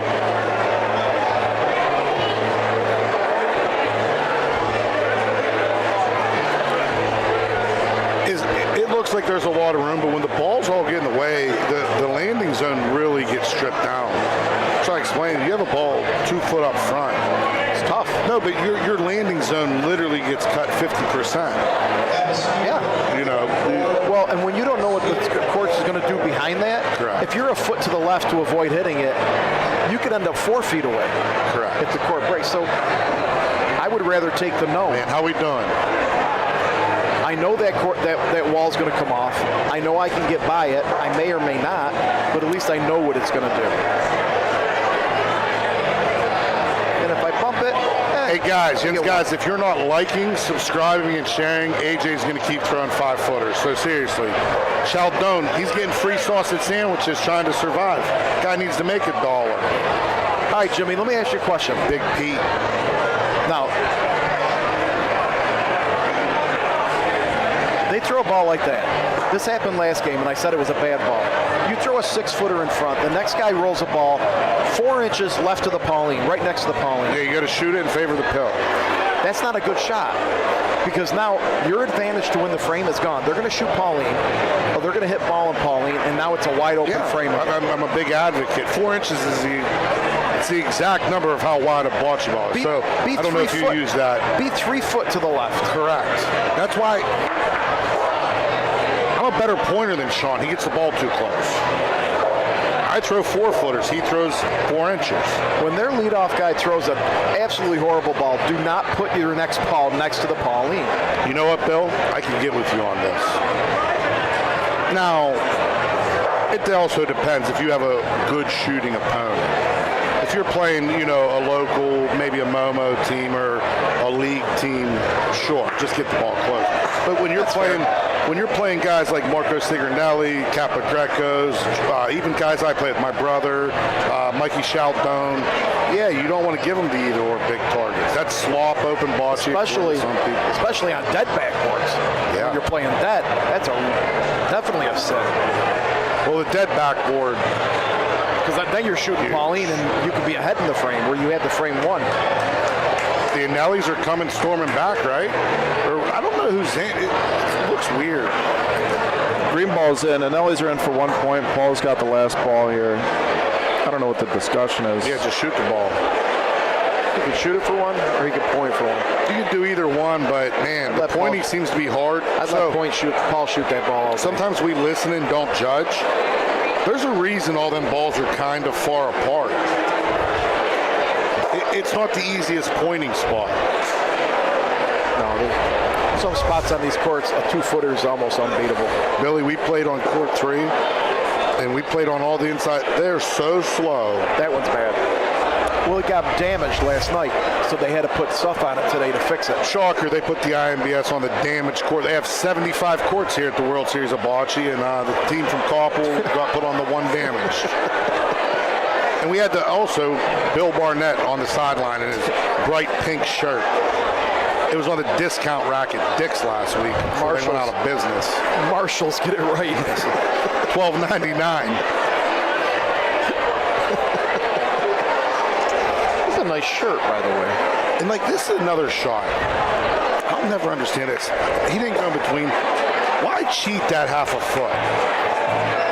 When you start your feet, why not get over where your ball can't go in between? Why risk it? Because it happens. Then they'll go, I would. But then they go, darn it, I got so unlucky. It's like, no, you didn't set yourself up for success. Right. You got to take away the gap. Missing a shot is missing a shot, but setting yourself up for success is completely different. Would you agree? Yes. You always try to make the target as we big all as want to make our possible shot, but you got to set between. yourself up.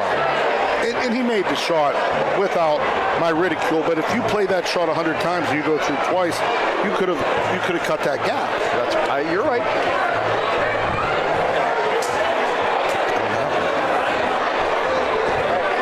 Not sure who they said was in, but Red's in.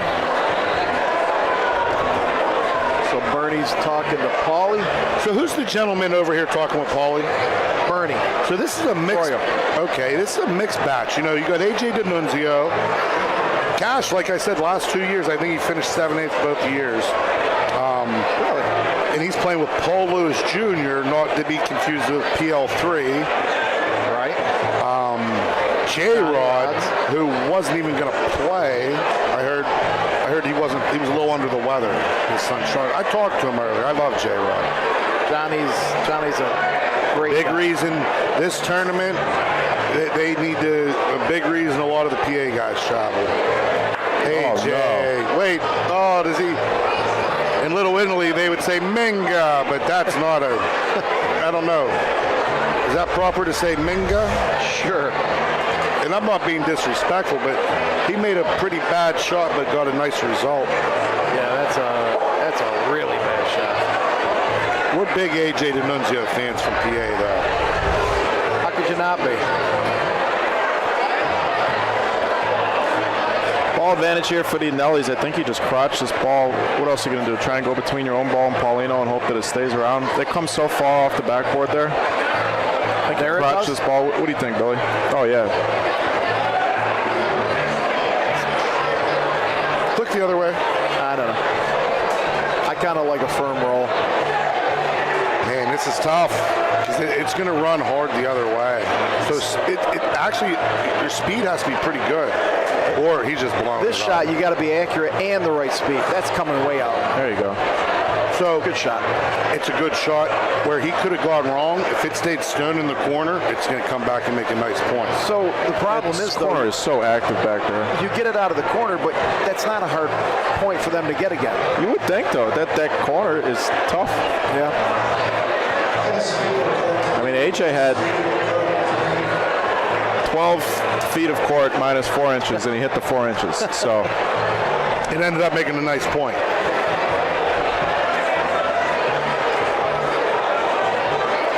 Johnny Rod.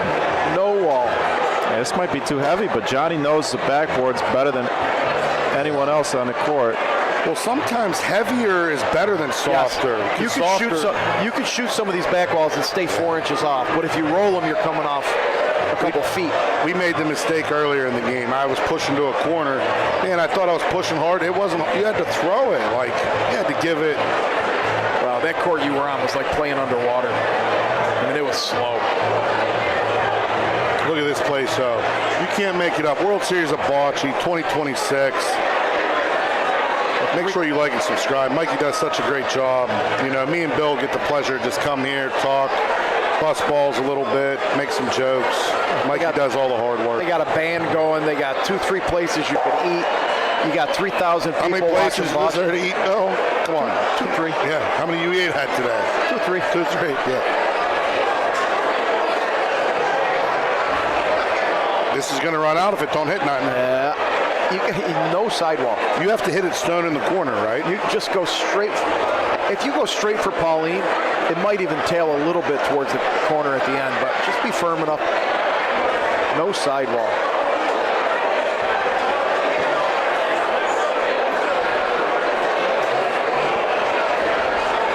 This is it. Yep. Because it's still going to come out. Yeah, it's gone.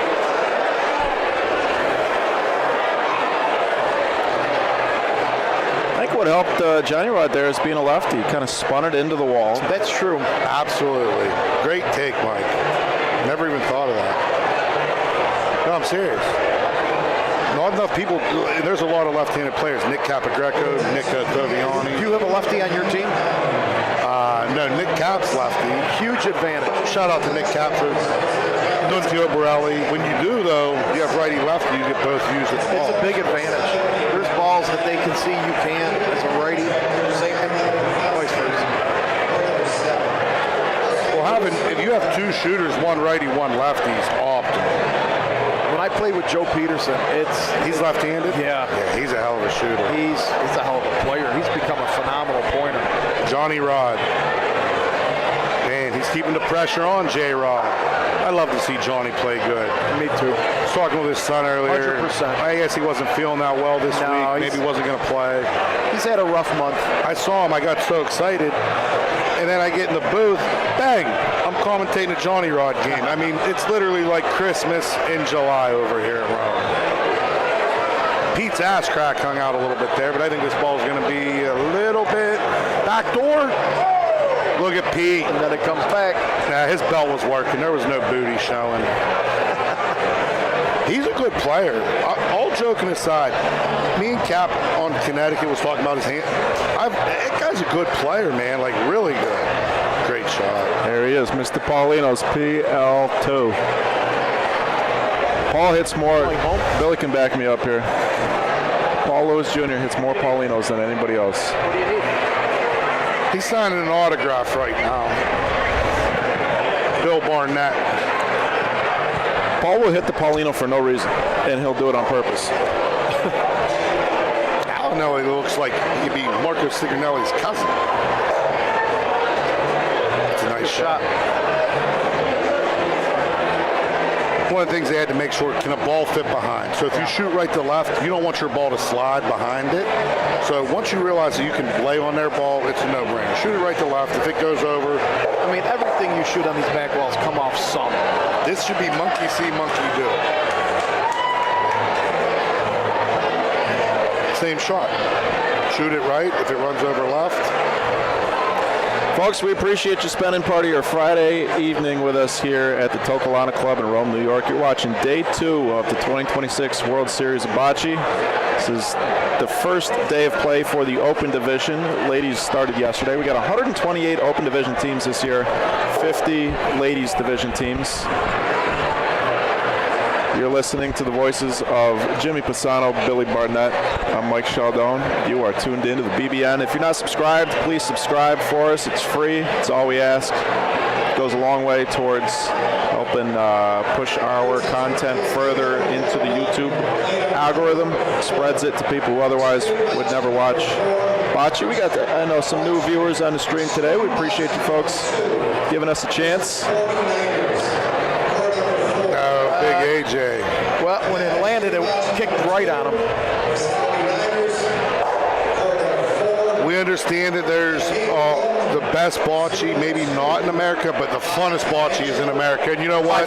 Some of it is right here, the Toccolana Club, Rome, New York. I mean, look at this crowd. Let me zoom out a little bit. Look at this crowd. This is what it's all about. So many families here, and this is just a portion of... It's such a small portion. If you're watching from home, you know, guys they'll watch from back home, and they'll be like, man, you go to walk into the bar or like the indoor courts, you can't move. There's 3 more courts behind us. There's RVs. It's just a great setup. Well, this ball, it's lit. So, listen, if you're a bocce player and you love bocce, and you don't come here to play in this kind of atmosphere, the only reason would be you don't want to. You feel you're too good to play on a surface like this. You don't want to lose. Besides the traveling stuff. The traveling stuff's hard, but a lot of people travel. They have a huge tournament back home in Lowville. I will never discredit them. Guys all travel pretty well to our place. They have a nice tournament, but like I said, you know, the John Deere Classic. You could go 30 minutes, or do you want to play the U.S. Open? You got to go 5 hours. You know, we have no teams here from California, do we? No. Do we have any team here from? Well, even the Chicago folks don't come out. They have in the past, but they don't. But you know what? Detroit. We don't have anybody here from Detroit. I sign up to go to Detroit every year. So do we. Paid my $600 and had to borrow $550 of it, Bill. We have one team from Montreal, but Montreal has players up there. Big shoes. Yeah, we used to get more Canadian teams, even back when I was a kid. The father-son do it. For Chicago people, they just opened their club, and they're running their club full-time, so I'm sure they would be here. If they hadn't just opened the club, I would imagine they'll be here next year. And they're doing great things over there. And also, a lot of them teams, they don't like the 2-game. And I get it. And I love double elimination. I love it. I wish people... They play, so living out in Chicago, played a few tournaments out there. They play way too much round robin, especially for a local tournament. If I'm driving 20 minutes to a tournament, make it double elimination so I can get on with my day. Right. I don't want to. You know what? I don't play 3 meaningless games. It's the purest form of competition. Okay, you could have 1 bad game. You have 2 bad games, you're out. Called our mulligan, and we go home mulligan early. Sure, if I'm flying somewhere, if I'm driving hours and hours, nice to have some guaranteed games, but. If I lost 3 games, I'm ready to go home anyway. Oh yeah, give me a good old double elimination. Sometimes you play you're playing on a new team. Sometimes you play half a game and you're like, okay, this is over. Yeah. I got to serve my sentence now. I got to play 4 games on this team. Yeah. And then they have this whole well, if you lose, you still get in another tournament. And I'm like, what the heck is this? Like, I lost. I just want to go home or go to the bar. I like round robin if you got 12 teams, 16 teams, and you want to. That's fine. You can't do a 5-team round robin. It don't work out. No, it don't. The math don't. What if For every team something goes like 2 this, and 2? come out and play your best. You got to have a good weekend. This is the prestige of this tournament in Wycliffe are second to none, and that's coming from someone that's won neither of the tournaments. So I'm not saying it like they're the most prestigious. You know, you could put in your MVR, the Molisani tournament. You know, Molisani caps, I think it's 64 teams. This is double the field almost. Yeah, this is huge. Now, Molisani's a different evil too. You get Jose. Right, you'll get your most of your elite players to go there. You get your Anthonys and your Nicks and your Jose's and your Jimmy P's. But look at it. Jose's not here. Nick's not here. Anthony's not here. These are the best players in Bocce, and they could come and be best players here. But on dirt, I'm not sure. You know, some of those guys I know from talking to them personally refuse to play dirt tournaments. I know and some why of them would that be? Would love to. Why is that? Could be a number of reasons. I'm not going to. You don't want to get unlucky and lose, so people don't think you're the best. Unlucky and lose, or they just can't. I mean, maybe they just don't think they can win. And I'm not. And there's a few guys from Chicago that are absolutely gangster, great players. Listen, Anthony's as good as anybody on the planet. Anthony's a phenomenal player. And, you know, in Anthony's defense, he has come a whole bunch of times, and now he's got a lot going on. Yeah, he played with BSB. I'm not saying he's not here. He played Wycliffe with BSB. Anthony, heck of a player. Played with BSB. I don't think they made Sunday. Sometimes, though, it's big with vibes. You can't just hand-pick 3 guys. Well, this guy's from here, this guy's from there, and it just works. That's just not how Bocce is. The 4 best players who never played together, you put them on a court and you play a BSB, they're probably not beating them. Well, you know the joke. Or ABV or any of those. You know the joke back home, everyone needs a Stewie. And I'm like this Stewie. Everyone needs that guy. Everyone needs a guy it's really not.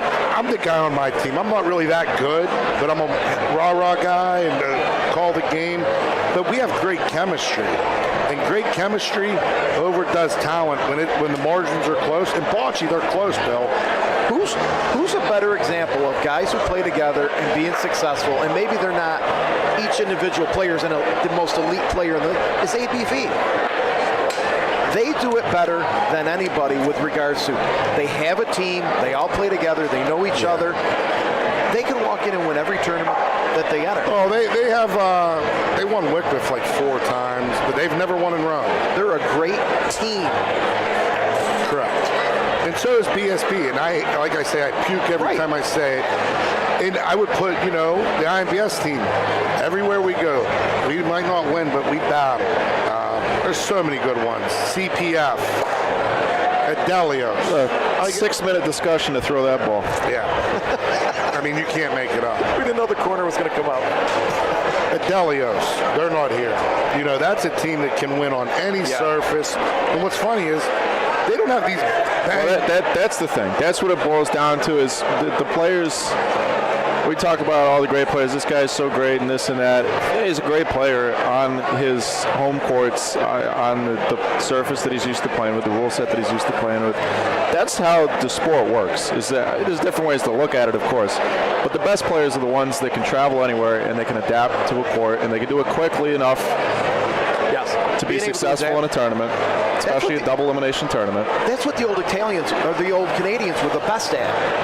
They could adapt to a court incredibly fast, like 2 frames, and they knew it's a skill. It's such because and all the best players who were used to. Oh, look at this!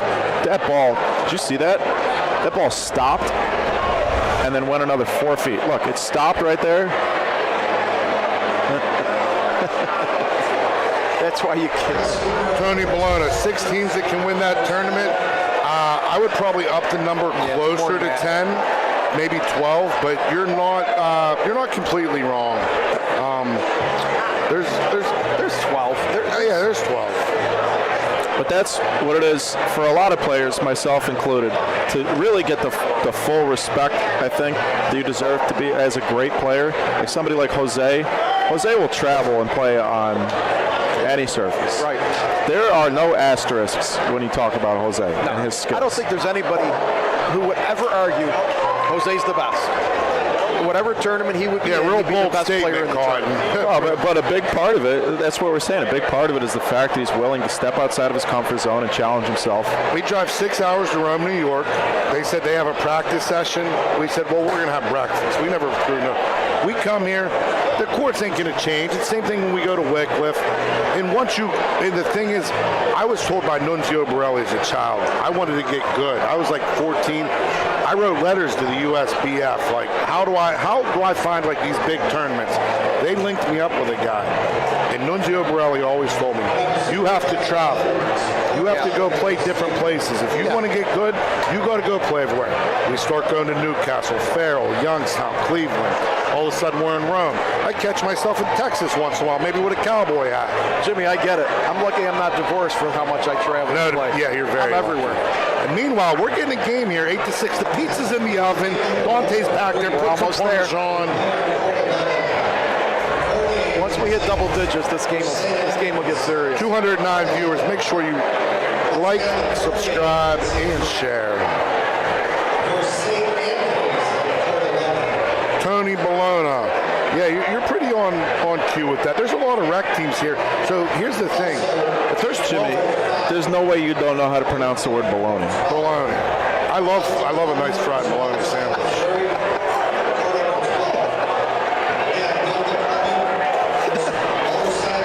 Well, he's right, but I want to expand on what he said. So let's say there's only 12 teams that can win.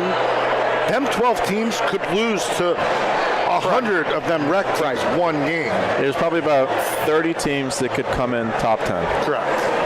And there's probably about 12 to 15 that could win.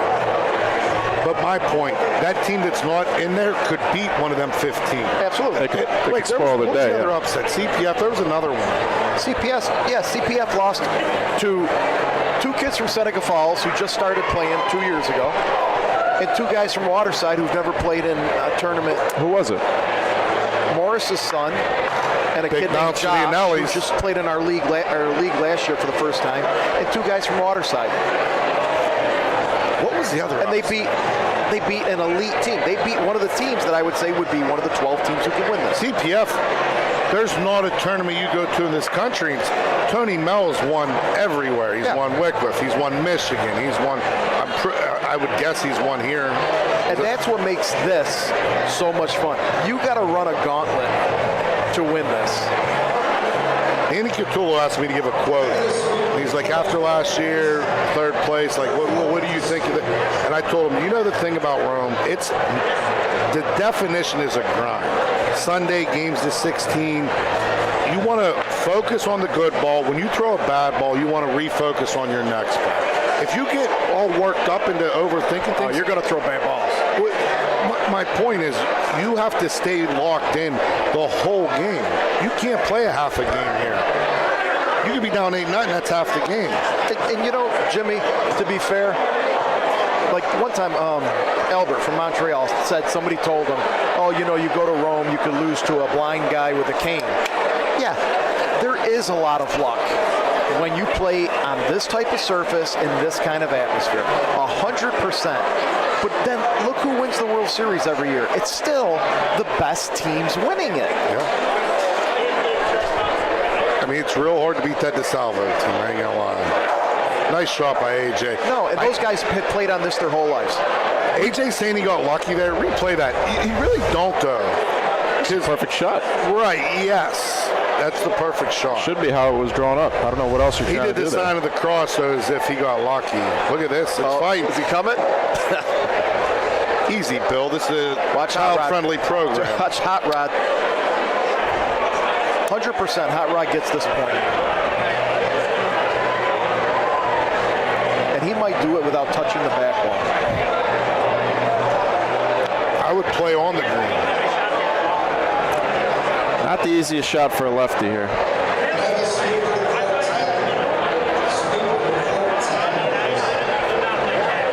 this last ball the frame? Yeah, it is. Just shoot it straight up. Why not? No, they're going for 2, Mikey. You can still get 2. You shoot it straight up. Oh, you're saying shoot the green ball. No, shoot. No. Oh, they're on the other. Oh, sorry. Play left or right. Play right to left. Yeah, you can do that too. Shoot like right between the stain and the C. Yeah. North Country won 14-1. Yeah, there's another team that. There you go. There's your line. What did you say, 12 and a half? 12. The definition of a grind. We played them game 1 in Wycliffe. So I bet on the betting pool, my team in North Country. I said, whoever wins this game is going to have a nice road. They did, too. Let's check out J-Rod a little bit. To get a little comeback. He tried to cut the left side of that green ball with the idea that if he misses, he still might come back in for the point. Oh, no, there was a big play there I didn't see. Oh, did they have third? He cuts it out. They have them all. So we went on. I bet my team in North Country Trail. I said whoever wins this game is going to go on, and I think they're going to make a run. So we beat North Country Trail like 14-5, and they went on a run. They win 1,000,000 games, get second. We lose the game to make Sunday. I got $284 off my wager. So Jimmy, this is the Michael Jensen court. That's the definition of a team that grinds. North Country Trails, much love as ABV. Obviously, I'm close friends with all them guys. But North Country's the same type. They're a team that one loss don't matter. And I feel that's the same with us. So the feature court here is the Michael Jensen court in honor of Michael Jensen.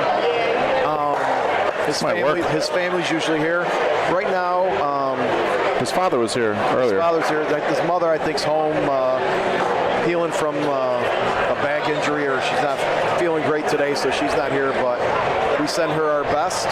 That was an officer that lost his life on duty. Yep. Hate to see that, man. One of Rome's heroes. These guys do a great job in holding his memory. I always see the Jensen Strong. I see the shirts, the court. That's awesome. They do that, man. So we just want to reach out and say, hope you're feeling better, and maybe we'll get lucky. You'll feel good enough to be here Saturday or Sunday. We'd love to see you.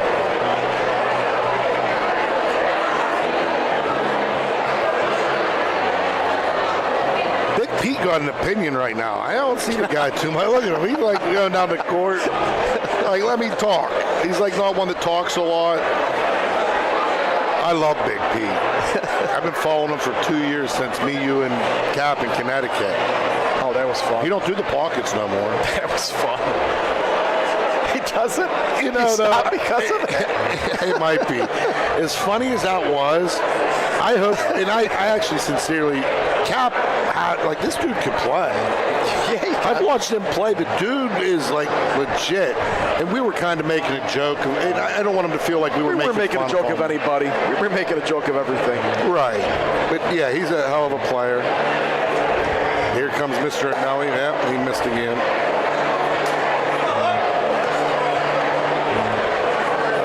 What are we back? 2-1? What is it? Exeter Consulting? Is that it? Excelsior. This ball's going to open too wide.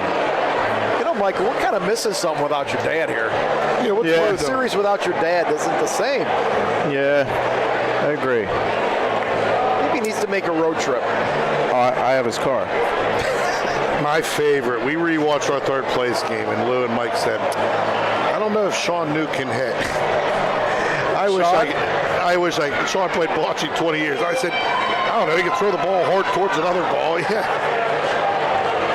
But that's also how the game has grown so much. Oh, yeah. And a big shout out to the BBN. This ball's going to open way too early.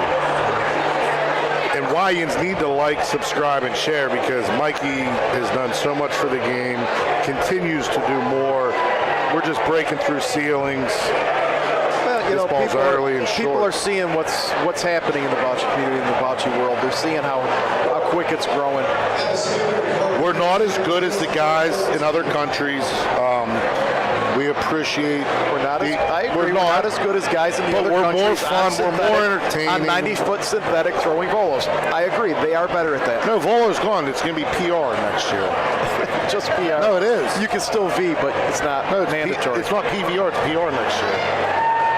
You can still volo. You just don't have to volo. Sure. And you know what? For all the talk about, like, you want to pit us against other countries, and the Italians, they play different rules, and they play. That's the professional leagues. When I go to Italy and we play with the family, we play in the grass, first of all, most of the time, or you play in the park, and it's the same. You're not playing PRV in the park, in the piazza. You're playing open butch. It's just they didn't reinvent the game when the Italian immigrants came to this country. This is the people's version of the game. And now this isn't just one of the things. This is what the masses play. This is what the major bocce community. I will say we could play backboard dad more. It's a comment. What? Most of the better players would prefer to play backboard dad, but the nature of this tournament is you have half the teams here play one tournament a year, and it's this tournament, and they're not going to play backboard dad, and they're not going to police the backboards. But it's been 50 years. 52, yeah. Let me just get this in. People were real quick. One of the things with like the BBN and the Bocce Bros, and the OBL and the CBL, it's kind of taken away from. At the end of the day, it's a game. You know, it's normally not life or death. You know, and we take it to this level because we got these leagues and these big tournaments. At the end of the day, it's a game, man. I try to tell these young kids, I played this, have fun.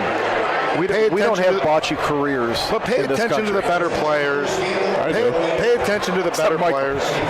Except Michael, he's got a bocce career. There's about 10 of us in this country. You, Ron Dog, D-Cat. No, actual bocce careers. And I tell the young kid, pay attention to the good players and have fun. If you're not having fun, what do you do? I do this. And everyone that's here, even Matt Taylor, he's so miserable. You know, he don't crack a smile. No. He runs like one of the best teams. But guess what? End of the day, he enjoys taking these trips. Sure he does. He enjoys. His life ain't changing from money from this game. No, a few years ago, I won 5 tournaments, including Palazzo, a few years ago. It didn't even scratch the amount of money I spent. Sick brag, Bill. That's it. It didn't even scratch the money I spent going to tournaments. This is a loss. If you don't enjoy it, what are you doing? So that's what my number one thing is when these guys are like, oh, I hate this and that. Well, don't come, don't play. There's so many young kids. Listen, we're gonna be passed up, Bill. We're gonna be in the booth. We almost already are, Jim. We're literally in the booth.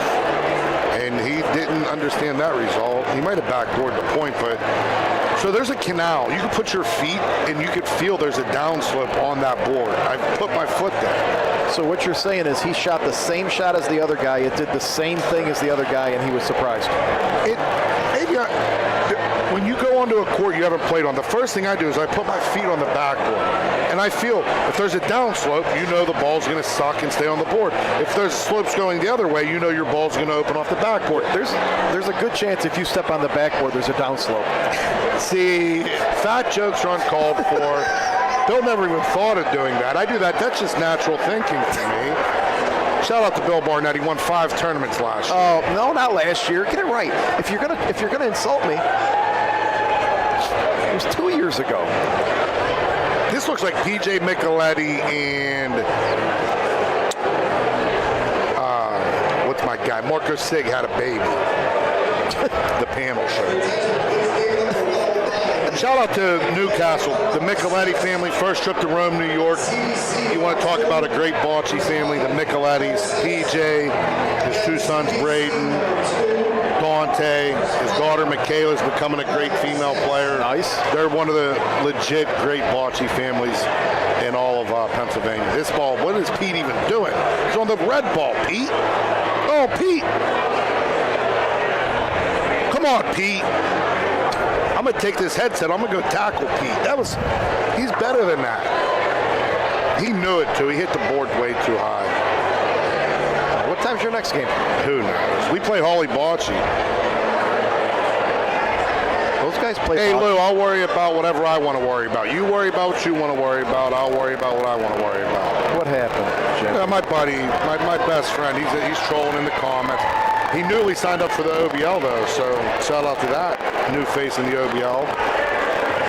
Probably will get free agent registration is open for both the CBL and the OBL. America's first semi-pro bocce leagues. Right here, only on the BBN. More info on both leagues at boccebroadcast.network. New merch line, new designs, cheaper prices, Billy. You getting traded? What's happening? I ain't gonna lie to you. I was worried, but no. He's a franchise player. Yeah, a guy like franchise player. Yeah, Bill. You're more like the 7th round draft pick.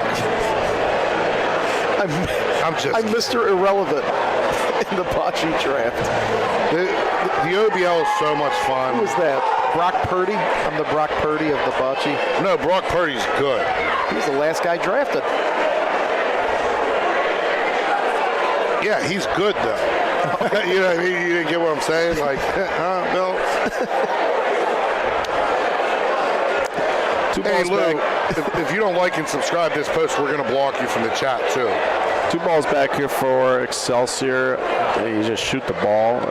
Do you, though? Because the point that goes that left corner, you're in trouble. Jimmy, Yeah, they've made a game out of this. This is a game. Yeah, the pizza's in the oven. We were bored. This is going to be 10-8, 10, what is it? That's one issue, right, Jimmy? The other issue is that if you hit that ball to the left, it probably still stays in You for the still point. got to blow it up, though. Oh, Okay. no. Oh, no. So another one. Nope. Now you got to shoot. This simplifies the shot, though. Yeah, right now we're sitting 10-8, Jimmy. What a great atmosphere. Show the crowd. World Series of Bocce, BBN. What a place to be. I mean, besides Barnett being next to me, it's like a perfect day.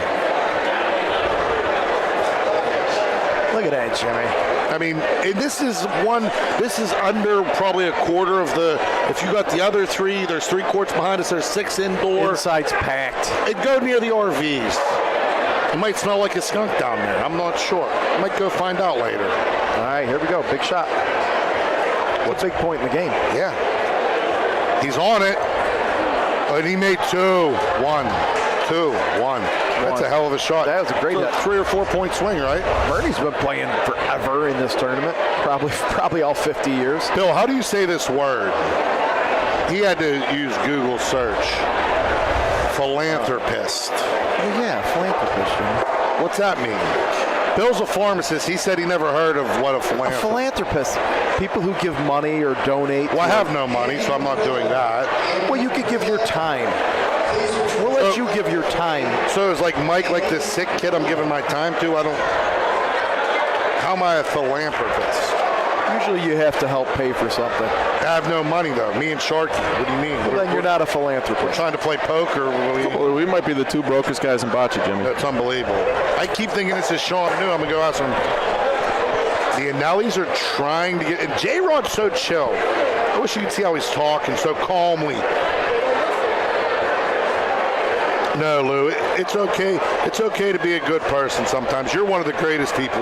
You just try to hide it under your muscle exterior. All right, Jimmy. This is almost a must-make, this shot. It's 11-6 game. They're going to be throwing their 3rd ball if you don't make a hit here. This is the Anelli that goes to Brazil. That's correct, Jimmy. Right?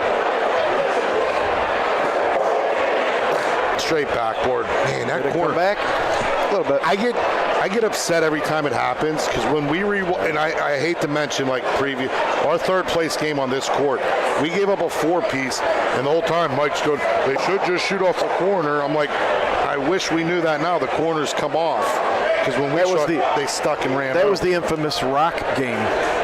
Yeah. Where Sean's ball hit a rock. But the 4-piece, it was 12-8, and we had 3 to. Yeah, it was tough. And we blundered this court. This has a shot. This has a shot. Oh, almost. Tony Maloney.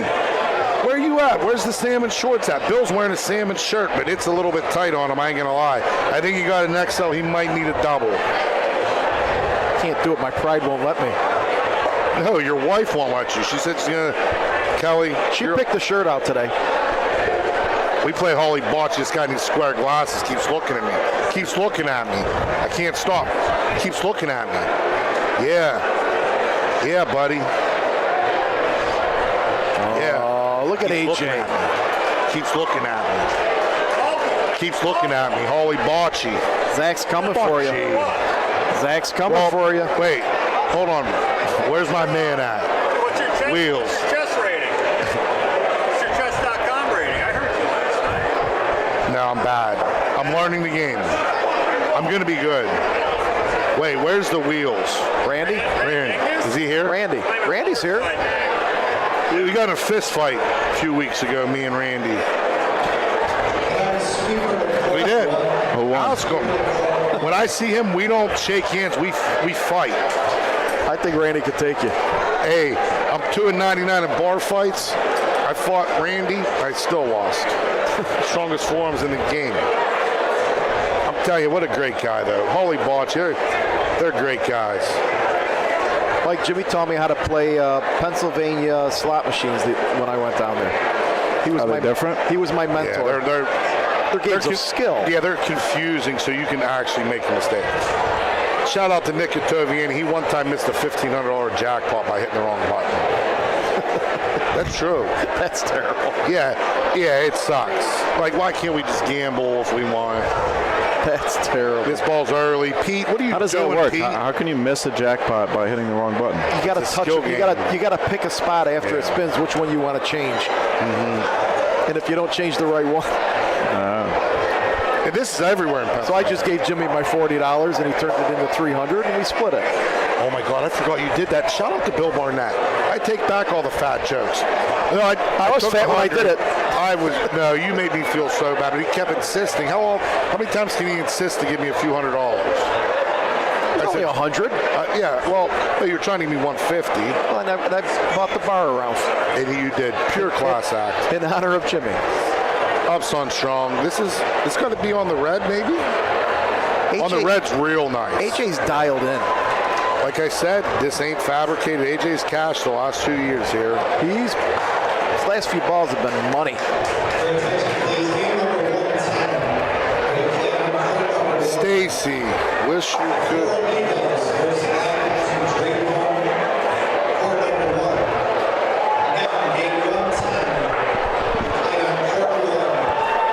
Stacy, I really appreciate the kind words. I would love to come commentate your local high school games, but I ain't gonna lie, I have some priors in my history, so I'm not sure. You know what I mean? I mean, I got to be honest. You know, we listen, we don't judge. But Stacy, them are really kind words. I appreciate it. I'm just a chubby guy that I'm blessed to be able to roll a ball off my fat hand once in a while, and I got a good team around me. You must be up soon. Is BSB called? Let me take a look. BSB got called like 2 hours ago. Mobile, man, I appreciate that. I don't know what a philanthropist is, but my best buddy Louie always calls me it. And I think he's making fun of me, but I think it's a good thing. All right, Jimmy, let's see where you're at. We play Holly Bocce. I don't play. The dude was just staring me down with his square glasses. And I asked where Randy was because I wanted to wrestle before the game. I don't know. Maybe you're up. I'm just kidding. I actually don't want to fight Randy. I mean, maybe. If he beats me. Shout out to the Bowers. Greg and Nelly way long on this ball. Yeah, the Nellies are just punting. This game's over. And this game is just about over, yep. This dude's as cool as the other side of the pillow that's about to roll. Look at him. He's smiling. Beat deep on the board. Really can't sell it. He's early as shit. Jimmy, I don't see you on here. Are you Lockport's up 2-0 on BSB? Wait, Lockport battles though. DeSalvo Catering is down 6-1, but Marco and Pete, they're not DeSalvo's this year, right? Yeah. They are? They're down 6-1 to who? ABC Huntington. Let me get this up. Long Island? I'm it's over Marco, this. Pete, Nico, and Natalie. So they are. They're losing, DeSalvo's. huh? Yeah. Ron don't crown them champions. I said, Ron, you're the Jimmy, back tournament. up a little. You're the tournament, Ron. Let's crown them the champions. Back up. Get over here. I don't Billy, see. you gotta slide in. Where am I up? Actually, Am I on? I'm taking my lead. No, you're not up yet, but Guys, it was fun. Jimmy, it's always a treat. You are the voice of bocce when it comes to entertainment. Lots of love. We appreciate you coming out to the IMBS, all the support. Anytime, you know Pete, that. You Michael, played great. keep doing a great job. It's these other guys. Thanks, Billy. Thanks for joining us. Jimmy, sit down. Your belly's taking up the whole screen. A lot of fat jokes. You started it. Bill Barnett, he's beautiful. Folks, hello. Thank you so much for tuning in. This is great, huh? Can't get better. Great weekend. One of the best weekends of the year. We love it here. World Series of Bocce, Toccolana Club, Rome, New York. 52 years of the World Series. Over 100 years of the club. Oh, wow. This game is right behind us. We had that women's game last night that was tremendous behind us, the pro quality game. Look, World Series of Bocce. J-Ron's kissing babies. You can't make it up. I mean, this is what it's about. You know, the guy wasn't feeling well, his family, they're so happy. Sometimes it's more than bocce. I'll be a philanthropist. How about this guy over here? Where is he?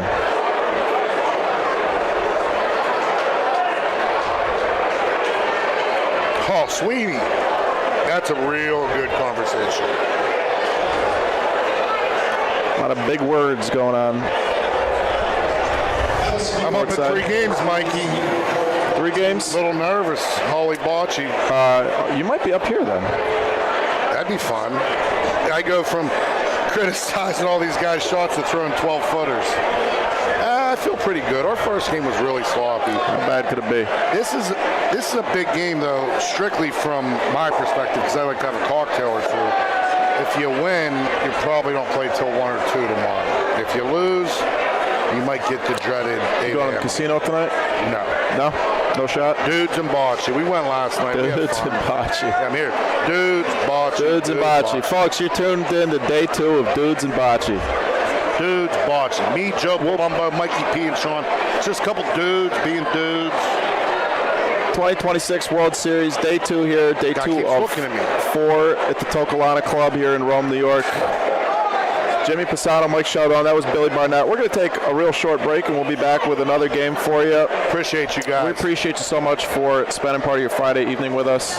Like, comment, subscribe, please, all that good stuff. It's free. Just hit the buttons for us. That's all we ask. This guy can't even get a meal. Like, subscribe. Seriously, I'm out. Go find us on social media, Facebook and Instagram, Bocce Broadcast Network.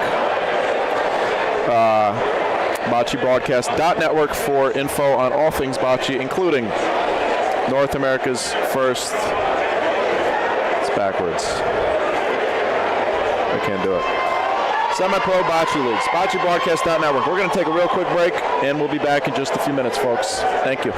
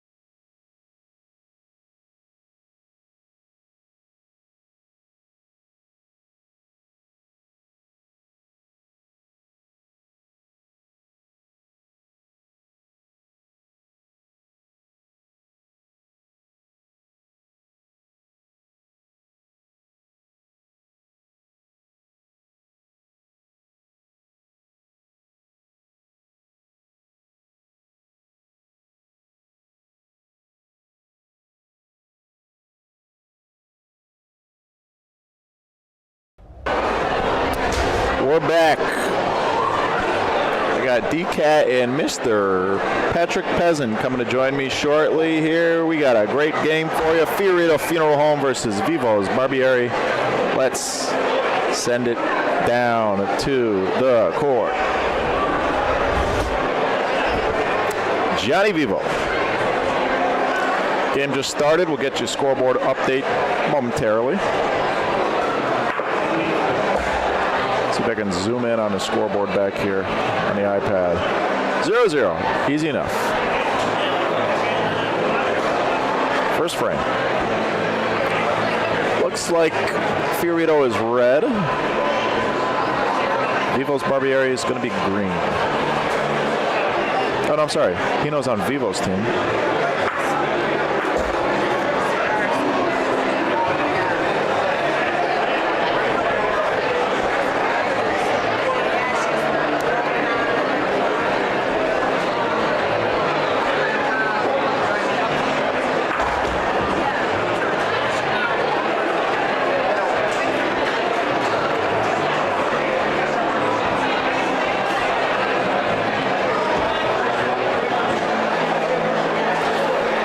Vivo's Barbieri team consists of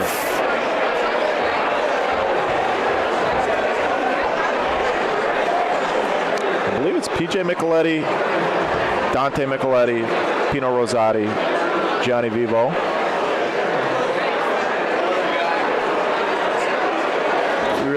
Fiorito Funeral is Doug Carter, Mike Robertson, Pete Melarano, and Russ Meraglio.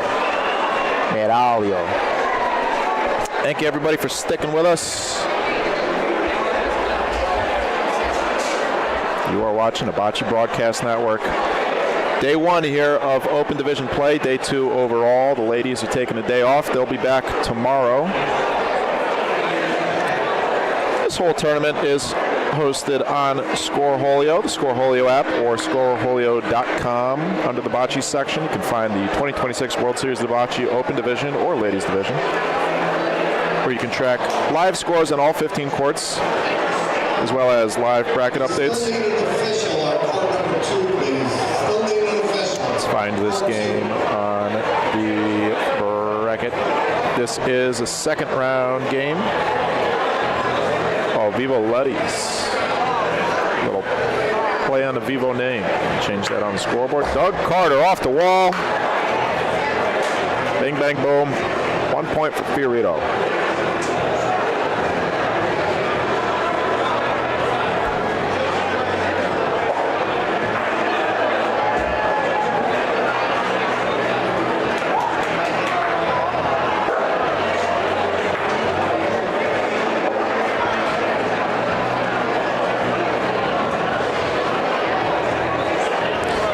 Vivo Letties beat Vermont Seal Coating 14-5 in their first game. Fiorito Funeral Home with a 14-zip shutout over Visions Hotel in their first game. Second game of the tournament for both these teams, winners bracket, of course.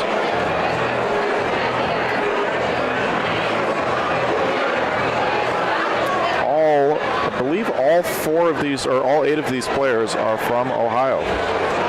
Few from the Cleveland area, few from the Youngstown area.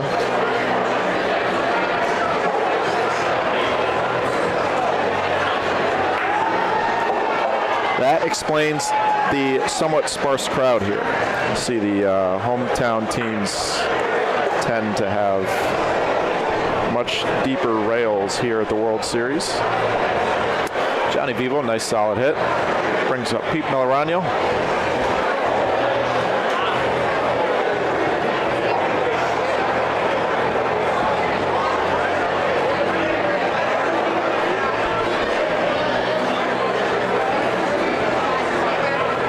Dante Micheletti up the wall side, and it makes the point. 2 balls left for each team.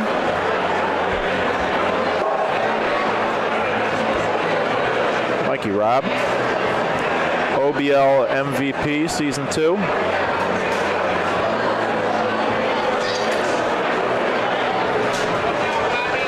Led the Steel Valley Bocce Club to a 6-1 regular season. fell short again in the playoffs. Lost in the semifinals again for the second season in a row after a dominant regular season. But he'll be back for season 3. Opening day in Ohio will be September 28th. Right here on the BBN. Make sure you're subscribed so you don't miss any of the Bocce action. We'll be coming at you live 3 days a week, Mondays, Wednesdays, and Thursdays, September through December. Pino Rosati off the wall.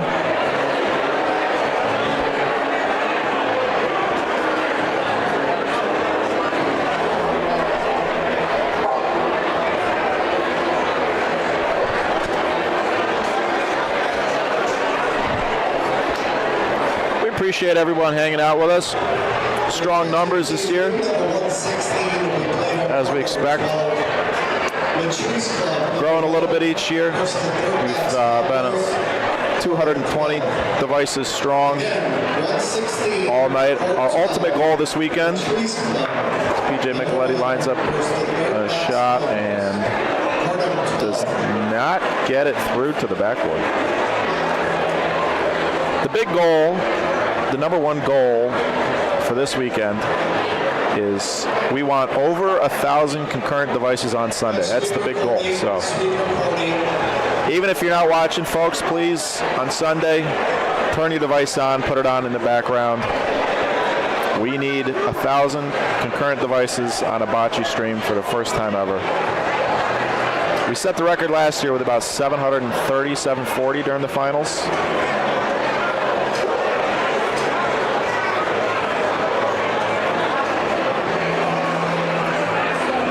Both these teams looking to make a deep run in this tournament. Both teams among the select few who have a chance at winning here at the Toccolana Club.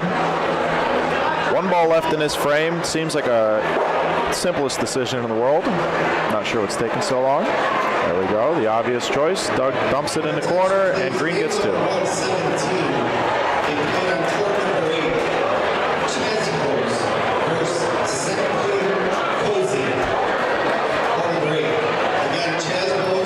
In just a minute here, I will have OBL Commissioner Danny Catullo and Copple Gamblers lead pointer Pat Pezin, 12-time Canadian champion, joining me in the booth. They are currently betting balls over on court 7. It's ABV versus one of the Rome teams, not sure what their team name is. Bernie's team.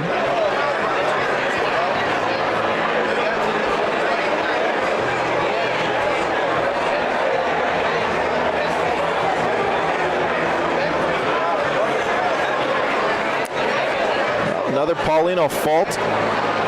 And Vivo Letties, after two bad Paulino throws, will get to throw Paulino again.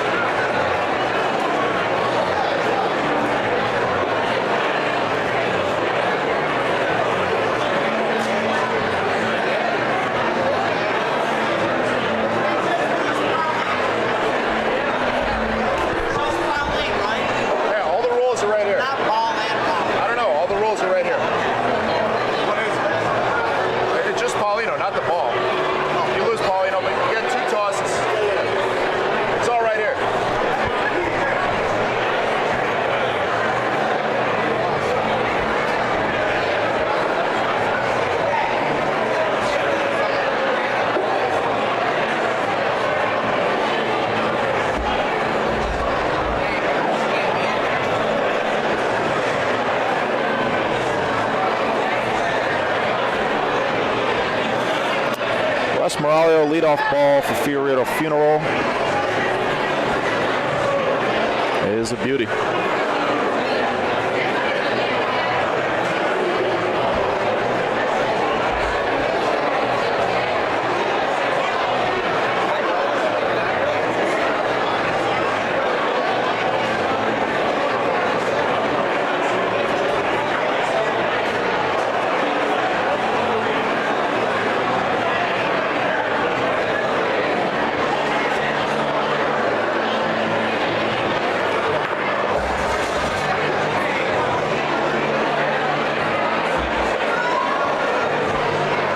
hit from Johnny Vivo made some room.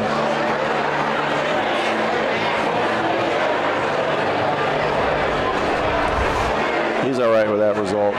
Left Paulino wide open for Dante. His ball's a little bit short. He doesn't hate it, but he doesn't love it. 3 feet. Fioretto could be in a pretty good spot here, especially if they can hide a ball. But the balls do hang up on the wall there. Pete Melorano didn't get it to the wall. If his speed was good, that would have been a perfect ball. Ideally, you don't want to get it to the wall there because they do hang up on the wall. Or you want to get to the wall a little early.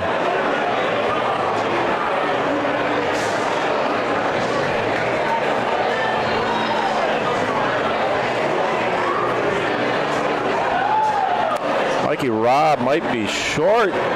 He's short. Oh, no. 2 balls back here for Vivo Letty's net. Ball from Dante somehow, a 3-ball waster. Tell you what, this could be bad too. Russ is telling Doug to go up on a wall side, try and move this green ball on the wall. Doug's going to roll this real hard. It could hang up on the wall. If he doesn't touch, they're in trouble. Didn't get to the wall. Just point speed. Great ball from Doug Carter. A little bit hidden. Paulino's in play. Pino will shoot this ball, I would imagine. It's got at least a half a ball from the left corner, right side of your screen.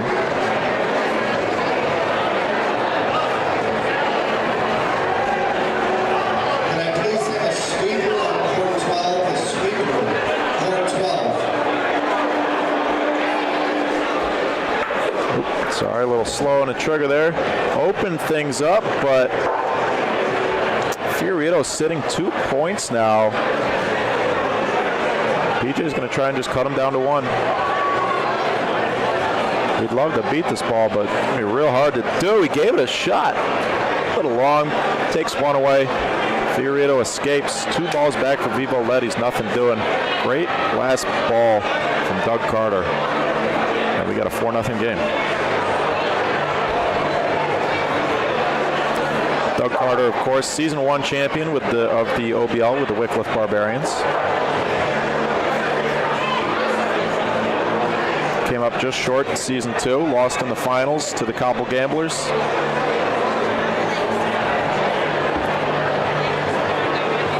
Part of that Cobble Gamblers roster was Mr. Vivo there with the backwards hat and the gold chain. I realize that describes half the people on the screen right now, but on the left side of your screen there. Holding the red ball, Johnny Vivo. A lot of firepower on this court.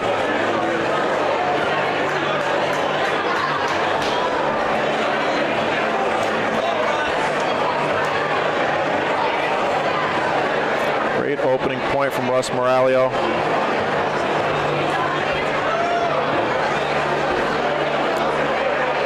Russ also plays in the OBL, lead pointer for the Wycliffe Barbarians.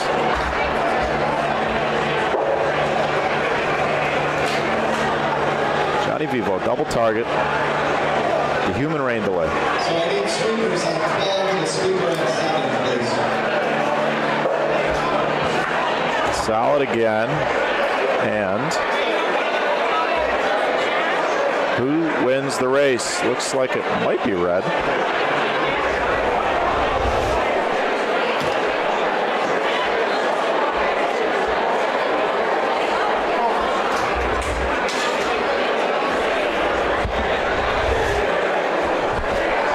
Heidi, what's up? DCAT is not here yet, but now he is. Hey, DCAT. Mikey. Did you run out of dollar bills? ABV somehow escaped Bernie Colangelo. Bernie X. On the unreal last shot by Croce's brother Ray to win the game. I had to watch him. Apologize. 4-0 here.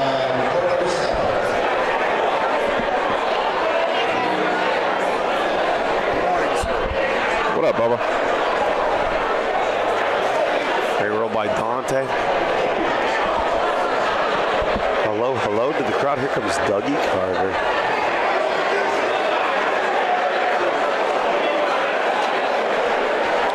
Got it! was already reaching to turn your microphone down when Doug was shooting the ball. Sticks around. Toccolana.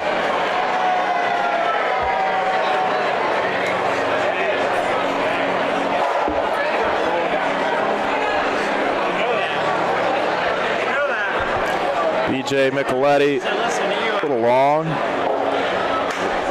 He doesn't hate that ball. Distance-wise, he's okay with it, but I like Pete rolling this.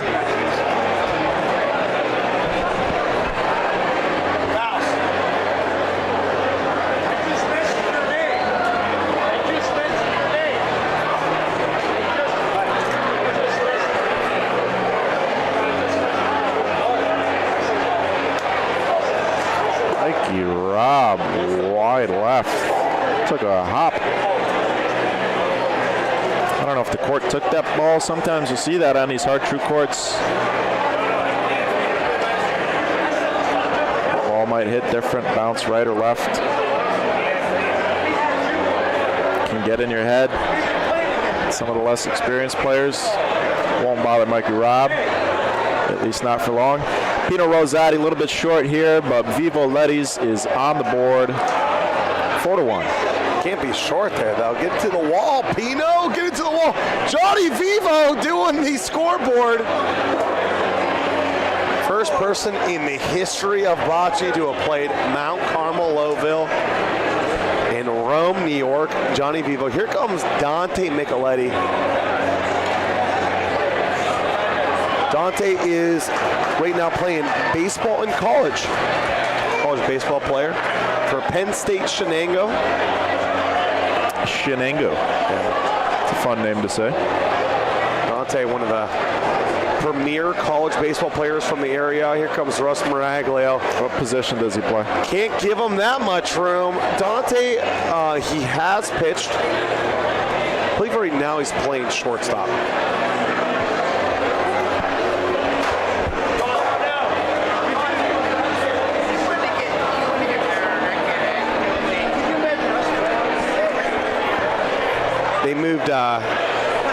They moved Micheletti to second base. He said he wasn't strong enough.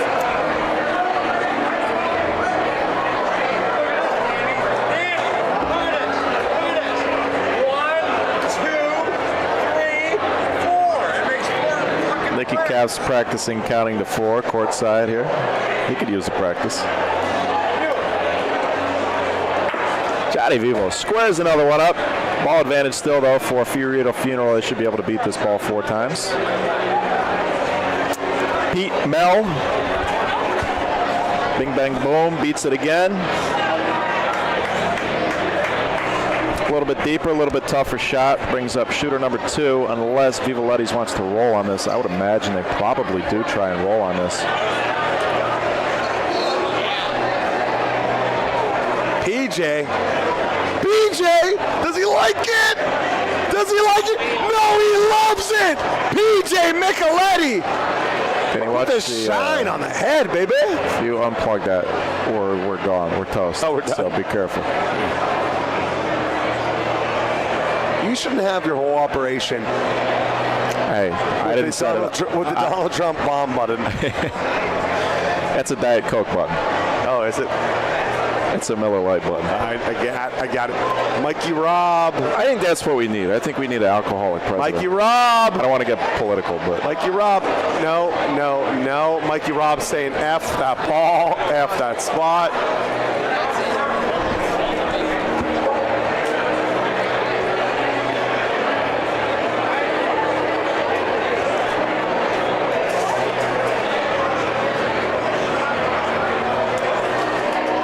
I don't know what else you're going to do here besides roll. We got a point. Doug wants a point. Pete wants the point. Russ wants a point. Mike wants a point. Vivo Letties only got 1 ball left here. It is possible to win this frame for sure. It's still a winnable frame for Fiorito. They put a good ball in here, Doug. Vivo's walking up and down the court. Where's this ball going? Having conversations. That ball is rivet dirch. All right, Pina was short last time. Does he get a point here? another one where short's no good. Short's no good. He didn't make Short's it no short, good. He found the front ball. Didn't get to the wall. 4-2. Okay, the pro side.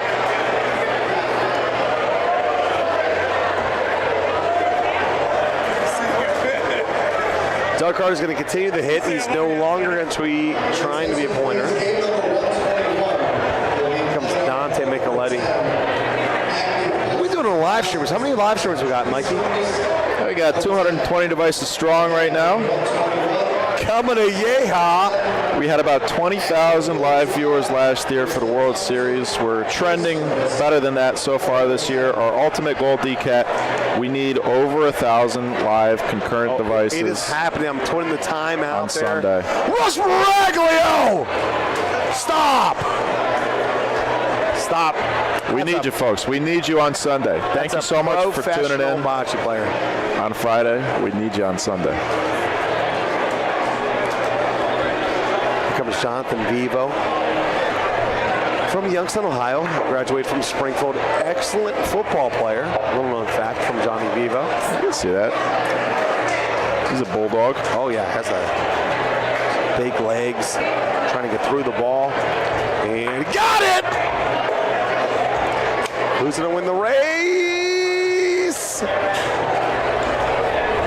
Here's Johnny. What a shot.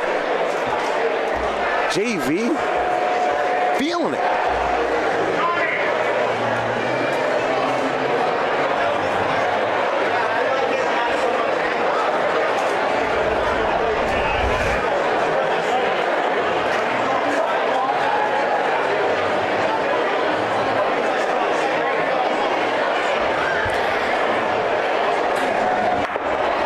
All advantage, Fiorito funeral. Second ball to frame on the way. Seems like a fairly simple shot. Decision here is, do you want to be on the left side of Paulino or on the right side? Looks like they're going to opt for now. the left side. Oopsie daisy. Pino suggesting the same thing. I think that ball's too close to the backboard to try the same thing, DCAT. I think you might have to come in. I like right to left. I like right to left as well. You don't need a ton of angle, but you know, maybe a step over from center court, step to your right from center court, shoot it straight at center court. Yeah, I like Pino doing this first. He has a nice little uppy. Yeah, nice and easy here. A little too far to the left, though. Oh, Pino, not playing well. He needs to be 2 feet more, at least 2 feet more to the right.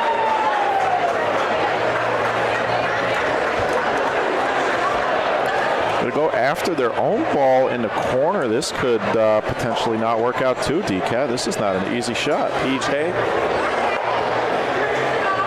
Great shot. Perfectly done. Catches the left side of their ball. And the problem with this ball is that you could just do right this. If you can get this thing clean, it's a 4-point frame potentially for Fiorito. Here comes Dougie Carter. Bink! Oh, look at this. Whoa! Doug Carter! A hidden stick, the magician!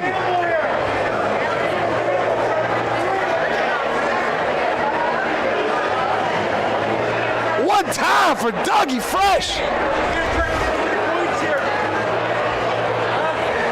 All right, there's a shot here. I just talked to our correspondent on the sideline, Nick Capagreco. Nicky Cap saying, why not shoot it? Can make 3. I disagree. Rolling in that corner, having to come up and in. Potentially getting 2, most likely keeping the 1. Keep the Paulino, some would say. What's up, C-Dub?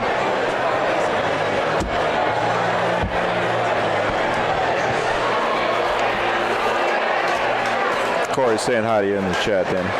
See what?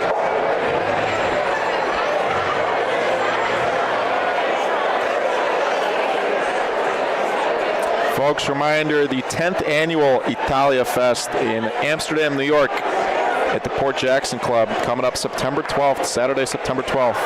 Doubles tournament, double elimination. 2-person teams, of course. Games to 14. Backboard dead, 2014 max. $200 entry. Contact Joe Emanuel to register. How about this? I haven't seen this in a while. Okay, break the other headset. Don't pay attention, Danny. Talking to the crowd, breaking the headsets. It's Augusta. It's just 2 Augustas, not just 1. There's 2. Don't blame it on them. I have to.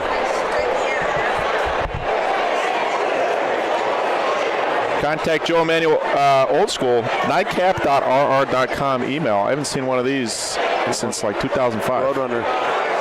They're actually taking spots at the Farrell Italian home as well.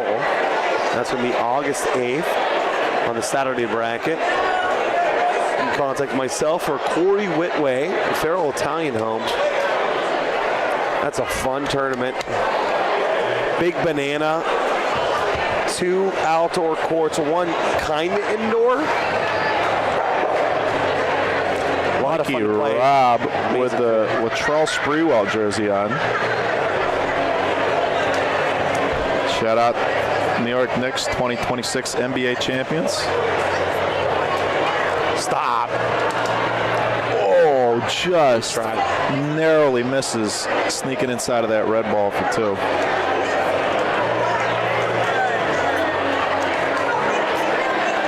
Time for Fiorito. This one's going to be a battle, D-Cat. I can't believe the Salvo's potentially losing, down 13-11. They somehow brought out 4 balls. They have 3 balls back.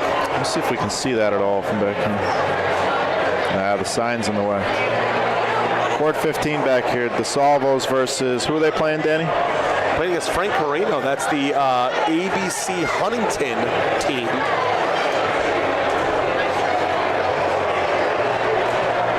Try to get a little information from Mason. Here, look at. Let me see if I can. We're going to try to get back there to see what's going on here. Let me see if we can reach. All right, here comes. We'll get back to this game in just a second, but this one's almost over behind us. Could see last year's runners-up. Excuse me.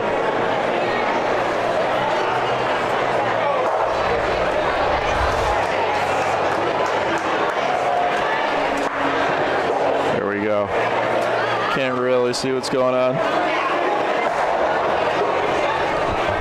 don't know if this is a great view of D-Cat. Tell us what's going on here, because I can't tell. I'm just trying to hold the camera still. You don't even have your headset on anymore. What are you doing? All right.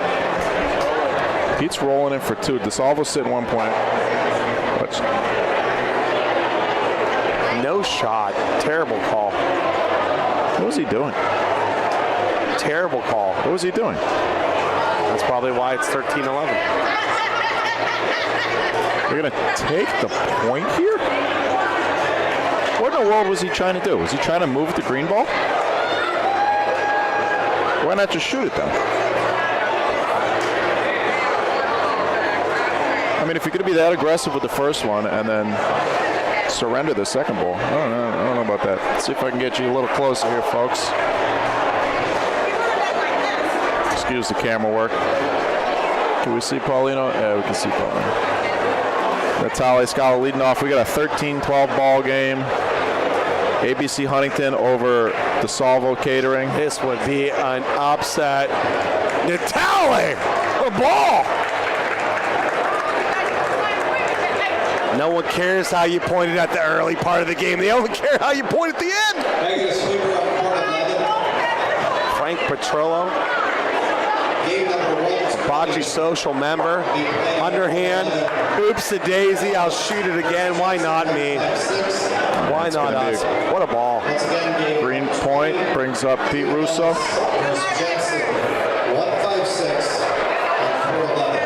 How about the fans hanging on, trying to see what's going on?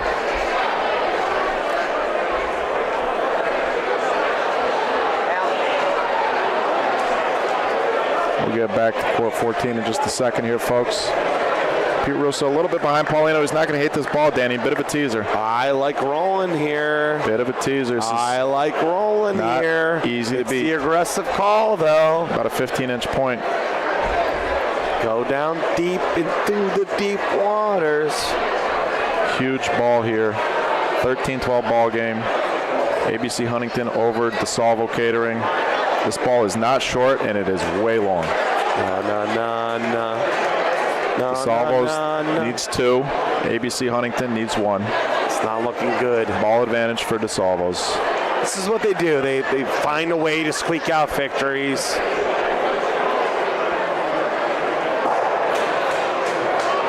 Should have lost this game 3 times.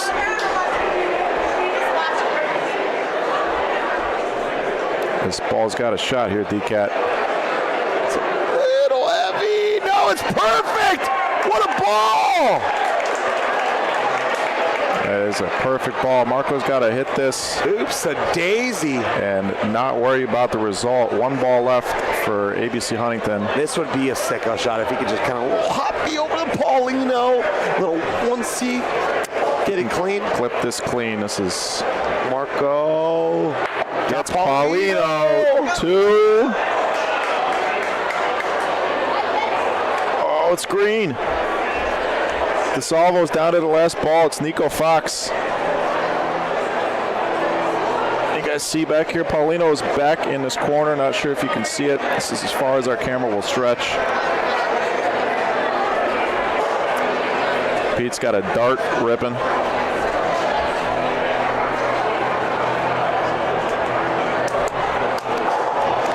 Nico the Kid Fox.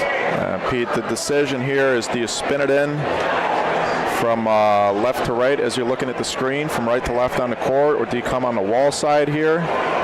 How much is it going to run out from this corner? This is where Pete consults the hometown kid, Nico Fox. Oh, no! Oh, Bill Barnett shoots a ball on court 12, and it pops over and moves both balls.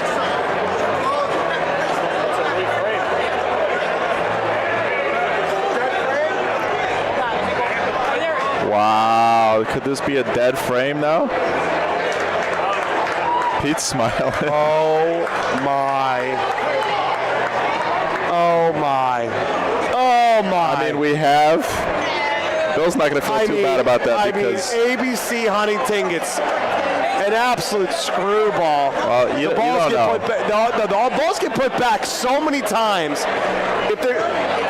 These balls always get put back, and now they're not going to get put back. Well, we have it on video, too. We have a screenshot that we could actually put the balls back if we wanted to. We don't make the rules, We don't make the rules. It's not our rules. All I know is the balls get put back so many times. This time they're not. What a home court advantage rule for DeSalvos. Here's the decision from tournament organizer. They're going to reset the balls to approximately where they were. That green ball was not that close. That's a bad reset. That's not close. Here, let me help him out, D-Cat.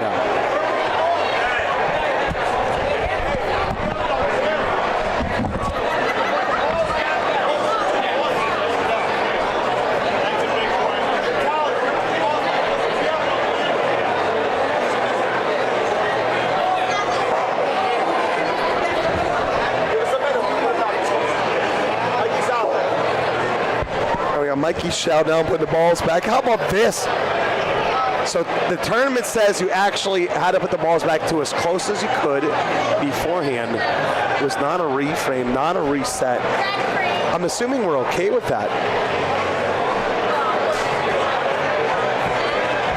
It's I think I can get us a little closer. Excuse me, and I apologize for a little bit of.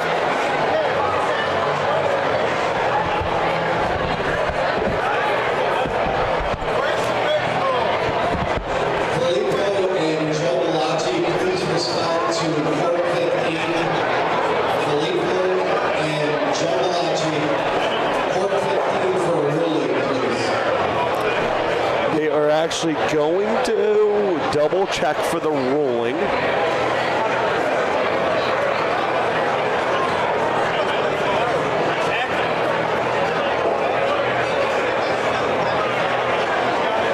Could we get a change here? I mean, this could change the complexion of the World Series.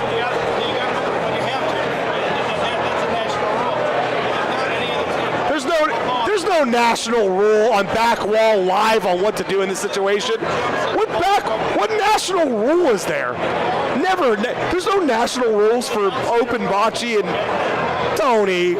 No national rule. They're saying there's a national rule. There's no that's the problem. There is no national rule.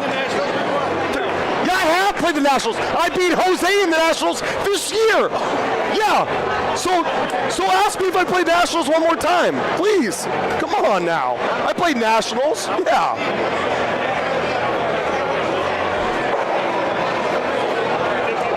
They have no clue what to do here. This is chaotic. This is the problem. This is the problem without referees. This is the problem without true rules for everything in bocce. And one team here is going to be very unhappy. I mean, if I'm ABC Huntington, I'm not happy with this rule here. They're going to call a reframe. I mean, an absolute nightmare if you're ABC Huntington. Not happy with this rule. It's the problem with no rules in bocce.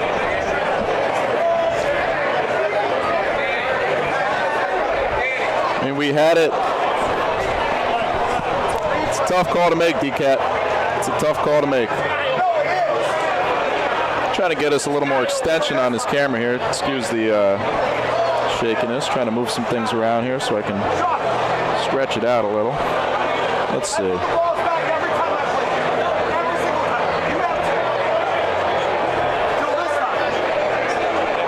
I don't know how much good that does us. There we go. What if I unplug this? Every time.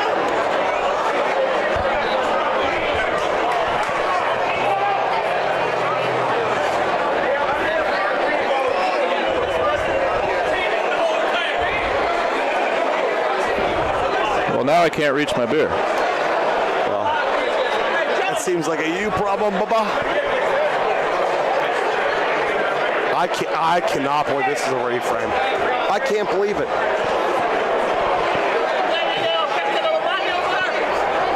I mean, this is chaotic. This is chaos, D-Cat. Let me get a little tripod here with this shovel. There we go. We're in business, folks.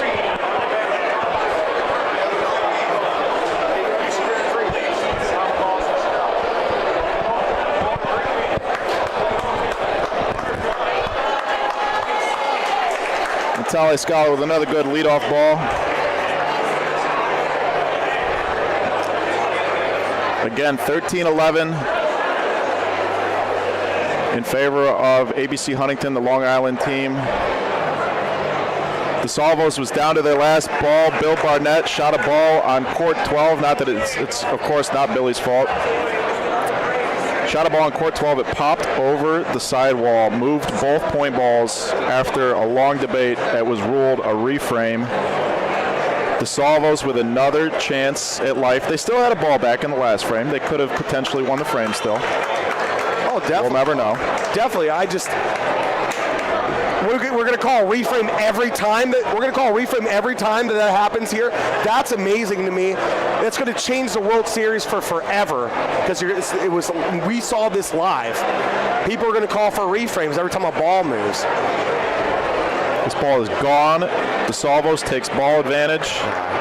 That's a great ball. You got to shoot it. Why were you shooting the ball? That ball should be shot on these courts. That was a bad call. Andrew Santarciero got about 15, 16 inches here. This is a tough ball to beat. I can't believe they're rolling on this twice. But when you roll on it the first time and you play deep, that's the problem. Gave it a shot. This ball might be short, D-Cat. DeSalvos 2 balls back. They need 2 points to win the game. When that call was the reframe, 1,000% DeSalvos is winning the game. 1,000.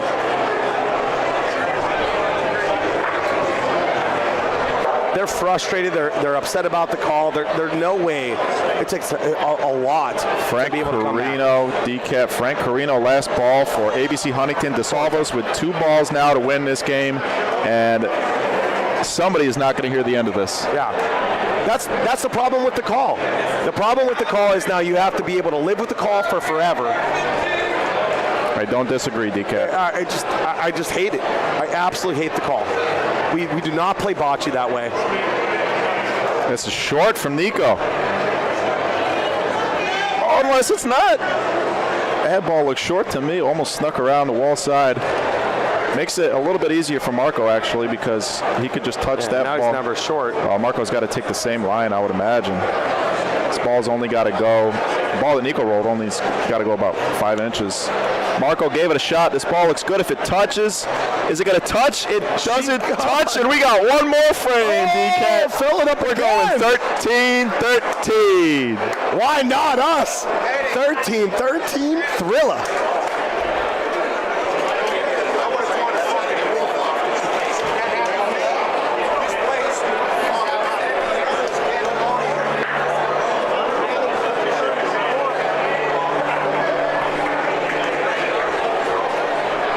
Tony, what up? What's up, Ant? Let me see if I can get you a better view here. Over the top. Mason, watch out. It's our camera. That's what we got, bud. We're going back to the webcam, DCAT. Natalie Scala puts another one right up front.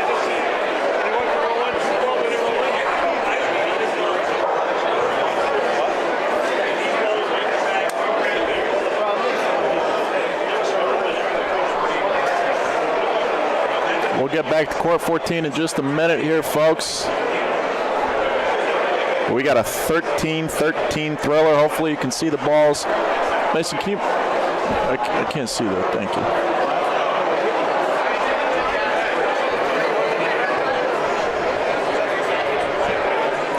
ABC Huntington ball is short, bringing out ball number 2. Ball advantage back to DeSalvo's, trying to sneak around a ball that should have been shot 100% of the time.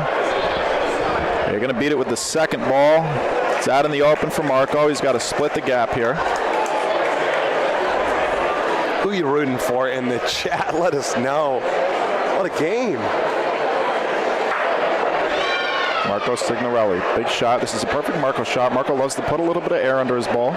Expect him to throw this one out a little bit, so he will hop over the front. Oh! Beautifully done. Signorelli! What a ball. Now, this is the problem with not shooting this ball, DCAT. You got to beat it at least twice. I know. It's like, listen, cloud of controversy. Got to beat this ball again.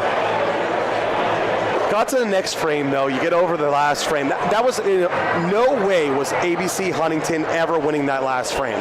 No way. After that call. For those who can't see, Paulino is about 16 inches beyond the red ball. ABC Huntington down to the last ball. It's going to be 2 balls back for the Salvos. Pete Russo, Nico Fox. Frank Carino is the last hope for the Long Island boys. 13-13 thriller. DeSalvo trailed the entire game. Last year's runner-ups, 2022, 2023, back-to-back champions. And a little bit of a call from the home court to be able to stay in this game. Call it what it is. This is going to be a long discussion here from Huntington. DCAT hates it. Jimmy DeSenza says, if they made that call on me, I'm tearing the roof down. If that was me, you would have heard me on all 18 courts, the 3 that are about to get made. You would have heard me. No shot would I have allowed that. 0. Here we go. Last ball. Frank Carino is lining up. It looks like to shoot Paulino. I don't know about this call, DCAT. You're either shooting that ball in the air or trying to sneak in there. Shooting. This looks like a shot on Paulino. This makes no sense to me. DeSalvo's going to have 2 balls back. Catches the front ball. DeSalvo's escapes 14-13. Drama in the 3-1-5. We won't be done talking about this game. I'll tell you that much. It was an interesting call. It benefited the hometown kid, and I hate it. Every single time we put the balls back. As best as you can. That's what they tell us. As best as you can. And then this time they say reframe. And I hate it. I absolutely hate it. And I don't, listen, we're supported by the club. They are some of the best people here. I mean, the best people in bocce. They're supporting us. They've asked us to come as a newscaster. Right? I'm being an unbiased newscaster. I cannot believe that we saw a reframe without that roll being up on these 2 pages. They put 2 pages of rolls. Doug Carter just fired a ball through the crowd over here. Yeah, you know, I'm friends with all 8 of those guys. Of course, grew up, you know, longtime family friends for generations with the Russos. Known Marco since I was a kid. Known Nico since he was 12 years old. And known Scala's family friends for generations as well. So I'm a little biased, but even with that bias, that's the call went in favor of DeSalvo. I think it's a bad call. I agree, DCAT. Bad call. It's a bad call. It's a terrible call. Especially when you have video evidence. This is not a who you're rooting for or not. Terrible call. You zoom in on the scoreboard so I can see what's going on. Vivoletti's down 10-6.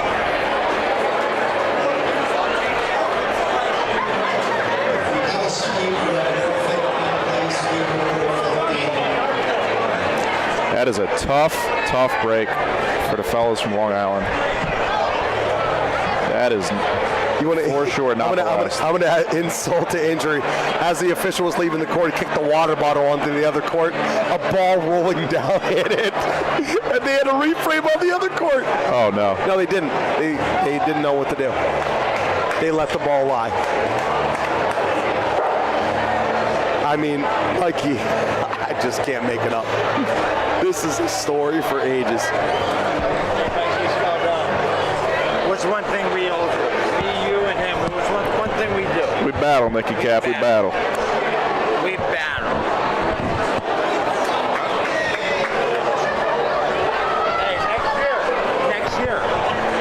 Me, Danny Gattuso, you, Mason.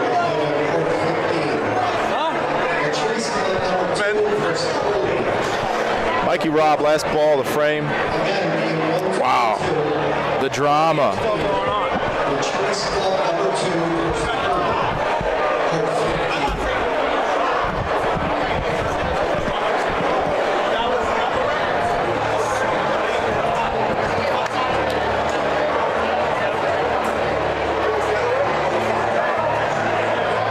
Okay, Mikey Caps here. We got a 10-6 game here. Unreal. Listen, let me tell you something, Mikey. Don't count Vivoletto's out. They got to score 2 points here. If they get 2 points this frame, new ball game.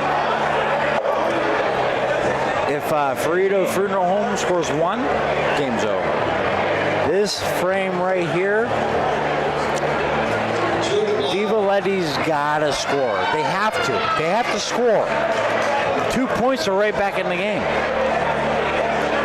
This right here is the opening. That's a 3-foot ball, maybe 3.5 feet. PJ McLitty's got to beat this ball.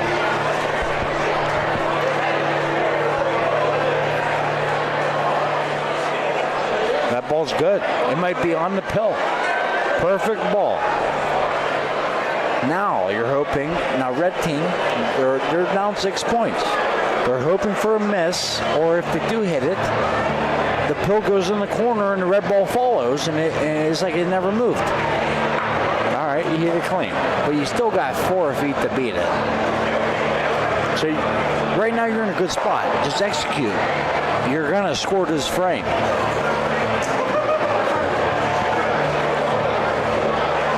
There it is. They keep doing these. They're gonna have to roll on the next one.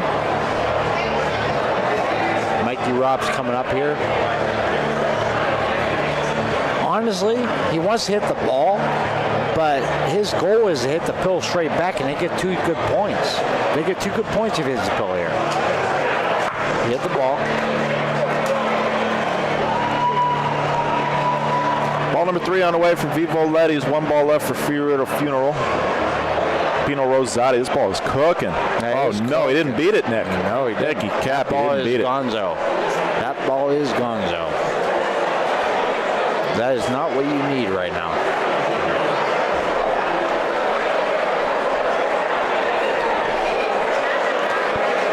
Drama at the Toccolana Club. The Salvo Catering down to their last ball. Controversial reframe, and they put it 13-13 and ultimately win the game. ABC Huntington's got to win that last frame. Of course, once you go 13-13, it's a reframe. You got to be able to mentally reset, but controversy, drama. We love it here on the BBN. Thank you, folks, so much for spending some time with us here at the Toccolana Club in Rome, New York. You're watching Day 2 of the 2026 World Series. We will be live starting at noon tomorrow. We will have both Open Division play and Ladies Division play for you tomorrow. You got to make that point there, Mickey. You just made it. It could have been 13-6. Now you just made it 12-7. Keep control of the pill. Right here, you put one on the pill, they miss one shot. You're talking about a different ball game right now. Folks, make sure you're subscribed to the BBN so you don't miss any future Bocce broadcasts. It's free, of course, and it just helps us show YouTube that people are interested in our content. It helps our content go viral. Ladies and gentlemen, this is the biggest ball of the game right here, and he threw a dime. Now, he's got to hit this ball. If he doesn't, they could be right back in this game. Doug Carter. Got it. Red ball stays in for point, though. Ball advantage back to Vivo Letty's. Here comes Russ. This is going to be a good ball. It's going to be a good ball. On the pill. Now, that's a great ball because it depends on where you hit this. That pill can shoot to the corner where the green ball's at.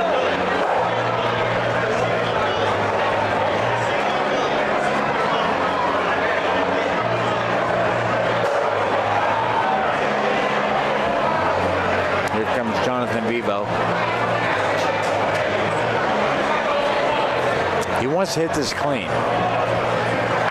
He got it. Yeah, green ball's green ball came back up. Come back. This is a you tough. Think he got two? No, they ain't got two. This is a tough spot on the court to point to. Mikey? You think that green ball's in the corner? I don't think so, Nick.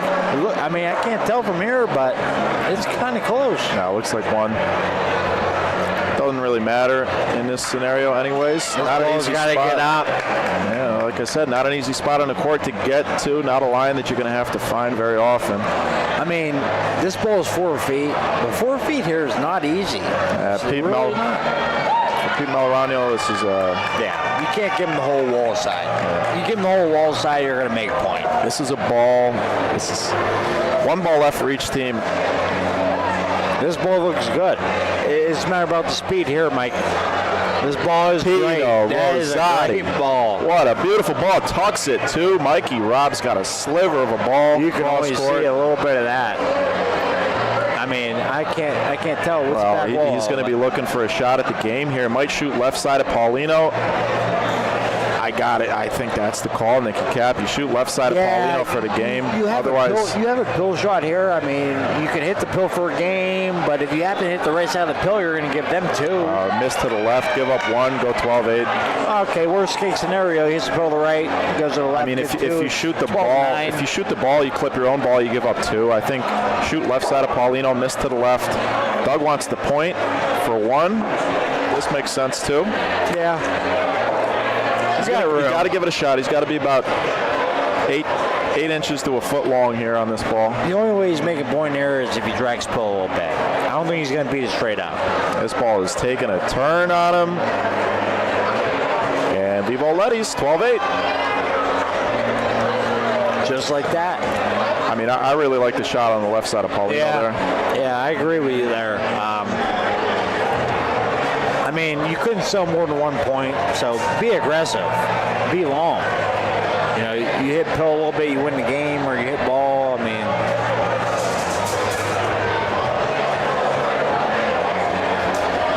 throw this one back. That one's on the wall. Hey, if you guys are watching, like and subscribe. I'll tell you, it takes everything. I mean, you know what? We make the game possible. It's a tough word to pronounce this time of night, folks. Oh, you're making fun of me. Just a little. Whatever. BJ Micheletti opening ball for Vivo Letty's. This is a big one, Nicky Cap. Yeah, this is a big one. You got to be on the pill. You got to make him shoot. You got to make him shoot on this ball, and he did. 100% did.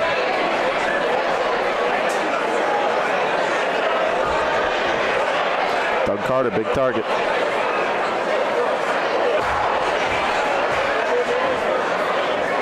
Lines out, hits it.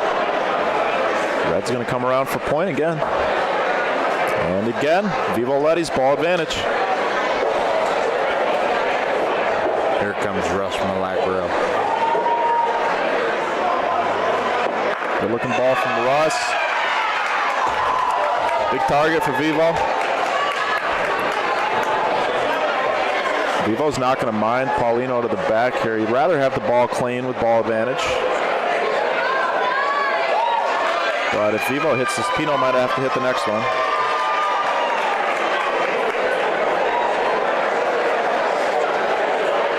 Johnny Vivo.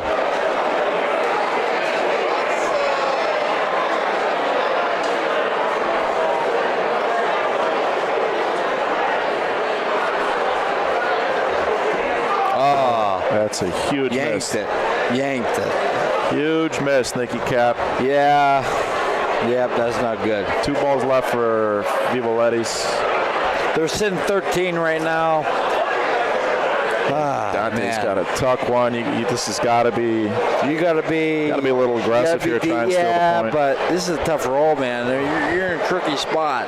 Like, you want to stay in front. I mean.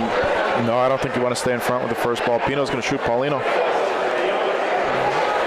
Gets the ball instead. Paulino moves on the ricochet.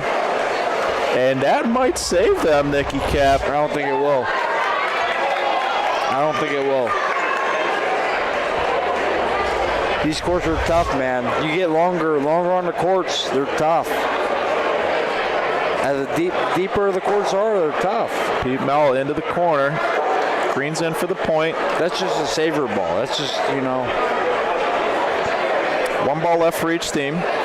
Fiorito's going to have the last ball of the frame, and Mikey Robb is going to have a shot at this game.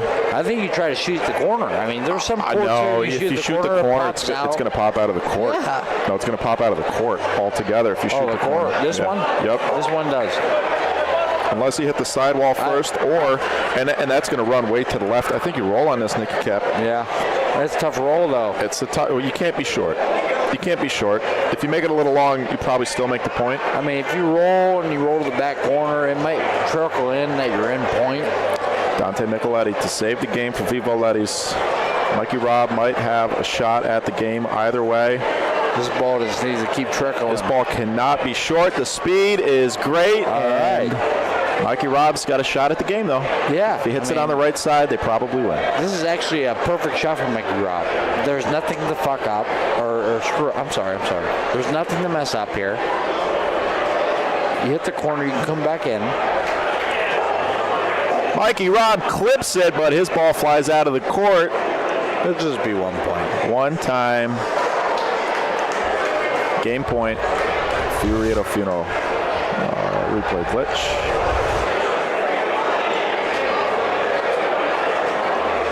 If this ball right here that Russ throws, if it's like a foot and a half, 2 feet short, you got to try to beat that. That's the only way you can get back in the game. You got to try to beat this ball if it's not a foot or less. And this ball is going to be short. It's going to be short. You got to hit this ball. You got to hit it. Any shorter, though, you got to try to beat it. It's the only way you're going to be in the game. Rolling wins games.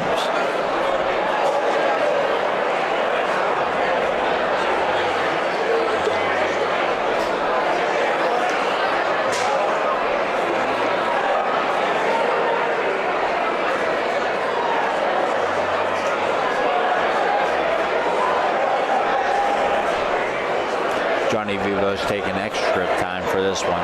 This is a pressure shot. He hits the pill and he'll go straight back, and that's a beautiful shot. It's going to bounce way back, though. But, I mean, Fiorito's got a spin one in from the right side here. This is a fairly simple shot. Mikey, honestly, people think that's a good shot. That's a bad shot, though, because it gives you the whole back wall. You can just roll easily. And now you're going to have to make a full court back wall shot on this ball, right? On this ball, yeah. Yeah. I mean, sometimes the ball is better than the pill, unless you stick on the pill on the back wall. His game point, now you're playing back wall, full court, is tough. I think you got to do a corner shot here. Be tight. Go to the corner and hope it funnels in, right? What's shooting going to do? They're going to do the same thing, right? All the balls kind of funnel towards where the Paulino is, so yeah, you could go up on the left side. But I'm saying, if they shoot the ball out, okay. But at the end of the day, that's a nice shot, but it's easy to beat. All you got to do is pass the red ball up in the corner, roll it. Yeah, well, 2 balls to 2. Fiorito only needs 1 point here. I don't know if this is going to work. Going straight at it, you got to be real soft, I think, if you go at it like that. David Letty's is not in a good spot here. They're really not.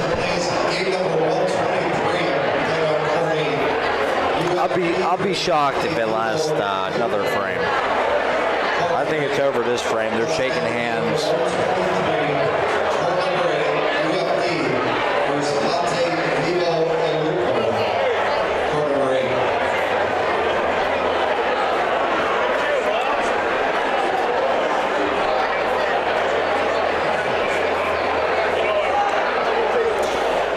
Two balls left for each team.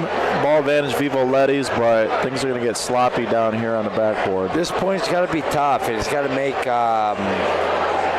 Frito think a little bit. I mean,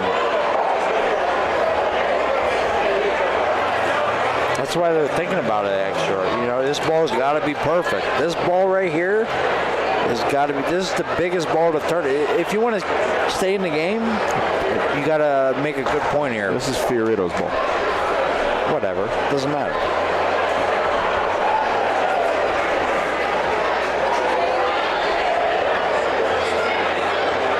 That's what I'm talking about. This ball's got to be perfect. They want to win the game. No, it doesn't. Yes, it does. No, it doesn't. They just have to beat the point. Mikey Rob's going off the right wall all the way across court. I don't understand that shot, but it worked. You don't understand it. No, I don't understand it. It seemed like there were easier ways to get there.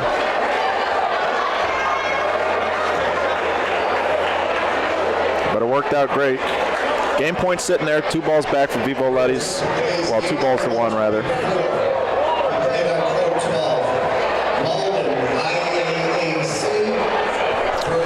How far do you think that green ball is?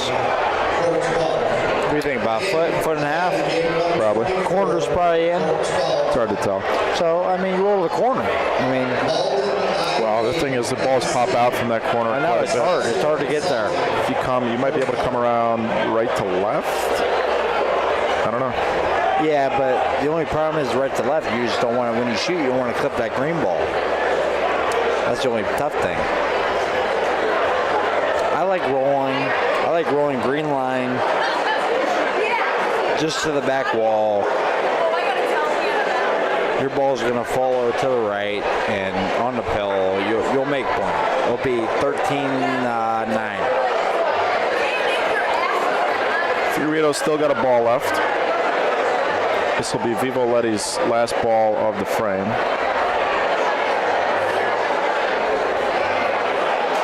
I just think he rolls in the corner.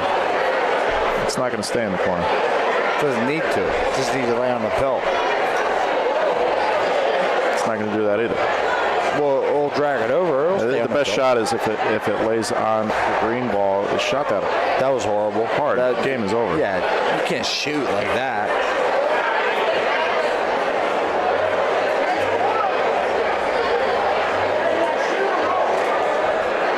I'm sorry, Vivo Letty's had 2 balls. That's why it's like rolling the corner. Oh, and that shot taught you nothing. Just roll the corner.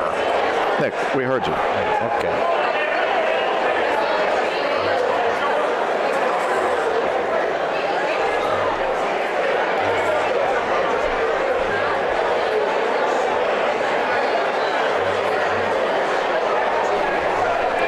But yeah, with 2 balls back, at least if you roll into the corner, you learn something, you have another ball that sticks around there. I mean, you could, that was the aggressive call to try and beat that point. I don't think he was shooting it. I think he was shooting the backboard to try and steal it from behind. It just popped out over the ball.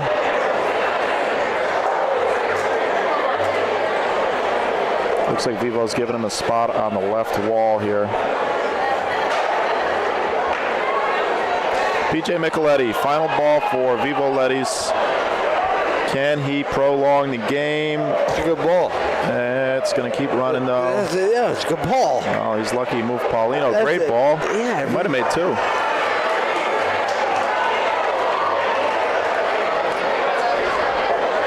Just 1 red. I don't know how Fiorito is going to get in here. Last ball belongs to Doug Carter. I wouldn't be surprised. What do you think about playing in the corner, Mikey? You're trying to bump that green ball. It makes some action, into the pill. You got kind of 3 options here, right? You could go 2 walls in the corner, try and move something. That's probably your best bet. I think your best bet is definitely a 2 wall here.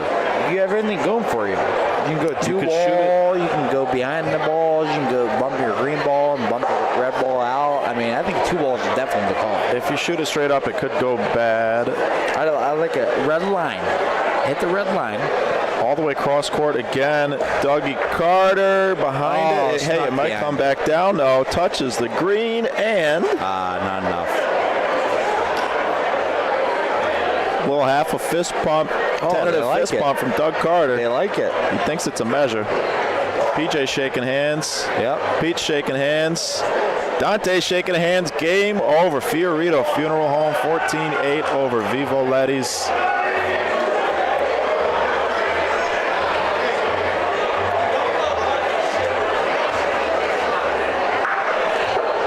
I mean, everyone looks like they want to shake hands. We're shaking hands in that. Now they want to go maybe inside measurement? I don't know.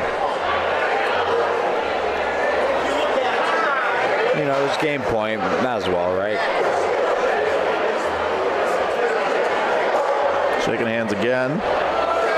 He's submitting it. We're submitting the game on Scorholio, and there it is. 14-8, Fiorito Funeral Home. Nicky Cap. Say hi to your fans. Hey, love you guys. Hey. All right, we're going to see what our next game is. We're going to have at least 1 more game for you tonight. I see that. Is that court? No, they're playing still.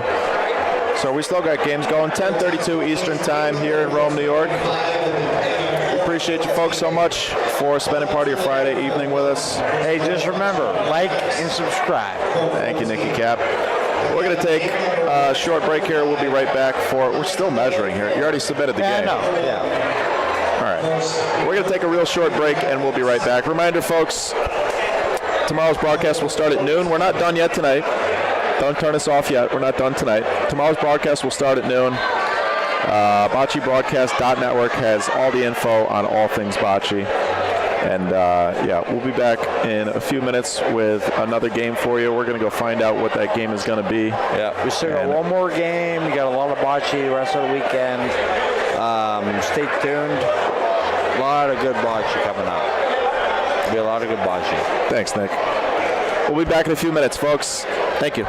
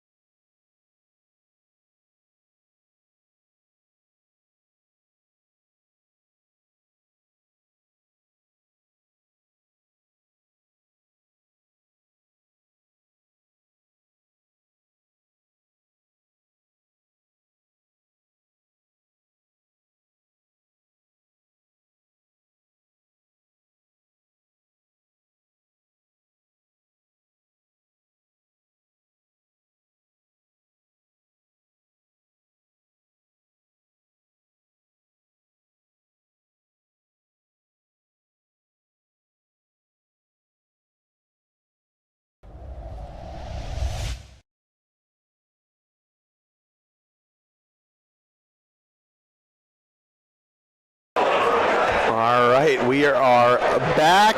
This is Danny Cat live here at the World Series of Bocce.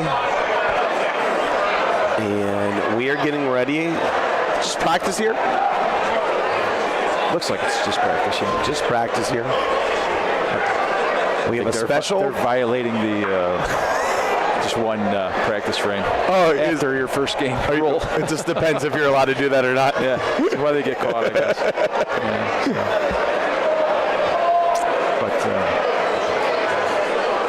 so. So we got North Country Graphics. Slip that R in there somewhere. There we go.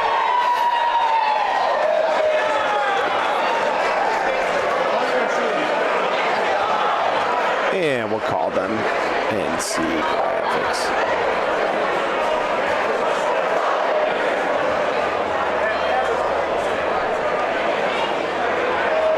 And which Ponte team is this, Joe? Do you know which Ponte team is? Huh? Do you know which Ponte team this is? Just Ponte Landolfo is fine. I could look it up on the score hole there too.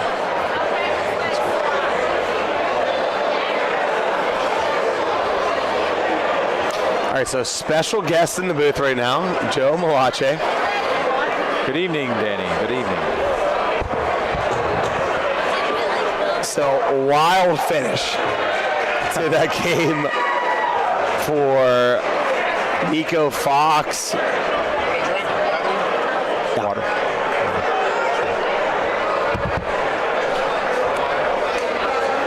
Yeah, it was to say it was a controversial call is an understatement, I would say. So DeSalvo, that was DeSalvo's. Yeah. Catering versus ABC Huntington. Why don't you walk us through what happened as an official? Like how did you get the information? And then why don't you walk us through the call? Sure. And I'm going to be candid. I was unhappy with the call. I thought it was not beneficial to the other team. I felt like they didn't have a chance to be able to win the game on that frame after the reframe. Why don't you walk us through what you got and why you made the decision that you did and what the rule is, please? Sure. And it's fair. Your feelings are fair on the subject. But I think, once the full story is told, I think our perspective could be understood as well. So I was just having a nice time with my wife watching another game on court 7, and I heard my name over the loudspeaker. Oh, man. So they asked me to come to court 15 and bring the rule book. So I stopped and picked up the rule book at the scorer's table and made my way over to 15, and there was a large crowd gathered there. And there was already 2 officials on scene at that point. So it was quickly described to me the situation, and apparently a ball on an adjoining court had skipped through the walkway fence, the opening, and come onto the other court of play on 15, and unfortunately hit both balls, two closest balls, so the point ball and then the next closest ball, and scattered those balls. So as it was explained to me, there was no agreement on either of those balls or where they should be placed. Okay, so the rule is if balls are interfered with by some sort of outside force, absent of a player coming over and kicking them. So if it was the situation with the ball coming in, obviously is another object interfering with the placement of the balls. Then the teams kind of have to come to some sort of an agreement as to, where they were prior to being moved. And my understanding is they were not agreeing as to what was the point ball, where the second ball should be, and so there was some talk about a video. listen, we're not here, we're not doing VAR here like at the World Cup or, instant replay like in baseball or anything like that. That's not anything that we incorporate because we don't have cameras on every court. So the salvos when they talk to you or the captains when they talk to you? No, it wasn't the captains. It was the two other officials. So there was already two other officials that were there, and they indicated that sorry. Okay, sorry about that. I had to make some accommodations for my wife here. So it was explained to me by the two other officials that there was no agreement either to the point ball or to the placement of the point ball or to the placement of the second ball. Okay. So in my mind, if there wasn't going to be an agreement and we were going to sit there all night and figure out, and come to some sort of try to come to some sort of solution as to the placement of the balls that was going to satisfy both of those teams, it didn't seem to me like in the moment that was ever going to happen. So at that point, it was decided, and it was decided before I even got there by the two other officials. They had reached the conclusion that it was a dead frame, and it had to be played over. Now, had I had a little bit of additional information, which I found out after the fact, that both teams agreed to where the placement of the point ball that one team was in. They both agreed that one team was in. Okay. Had I known that, I think that I think the conflict then would have been as to where that second ball should be. Right. Obviously not the point, but we would put it in the general area of where it was, and move on with the frame and play the last two balls. That's probably what I would have suggested at that point in time. But that's not the information that I had. The information that I had was there was disagreement as to both balls, and as a result, we can't go back and forth all night trying to figure out where the placement was. At that point, it's just a dead frame.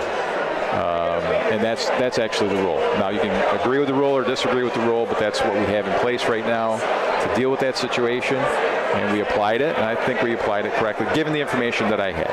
Okay, so that's kind of the breakdown of what happened in that game. I know it was an emotional moment for the team that had the point in, looked like they had an advantage and possibly could have won the game at that point. But unfortunately, it played out the way that it did, and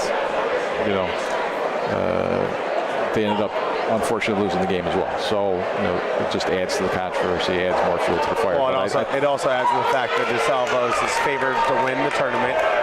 Probably has the most talented team here.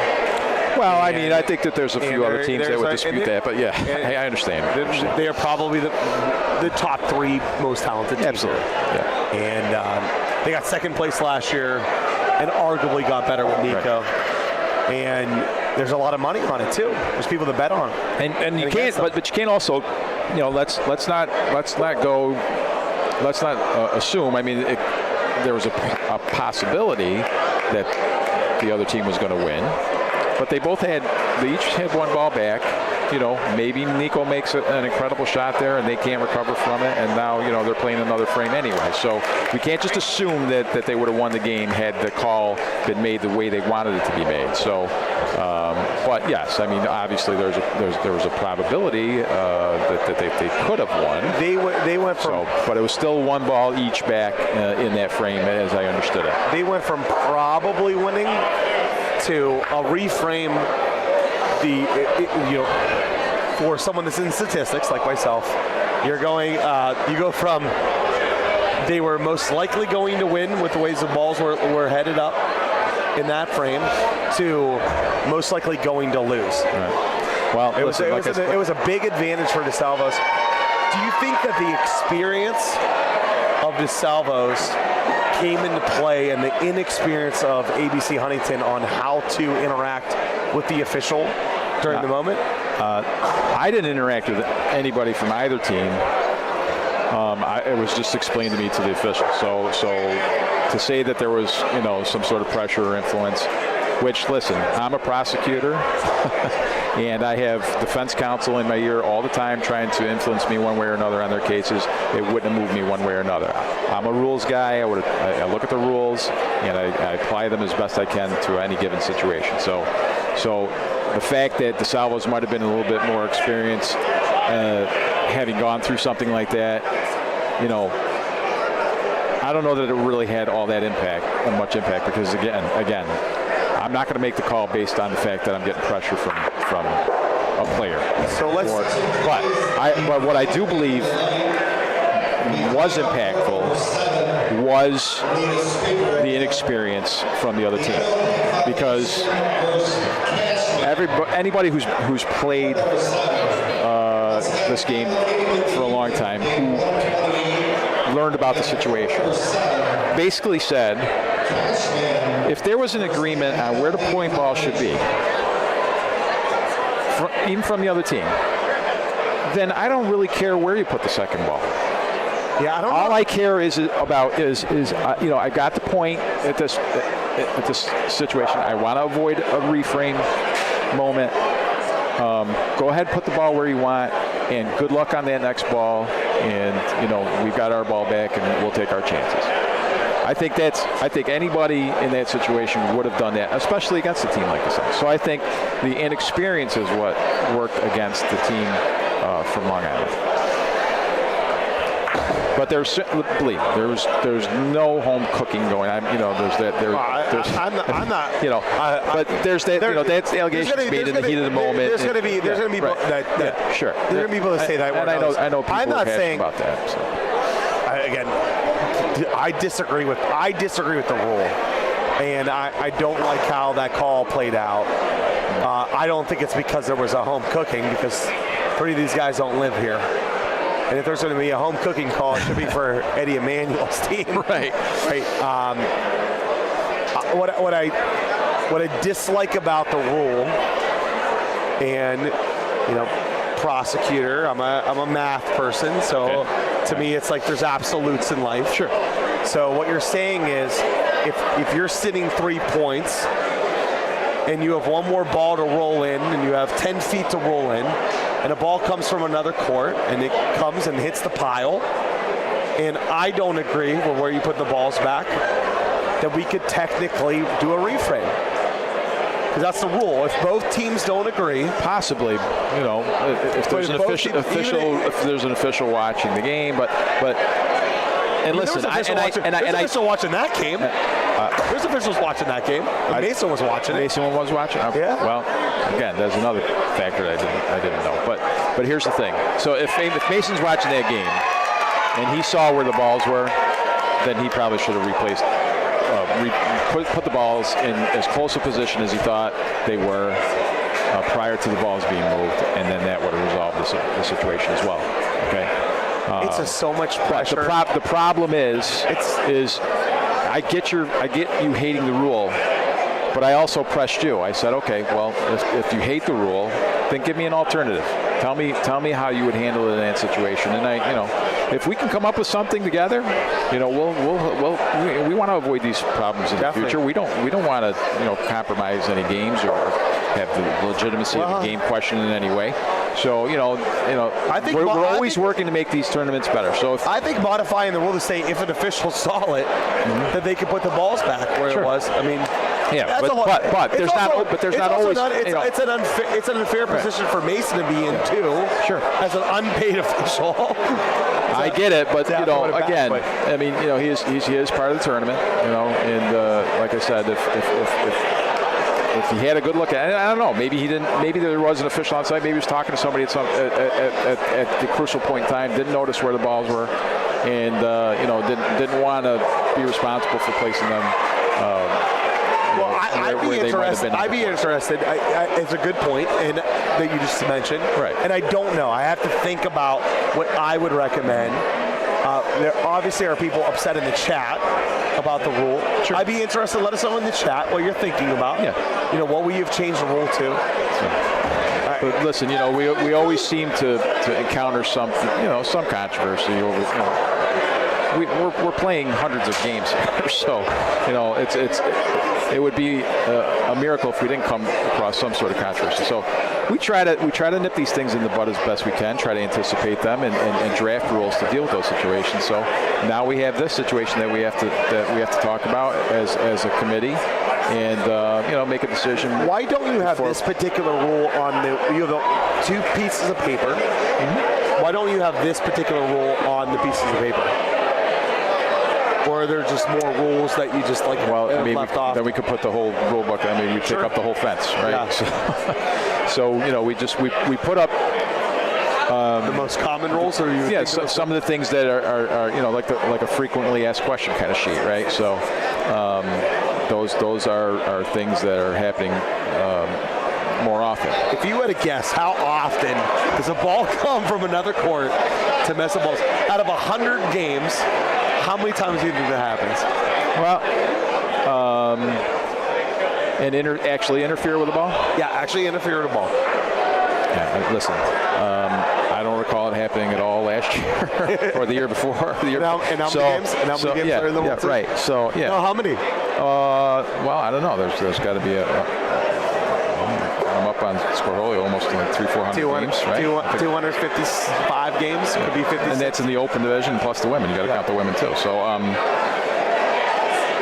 so it's an extremely rare circumstance. I know we have the openings here. We got the fences here to protect. All right, so it's extremely rare. Yeah. And then there also is, on average, on games of 14, on average there is 14 basically frames. So like 13.7 frames when you play to 14. Okay. So the fact that it was on the last frame or on the end of the game makes it even more rare. Absolutely, right. And there probably wouldn't have been as much of a controversy if it happened in the first frame, right? So, and there might have probably been more agreement as to the placement of the balls if it was the first frame too. But it happened. It's unfortunate. I'm sorry that it happened. I have to say, and we dealt with it as best we could. I have to say, there are other big tournaments and other clubs that I go to play. Yeah. And what I love about here, and I can only speak to the years that I've been coming here, right, in the last 3 to 4 years, is that every single time that there is something that comes up with this tournament, it's met head on. Mm-hmm. And with, again, with conviction, and these are the rules, and this is what it is, and we'll take a look to be able to change it, and that's all you can do. Right. That's all you can be able to do. Right. Yeah. There were things that happened in other tournaments that I was at, and I would say that, like, from to me, the best tournament directors in committees say, we agree. It's not a great rule, or it's whatever, and we're going to take a look at it to try to make it better. Yeah, absolutely. And that's something that happens. And we used to have a dedicated bocce committee here years ago, and we don't have that committee now. So maybe it's time to sit down and have a rules committee, a bocce committee that meets 3-4 times a year, especially ahead of the World Series, and try to anticipate these things as best we can and make up a rule.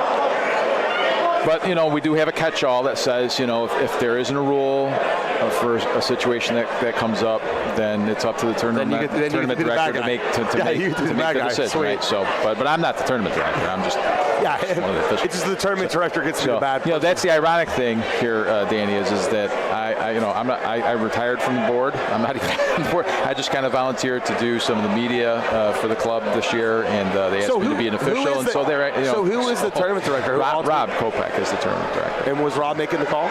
He was not making the call in this situation. He was, at the scorer's table, so he asked us to go and take a look at it, Filippo and I, because, we're kind of the longest tenured in terms of making these types of calls, and we were on the rules committee at one point in time, so,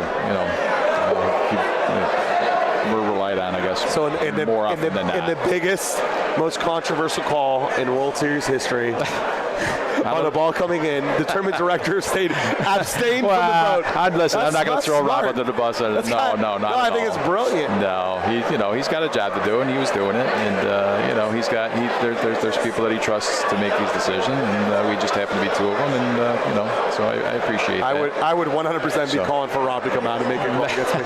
I'd still be sitting in the court. Listen, I'd have a blanket on me. Here's the thing. It wasn't a discretionary call for a tournament director at that point anyway, because there is a rule technically for a moved ball. So there is a rule. It's just the interpretation, how we're going to interpret it on site. There was. So now, as we're dealing with that situation, there was a situation inside where somebody tried to volo and they hit the ceiling, and they were insisting that the ball was still in play. And so we tried to look that rule up to see if there was anything about ceilings, hitting the ceilings. I mean, there's plenty of rules about hitting movable objects like a water bottle or a tape or something like that. But there's nothing that said anything about the ceiling. So at that point, I invoked the rule of tournament director has a discretion. Rob, you're going to have to go in and talk to these people. So I think he was ready to go in and talk to them, but they were able to resolve that on their own. So I was playing at the Slovenian home. Yeah. Okay.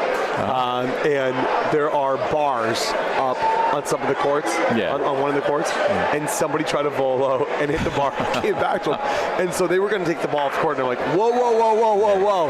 Right. I'm like, I need someone else to tell me that's okay that we're taking it on the self court. Right.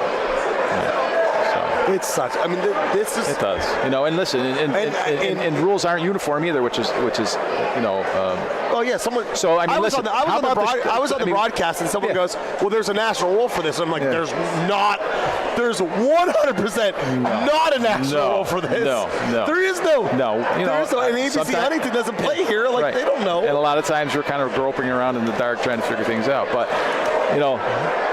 here's a perfect example. Sean knew last year, right? I mean, he's getting ready to roll a point that he makes probably 100 times out of 100, and he rolls that ball and it hits a stone and it goes flying in the air, and our rule is, sorry, you're not playing that ball over. But now I believe Mike Lisi has a rule that if you hit a stone or some sort of obstruction, you get to play the ball over. I think that happened against Marco, right? In the 100%. Okay. Yeah, so there's no rule on that one either, right? Thank you. Right. So listen. Well, there's no unified rule, I should say. We have our rule. They have theirs, right? So in our club, Sean doesn't get to replay it. At Mike's club, he does get to replay it. So this is purely a guess. How much more money would need to get raised by the World Series for there to be truly an official that monitored 3 courts? Every 3 courts. Oh gosh, listen. How much more money? It's a 4-day tournament. Between the women's and the men's. Let's just say open. It's not women. It's not women and men's anymore. But what I'm saying is, okay, so we got here today to get things ready and to have the practice rounds at 9 a.m. Okay, so we're here earlier than 9 a.m. In fact, I was here probably at 5 a.m. because they were doing a radio show at our club, so I had to make sure it was open and appear on the show and all the rest of it. So. And then, these games tonight are probably going to, I mean, what time is it now? It's 11:03. I mean, we're going to get into midnight, 1 o'clock, 2 o'clock, possibly finishing these games. Is it fair to say to a guy, here, we'll pay $100 to sit here from 4 p.m. until 2 in the morning? How much do you think? 200? 300? No, I mean, 500? it would be a grueling day. And think about how emotionally and mentally exhausting it would be arguing with these teams over and over again over the course of that time frame. So I mean, and then do it over 3 days. I pay officials at Ohio Bocce. Trust me, I know. Right. I know how mentally. Right. So,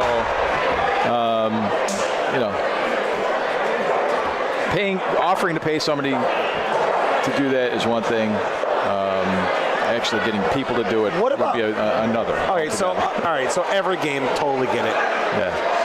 Let's focus in on Sunday. What do you think it would take to have the games on Sunday, or like the games on Sunday? We have officials there because I mean you're not talking about a huge amount of games there. Yeah. So I think that would be fair. I think we already have a lot of officials watching games on Sunday anyway, so they're available to do that. Yeah, I think Sunday's more than fair. Here we are. It's a really good game developing in front of us, and we haven't said one word about it yet. But anyway, I hope that helps to. I thank you for talking about it. Two, I think it's important to address it because if we're trying. Listen, transparency is very important. Myself, I would say there's a contingent of special people in bocce that are trying to grow the game, that care not only about an individual tournament or an individual game, they care about the sport and growing the sport. And so if we don't address it, if we don't talk about it, we're just going to have all the rumor mills and it's going to fester. It's definitely going to fester. When you actually address it, you can be able to put something to bed. Right. And Joe, I really appreciate you being so candid and coming on to talk about that. Right. All right, we're going to move our attention over to Ponte Rodolfo from Connecticut. Waterbury, I believe, if I'm not mistaken. Now, Ponte's from Connecticut. Oh, Waterbury, Connecticut. Well, Waterbury, Connecticut.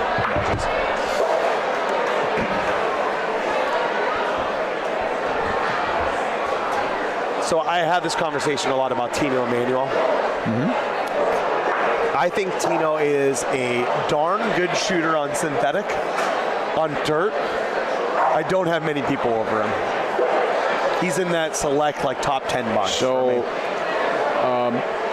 we talk about it from time to time, people that watch him play. And on dirt, if you notice, when he plants that foot before he throws, it kind of slides a little bit. He's got that, his motion works that slide in and helps him guide the ball and release the ball a little bit better. On synthetics, obviously, you can't slide. So I think that's why you see a little bit of a dip in his effectiveness. It stops him, and you're thinking that's why it goes left. It does go left on him. Yeah. So we'll when he gets up there, we'll take a look at that, and you can see how he has that little slide step in his motion. The Emanuel slide. It's the Tino slide. That's the Emanuel slide. That comes from Eddie. Puts enough slide marks on these courts as it is. So, but yeah, you watch how when he hits, he slides just a bit. So it's Ponte Landolfo 1. I know you were asking earlier which Ponte Landolfo team it was. So, I guess we'll have to wait till the next frame to watch Tino hit. Oh, he hit the last one. That's what I was mentioning. Oh, okay. Yeah, I missed it. I was looking up the square. I was looking on Scoreholio, so I missed it.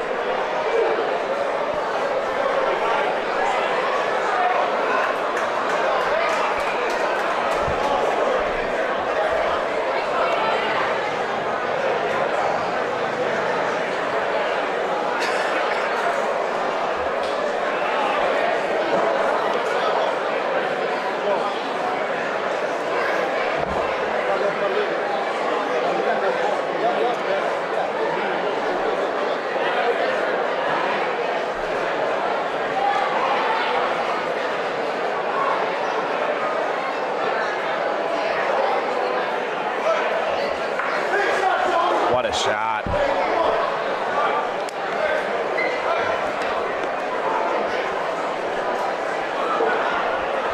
Another potential upset brewing. Would it be an upset, though? I mean, I listen. I know North Country Crafts is a strong team, but these Ponte teams have been playing forever, and they are solid teams. It's to me, it's not about them being solid. It's just that North Country Craft is so good. If I was making a line on this to 14, it's 2.5 points. Charles from Westcott Security, can you come to the scores table, please? I want to be that age and roll those good balls. Yeah, amen. Yes. I don't know if you know Roger Panero. You know Roger Panero? Mm-hmm. Met Roger? I mean, he's, I think, 91, 92 this year, and he's still the first backer on his team.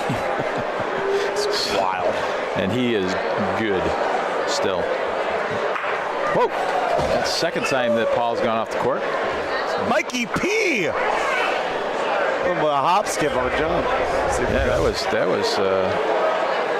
good reaction time. Me and cat-like reflexes.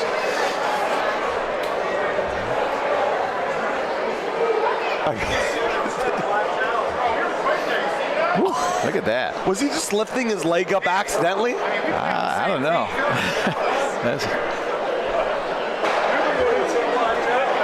I think he's just lifting his leg up accidentally.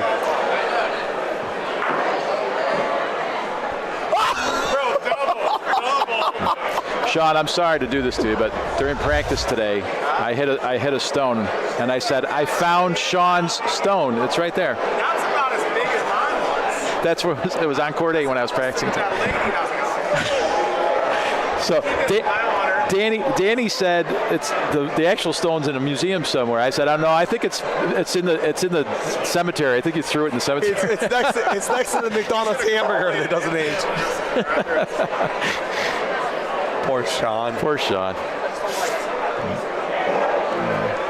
Gosh, I never saw anything like that. Again, I've seen stones and I've seen balls come off of courts, but when it's like big moments and big games, it just feels so rare. No, I've seen balls hit stones before too, but I'd never seen one launch into the air like 3 feet into the air and then come back down again. That was unbelievable. We were like slow-moing it. We didn't know what to do. Yeah, it was incredible. Got it. Moose Paulino. What a shot. Yeah.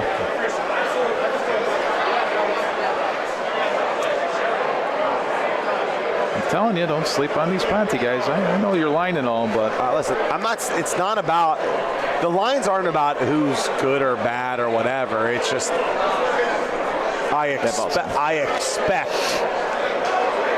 North Country Graphics, I expect the Salvos, I expect BSB to be in the top 4. Will that happen? They have to play out the games. Right.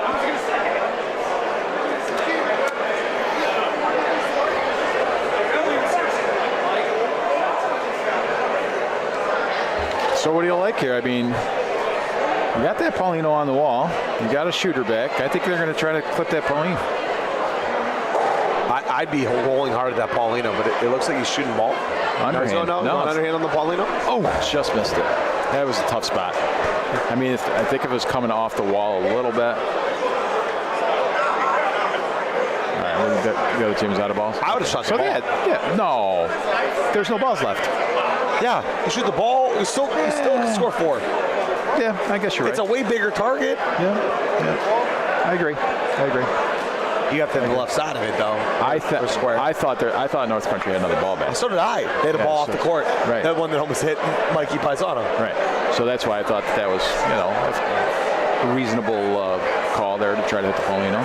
I forgot too. It almost hit Mikey over there. Right. That's right.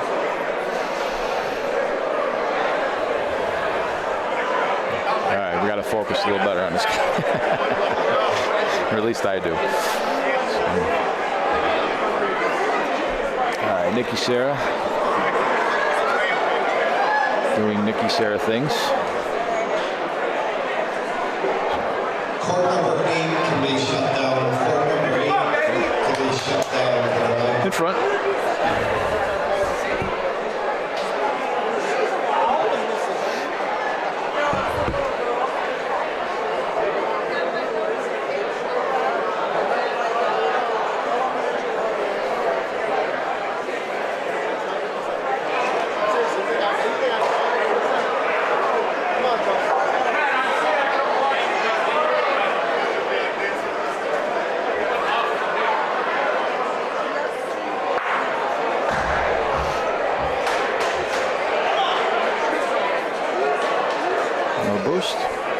Shot.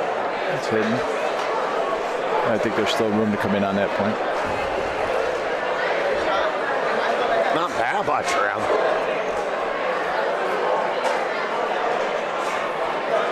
I'd say a foot or more.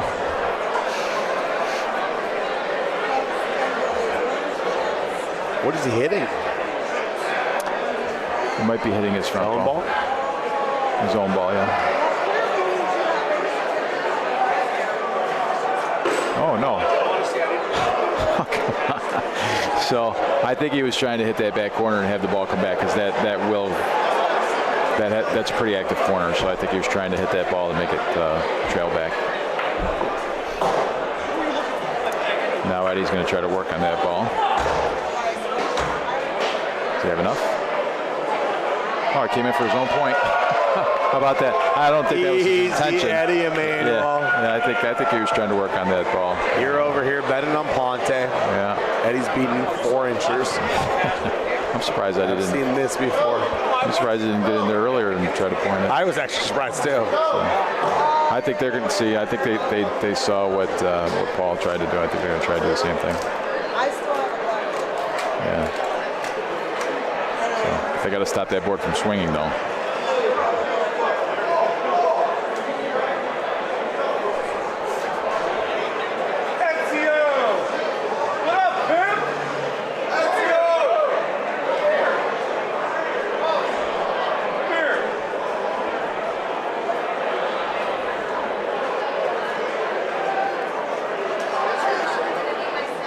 He wants to go over the top, I think. And he's saying no. Let's see. I think he is still going to try to bowl this.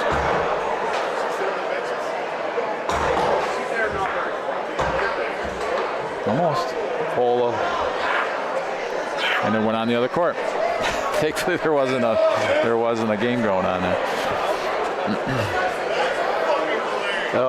So after not having seen it for several years, I've seen it now. And like all the time, there's water bottles. Yeah, and listen, players have to be a little bit more responsible about that, honestly. You know, you've got tables, you've got spectators watching, friends and family. Leave the water bottle with that. Hey, how about that?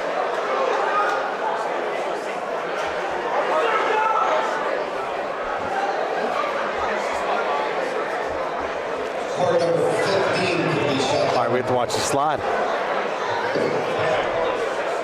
Yes, let's see. Let's watch the slide.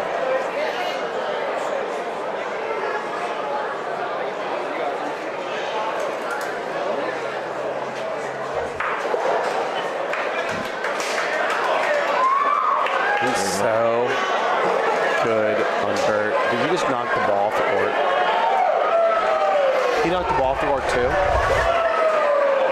He did. Oh my gosh. And ended up with 3. What a great break.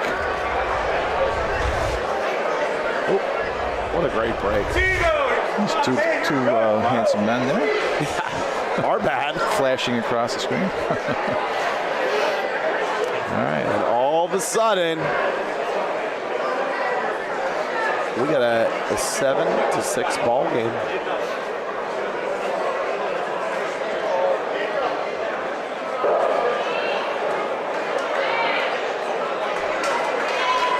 Levy.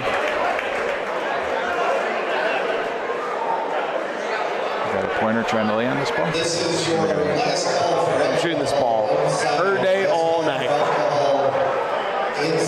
Played with a lot of old timers when I first came up who would point that ball probably 9 times out of 10 because it's there to lay on.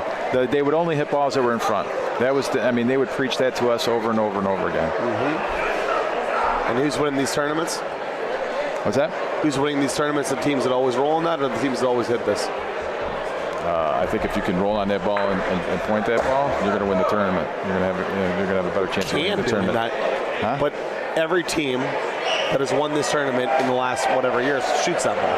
I don't know about that. You're playing on a team with Russell Johnson. Right, he's going to point on that ball. Yeah, but when's he won the tournament last? I understand. I mean, if Eddie's on the other side of that ball, I think he points that ball as well. Ask him. Oh, Eddie wants to point the ball. No, that's not. No, but he will too. But he will too. The thing is, the problem is if Eddie's ball goes clean, then Tino has to beat it. Then Paul has to beat it. I understand. Eddie's not the problem. But I'm. Eddie was raised on that same principle, and that's why Eddie's pointing on that ball. if that's the situation. But it would depend on what their team would want them to do. It'd be interesting. That exact point. Yeah, that exact point. Now they got that exact point again. That exact point. So you got a Kinetic team shooting and a Rome team that possibly will point on that ball. Possibly. Hard to tell. You gotta have the talent. You gotta have the talent that's gonna be able to do it. Yeah. Well, Lorenzino's, I'm rolling on that ball. Okay. A little bit truer of rolling lines and the Rondino but so but as somebody that's on these courts all the time, I mean, you're familiar with it. I actually call rolling on that ball more aggressive than shooting the ball. Everyone says shooting's aggressive. Rolling on the ball is actually more aggressive play. Because if you don't beat it, that's fair to say. Because if you don't beat it, you might steal the line of the shot. You lose the either or. That is fair. I'm just telling you what my experience has been here. Yeah, listen. I know a lot of old men that want to roll that ball, but I just think that I'm just going through the tournament winners. Yeah. BSB, Adelios, Doug shooting that ball. BSB shooting that ball. Well, there was a team a few years back, Legends, that was made up of older gentlemen, and I could tell you, one of the gentlemen that plays on the team, Joe Bartolotti, rolls on that ball. He rolls on that ball. Yeah. My point is, you can do that in games, do that in frames, but the teams that win. This was a team that won the World Series. Legends. Yeah. So how long ago was that? Oh gosh, it might have been before COVID. Before streaming. But you're talking about So you're talking about guys that were up there in years that had won it, I think in the 80s at some point, and they repeated in the 2000s. So can we talk about how two teams split the World Series? Yeah. What happened then? That's before me. This is all before me. This is when there was no EV, no expected value, no streaming, not a lot of statistics in the sport. I don't recall it specifically, but I think there were two teams that were from the same area, and they wanted to get home, and it was late, and we weren't exactly going to fight them.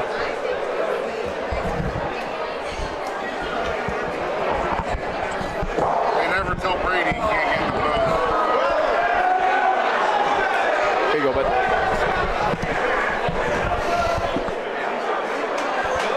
All right, we got a special guest in the booth, the one, the only, Jimmy Paisano. What is up, James? Hey, it's exciting. We won 2 games. I'm sitting with 2 legends. Oh, you won 2 games. That's awesome. It was Rome. There's no atmosphere. You do the view. Listen, people die. You have to pay taxes, and IMBS makes Sunday as a top 18. That's just what happens. Right. North Country Graphics versus Ponty, though. I had to jump in the booth because I knew this was going to be a good one, boys. Oh, it's shaping up to be. I feel bad I waited for the pizza to somewhat get cooked, Danny, but it's not cooked yet. So I don't know if Nicky Cat made an appearance. I don't know if you heard about that on the booth. Got a little Lou hook. A Lou Scaldone. He got a Lou Scaldone hook. Man, it's tough. It happens. I said, is it going to be cold here? 3 people have sweaters on. Nick, Sarah included. Guy don't talk much, but he makes nice points. Would that be how you describe him? He's a motor mouth. What are you talking about? He's loud mouth. He is. He's sneakily chatty, I guess. That's a good way to. All right, so we got Danny Catullo, we got Joe Malache, and we got Jamie Paisano in the booth. We got 3-headed monster for a 7-7 ball game. Ooh, barely misses to the right.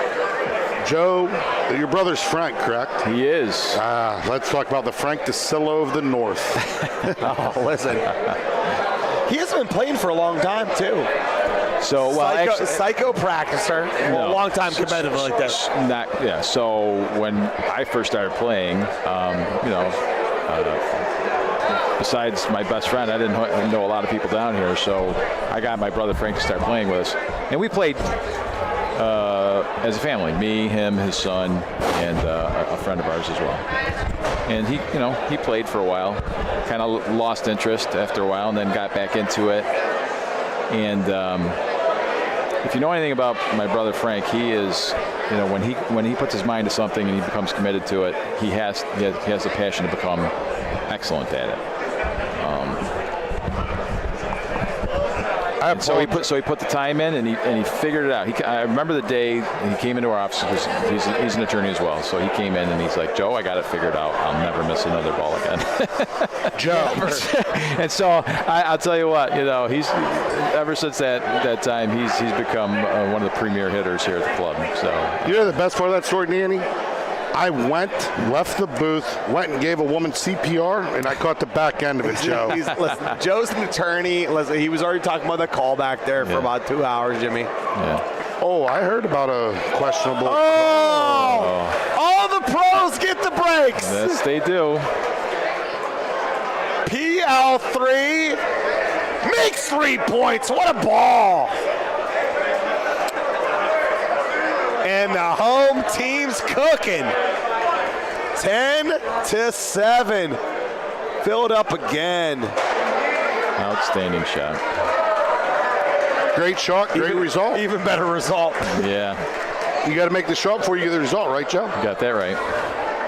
Although, sometimes someone from the other court makes a shot. Sometimes you miss a ball by 1.5 feet and it ricochets into 3 other balls and you still get the result. So I've seen that happen too. We've all felt that pain. Yeah. All right, so a lot of fans here, a lot of them rooting on Ponte, especially teams that are in the tournament that don't want to face North Country Graphics in the winners bracket. That's always the interesting part is, I'm typically an underdog, Joe. And people, whenever I'm playing against BSB or North Country Graphics, they're like, I'm rooting for you today. I'm like, that's because you'd rather play me late in the tournament. You don't want to play them. This loser's bracket's pretty loaded, though, in the early. CPF, DCAT. Tri-Peppy. DeSalvo's got through by DeSalvo's? They're not. They're not. Great shot. It's the same as getting a neutral bounce. It ain't the end of the world. Make a good shot here. Keep the pressure on. DeSalvo's was almost in. That would have been a sicko one. Look at the difference between Mikey P did a 2-foot jump. Nick Cap did a move on leg. Jeez. Nick Cap did a move one leg. I must ask, did the Micheletis win? Who? These guys, they're half cat, half human. They have these reflexes that are amazing. Mike P was a flamingo. Did a hop. Nick Cap had both feet. The ball was coming. He looked at it and he goes, I'm not going to move here.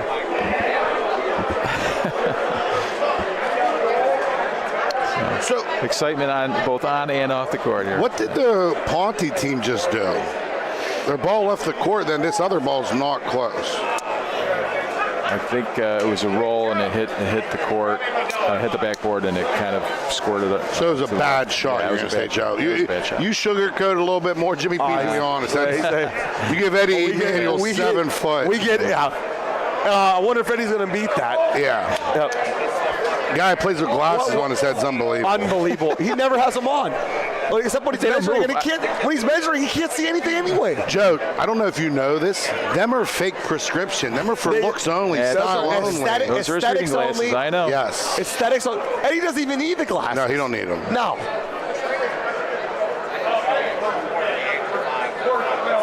Got a shot. It's time. Welcome to the Toccolana Club. I tell you what, though. Yes. Joe. There's one universal rule in bocce. If you're not in, you get the finger wag. Yes. That is universal. You could be a butthole. Mm-hmm. You could be the nicest guy in the world. Everyone gives a finger wag. Absolutely.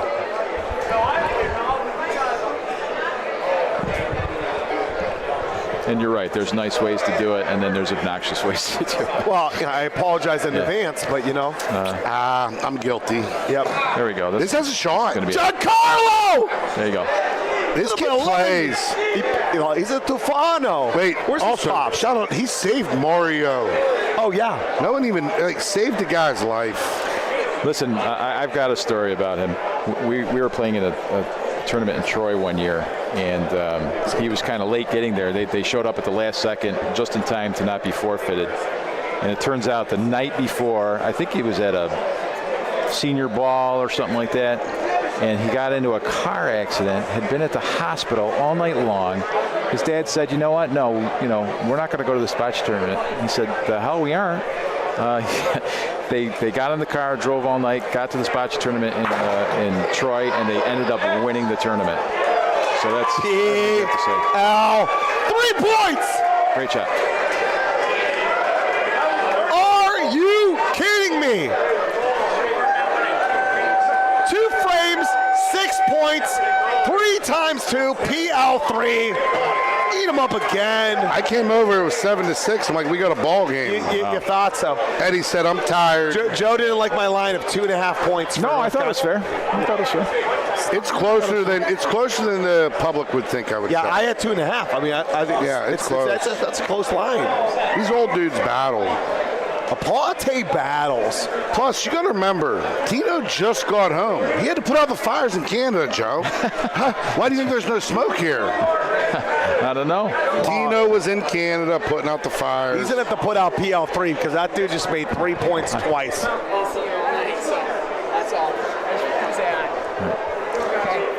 Love to. Son coming in to say hi. I'm not sure what bocce ballerina means, Boss War Eagle. Oh, Nikki Sarah. What a ball. Now, this is a good team. This is going to be a team that's going to be battling on Sunday. And, Joe, no beef with New York. Last year had a not New York flair towards the final, down towards the last games. Wow. And this is a team I think that underachieved it is obviously top tier. Yeah. Eddie Emanuel actually never went 2-0. No, he has, but he admitted it finally. Yeah, he said he never went 2-0 ever. That was an old interview. He changed his mind. But we do got to find out if they're not prescription, why does he have them on his head? It's aesthetics only. That's why I don't think they're prescription. No, this is like for they're definitely reading glasses. So why do we never see him put them on, Joe? You're a lawyer. I would beat you in court. I would. No, I have seen him put them on. Not during a game for any reason. Yeah, no. Yeah, that's the whole point. Yeah. Why would you wear something that you use for your eyes? Well, maybe after he's going to get a sandwich, he needs to read the menu. Mikey so Biola. Terrible cam work, Danny. Show the pill, not the players, dude. The after is upset. What was the name? I don't know. The after. Who's Boss War Eagle? I don't know. I've made mistakes in my life. I apologize. Eddie, a little bit. D-Cat's hair slipping a little bit. I also should not be on the cameras. Mikey should be here on the cameras. What's he so busy doing? Oh, he's so busy eating. I haven't eaten yet either, Mike Sheldon. I haven't eaten. We got McDonald's at 4 a.m. last night, and I overordered. Hashtag same. Hashtag overorder. Hashtag Big Mac. Well, I didn't eat them, but Sean was buying, and he don't spend much, Joe. So you got to overorder. Sean knew, bud. It was I tipped the girl $20. They all said, "Why'd you do that?" How long you been friends with Sean? I'm 39, so 33 years. 30-some years. I've been friends with Sean since I've met him, so 6 years. When he bought me Starbucks at Cricket's, I mean, I told the story. I couldn't believe. The tears were coming down my eyes because I was so excited. Was you more excited after your first bocce title or when Sean bought you Starbucks? When Sean bought me Starbucks, not close. You guys won that tournament too, by the way. You always win at Cricket's, though. You're a doll, Jimmy. Cash grab. You, Sean. Just be careful with those late night Big Macs, gentlemen. No, I ate clean. I ate one snack wrap. I ordered 3 extra things so Joe Palumbo would eat more. You're such a clean eater. Yeah, I'm such a clean. Yeah, me and Luch. You, Luch. Shout out to Luch. Is he listening? Did they win? Dude, they lost 13-12. Luch hit and stuck his first 3 balls. My son played his first bocce tournament without me today. Him, Parker Robertson, Evan Newbrow. The team was 14 and under, and they played adults, and they lost 13-12. No, at home. At home. Oh, okay. Danny, Scout Doan's going to be disappointed. There's a lot of complaints about your camera work. Well, listen, who's name the people. Show up. I don't know why am I on cameras anyway. I am the pretty face that should be announcing the game. I should not be in charge of cameras. Do you want me to handle the cameras? I can't. Yeah. 1, 2. Listen, 1, 2. It's not real hard. I get excited, and I'm still upset about the crazy result. Mike P does do. He don't miss leg day. You are correct, Boss War Eagle. Me and him kind of had words, Joe. He's staying away from me because he knows I might get him. But we'll see how that ends tonight. Jimmy can't have too many cocktails, Joe. You know. Right. Is this the last game of the night here? Has to be. Listen, Scoreholio, by the way, finally, we have something that's moving the tournament faster. How much faster was it with you not having to call the games and change courts on players so they got to play with a randomizer? Shout out to... You mean drawing the tournament? Or Yeah, this right here. Like the fact that it's made the tournament go faster. Oh, yeah, 1,000%. Absolutely. I mean, last night, you're out of here at 10:30, which is unheard of on ladies' night on a Thursday. Just everyone knowing when they're going to play next. Yes. Makes such a big difference. And it, you're familiar with the old card system that we had, and just the prep work that went into the tournament. I'm not lying. This guy was 90 years old when I played him 20 years ago in Wycliffe. He has to be 110. Angelo. No, this ain't Angelo. It's Tony Aruba. Tony. He shot from the half-court line against me in Wycliffe. Yeah. So we were telling the kid in the red, he saved a guy's life legit about a few months ago. I believe it. He randomly showed up to Youngstown, Ohio for a co-ed tournament. Did he make a shot? Randomly shows up with this girl, plays a co-ed tournament in Lawrence. This is true. This is real. Right? And Uncle Mario, freak accident, Dante Chiavetti's uncle, also works at the flea market at his trailer. Across the street. He has his food trailer there. And he said, hey, Uncle Mario, bring me some of your homemade wine and bring it over. Uncle Mario's bringing over the wine, joking, whatever, slips and falls. Oh, gosh. No, it gets... And listen, the glass from the bottle cuts him. Yeah, and he's bleeding out, gonna die. Yeah. And Giancarlo just happens to walk outside, sees him, reacts immediately. We get a tourniquet around his arm and get him to the emergency room. They told him in the emergency room if they did not tie it off, he would have died. Now, would there have been someone else smarter to be there? I'm not sure. But this young man... Giancarlo saved his life. Wow, that's amazing. Wait, he's from Connecticut. This was a co-ed tournament. Why is he out of report? We still haven't got a good answer on why he's there. It wasn't like it was a high-money co-ed. I don't want to say this on the BBM, but maybe there's that's God. Listen, we believe in whatever faith that's you believe in. 1,000% God. Yes. Putting him in where he needed to be at the right time. 1,000%. This ball's okay. It's not your ideal, sitting on game point. Oh, no, wait, the quiet kid.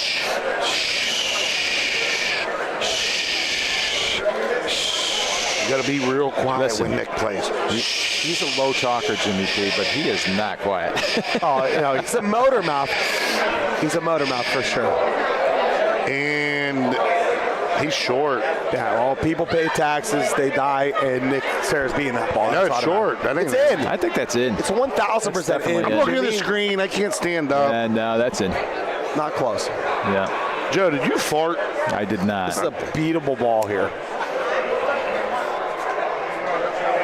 We got to get some more humor out of Joe throughout this weekend. Chuck Schumer, I think, came up with a. This is a great ball. There you are. So what's great about this ball, if it opens up more, you can see it to shoot it. They can't see this ball to shoot it now. This is Pauline only. They do have the Pauline on, though. So and let me ask you, Joe. Sure. When you shoot, it's not the worst if you hit your green, because then you have a full target to shoot it again. Would you agree with that? I do agree with that. A lot of people maybe don't like that concept. That's Jimmy and I love that. Don't miss everything here. But people, you hit the front one, they feel something. It ain't the worst. No. PL3. Paulino! What a shot. Oh, and look at it. It's rolling towards his ball. I think it ended up being in. This ball's in now. Paul Lewis. PL3! Wow. What a shot. What a ball. I'm a North Country fan, Paul. You know that. They call him the robot. Taylor said he's a North Country fan. The guy's a fan of everyone. Oh, no, he's a fan of everyone. You only have 5%. Guy has 5% of his life in Bocce. How much is the North Country? Yeah, 5%. You get to laugh. So how much?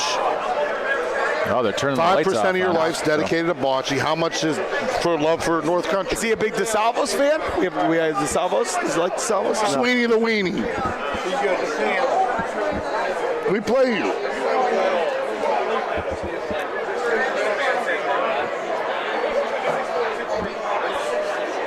And wow, nice shot. Classic Toccolana back Some wall of these play.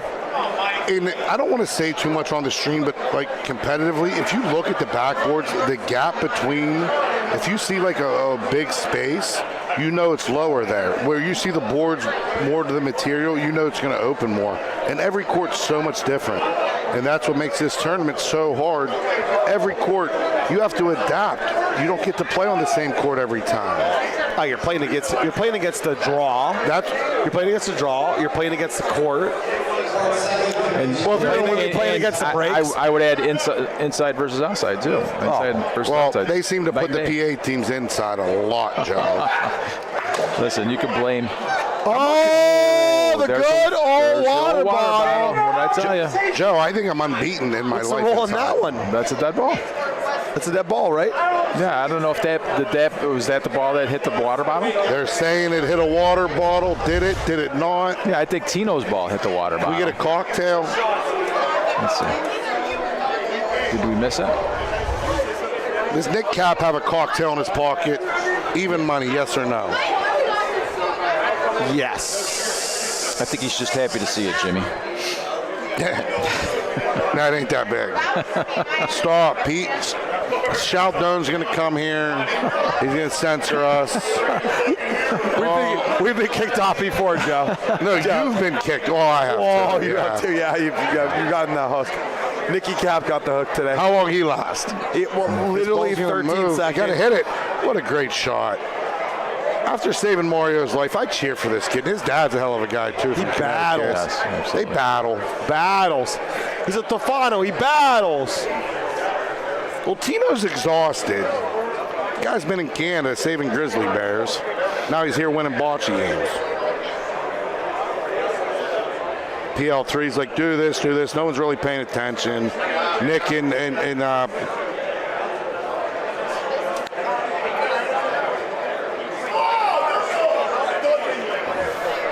this is a great atmosphere, like the last game of the night. Everyone's watching. This is what it's made for, though. You know, these are the games as a player. They go, oh, you choked. No, I didn't choke. I have the most fun in these games. Like, let's have some fun. Let's play some bocce. At the end of the day, it's a game. You want to play.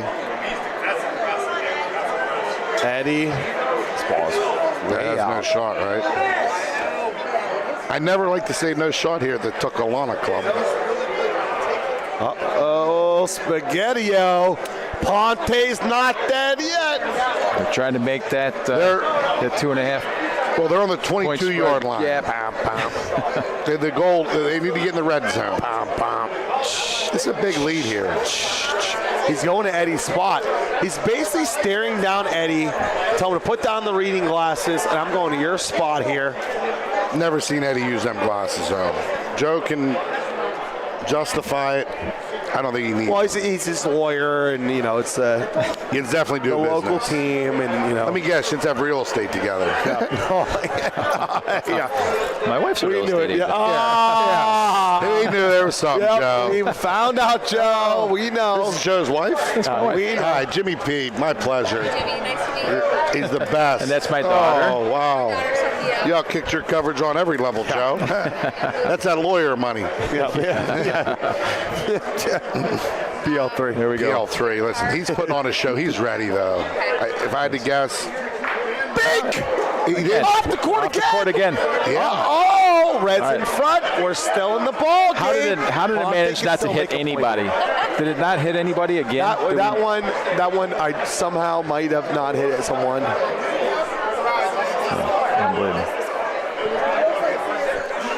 Oh, this is early. This is really early. Eddie. That is a mental error. That's a mental error.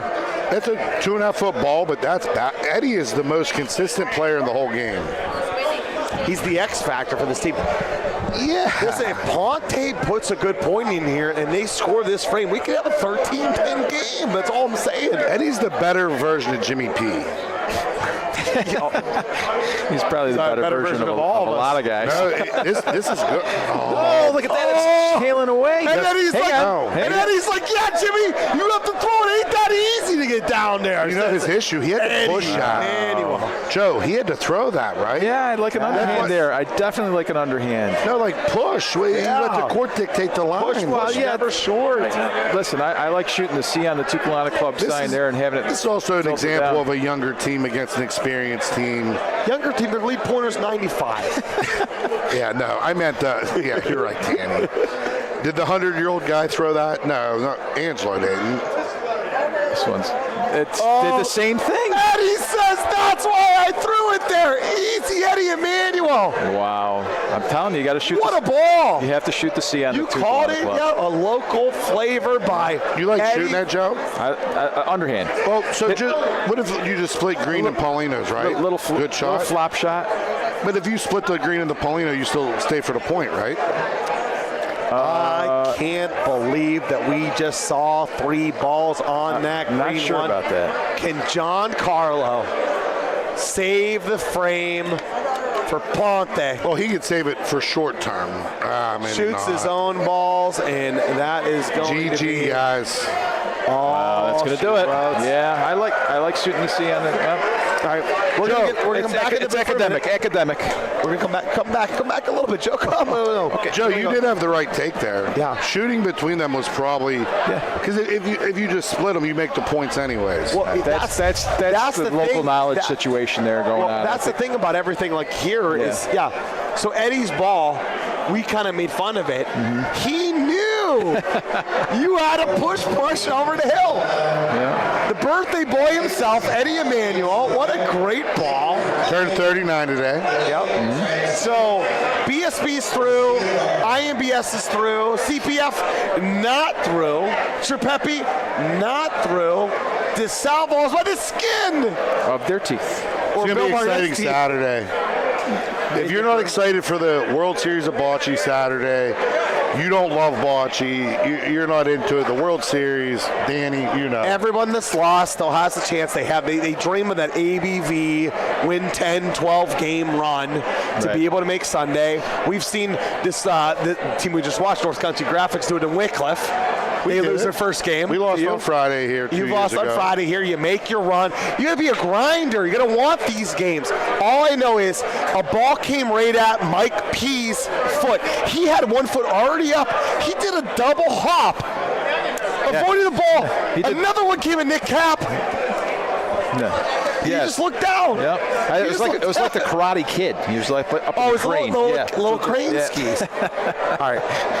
Listen, it's the 53rd World Series, and Joe, I have to say, 52nd. I'm sorry, 52nd World Series. We lost 2 to COVID, so it should be 54. Should be. Yeah. We also had some split championships, which Jimmy and I have strong opinions on. Right. Can you imagine splitting a championship here at World Series? Oh, they should have a no chop rule. That should be no chop rule. Okay. We spend all these days, Mike Chaldon, the BBN, they spend all this time in promoting the game. We need a champion, a real champion. Things have changed. We're going to have to change that rule. We're going to be looking at that rule back, Joe. Well, if there's no rule, it's up to the tournament. Right? So 100%. Rob will have to make that call. We appreciate everyone for tuning in. We are Danny Catullo, Joe Malache, and we got Jimmy Paisano. Chaldon's right here. This is the BBN. We have the Ohio Bocce League and the Chicago Bocce League are going to be starting up. And what we love most about this tournament and it's honestly, it's the people. And you can't deny it. It's the people. I come back each and every year and make the 5.5-hour drive. It's not easy. Drove through smoke. Tina was trying to put out the fires as we were trying to get here. But it's about the people, and I just want to say thank you because it is not easy work to put on a tournament, and it's definitely not to be able to put on a tournament of this magnitude. And it takes a village, and I just love watching all of you like stream upstream to make this happen together. So thank you for giving us this World Series and this major event that as players, as commentators, as fans of the sport, be able to experience. Joe, it means a lot to us. Well, I can hardly take any credit for Bravo, it. Joe. But there's a lot of work that begins the day after the last World Series ends, and it continues year-round We're always striving to be better. I mean, you guys came to the club this year. You probably were a little surprised to see some of the upgrades, but we're always putting that money back in. We're always trying to figure out how to make the event better, bigger, more smooth, and not sending people home at 1 or 2 in the morning. Just trying to streamline things. And, we've got a playbook for it now. So, we follow that playbook, and you have good people behind it, and people that have a passion for the game. And, because not only are we running this tournament, but everybody that's running the tournament is playing in the tournament as well, right? Yeah. So we're participating in it. So we want the tournament to run. We talk about this a lot.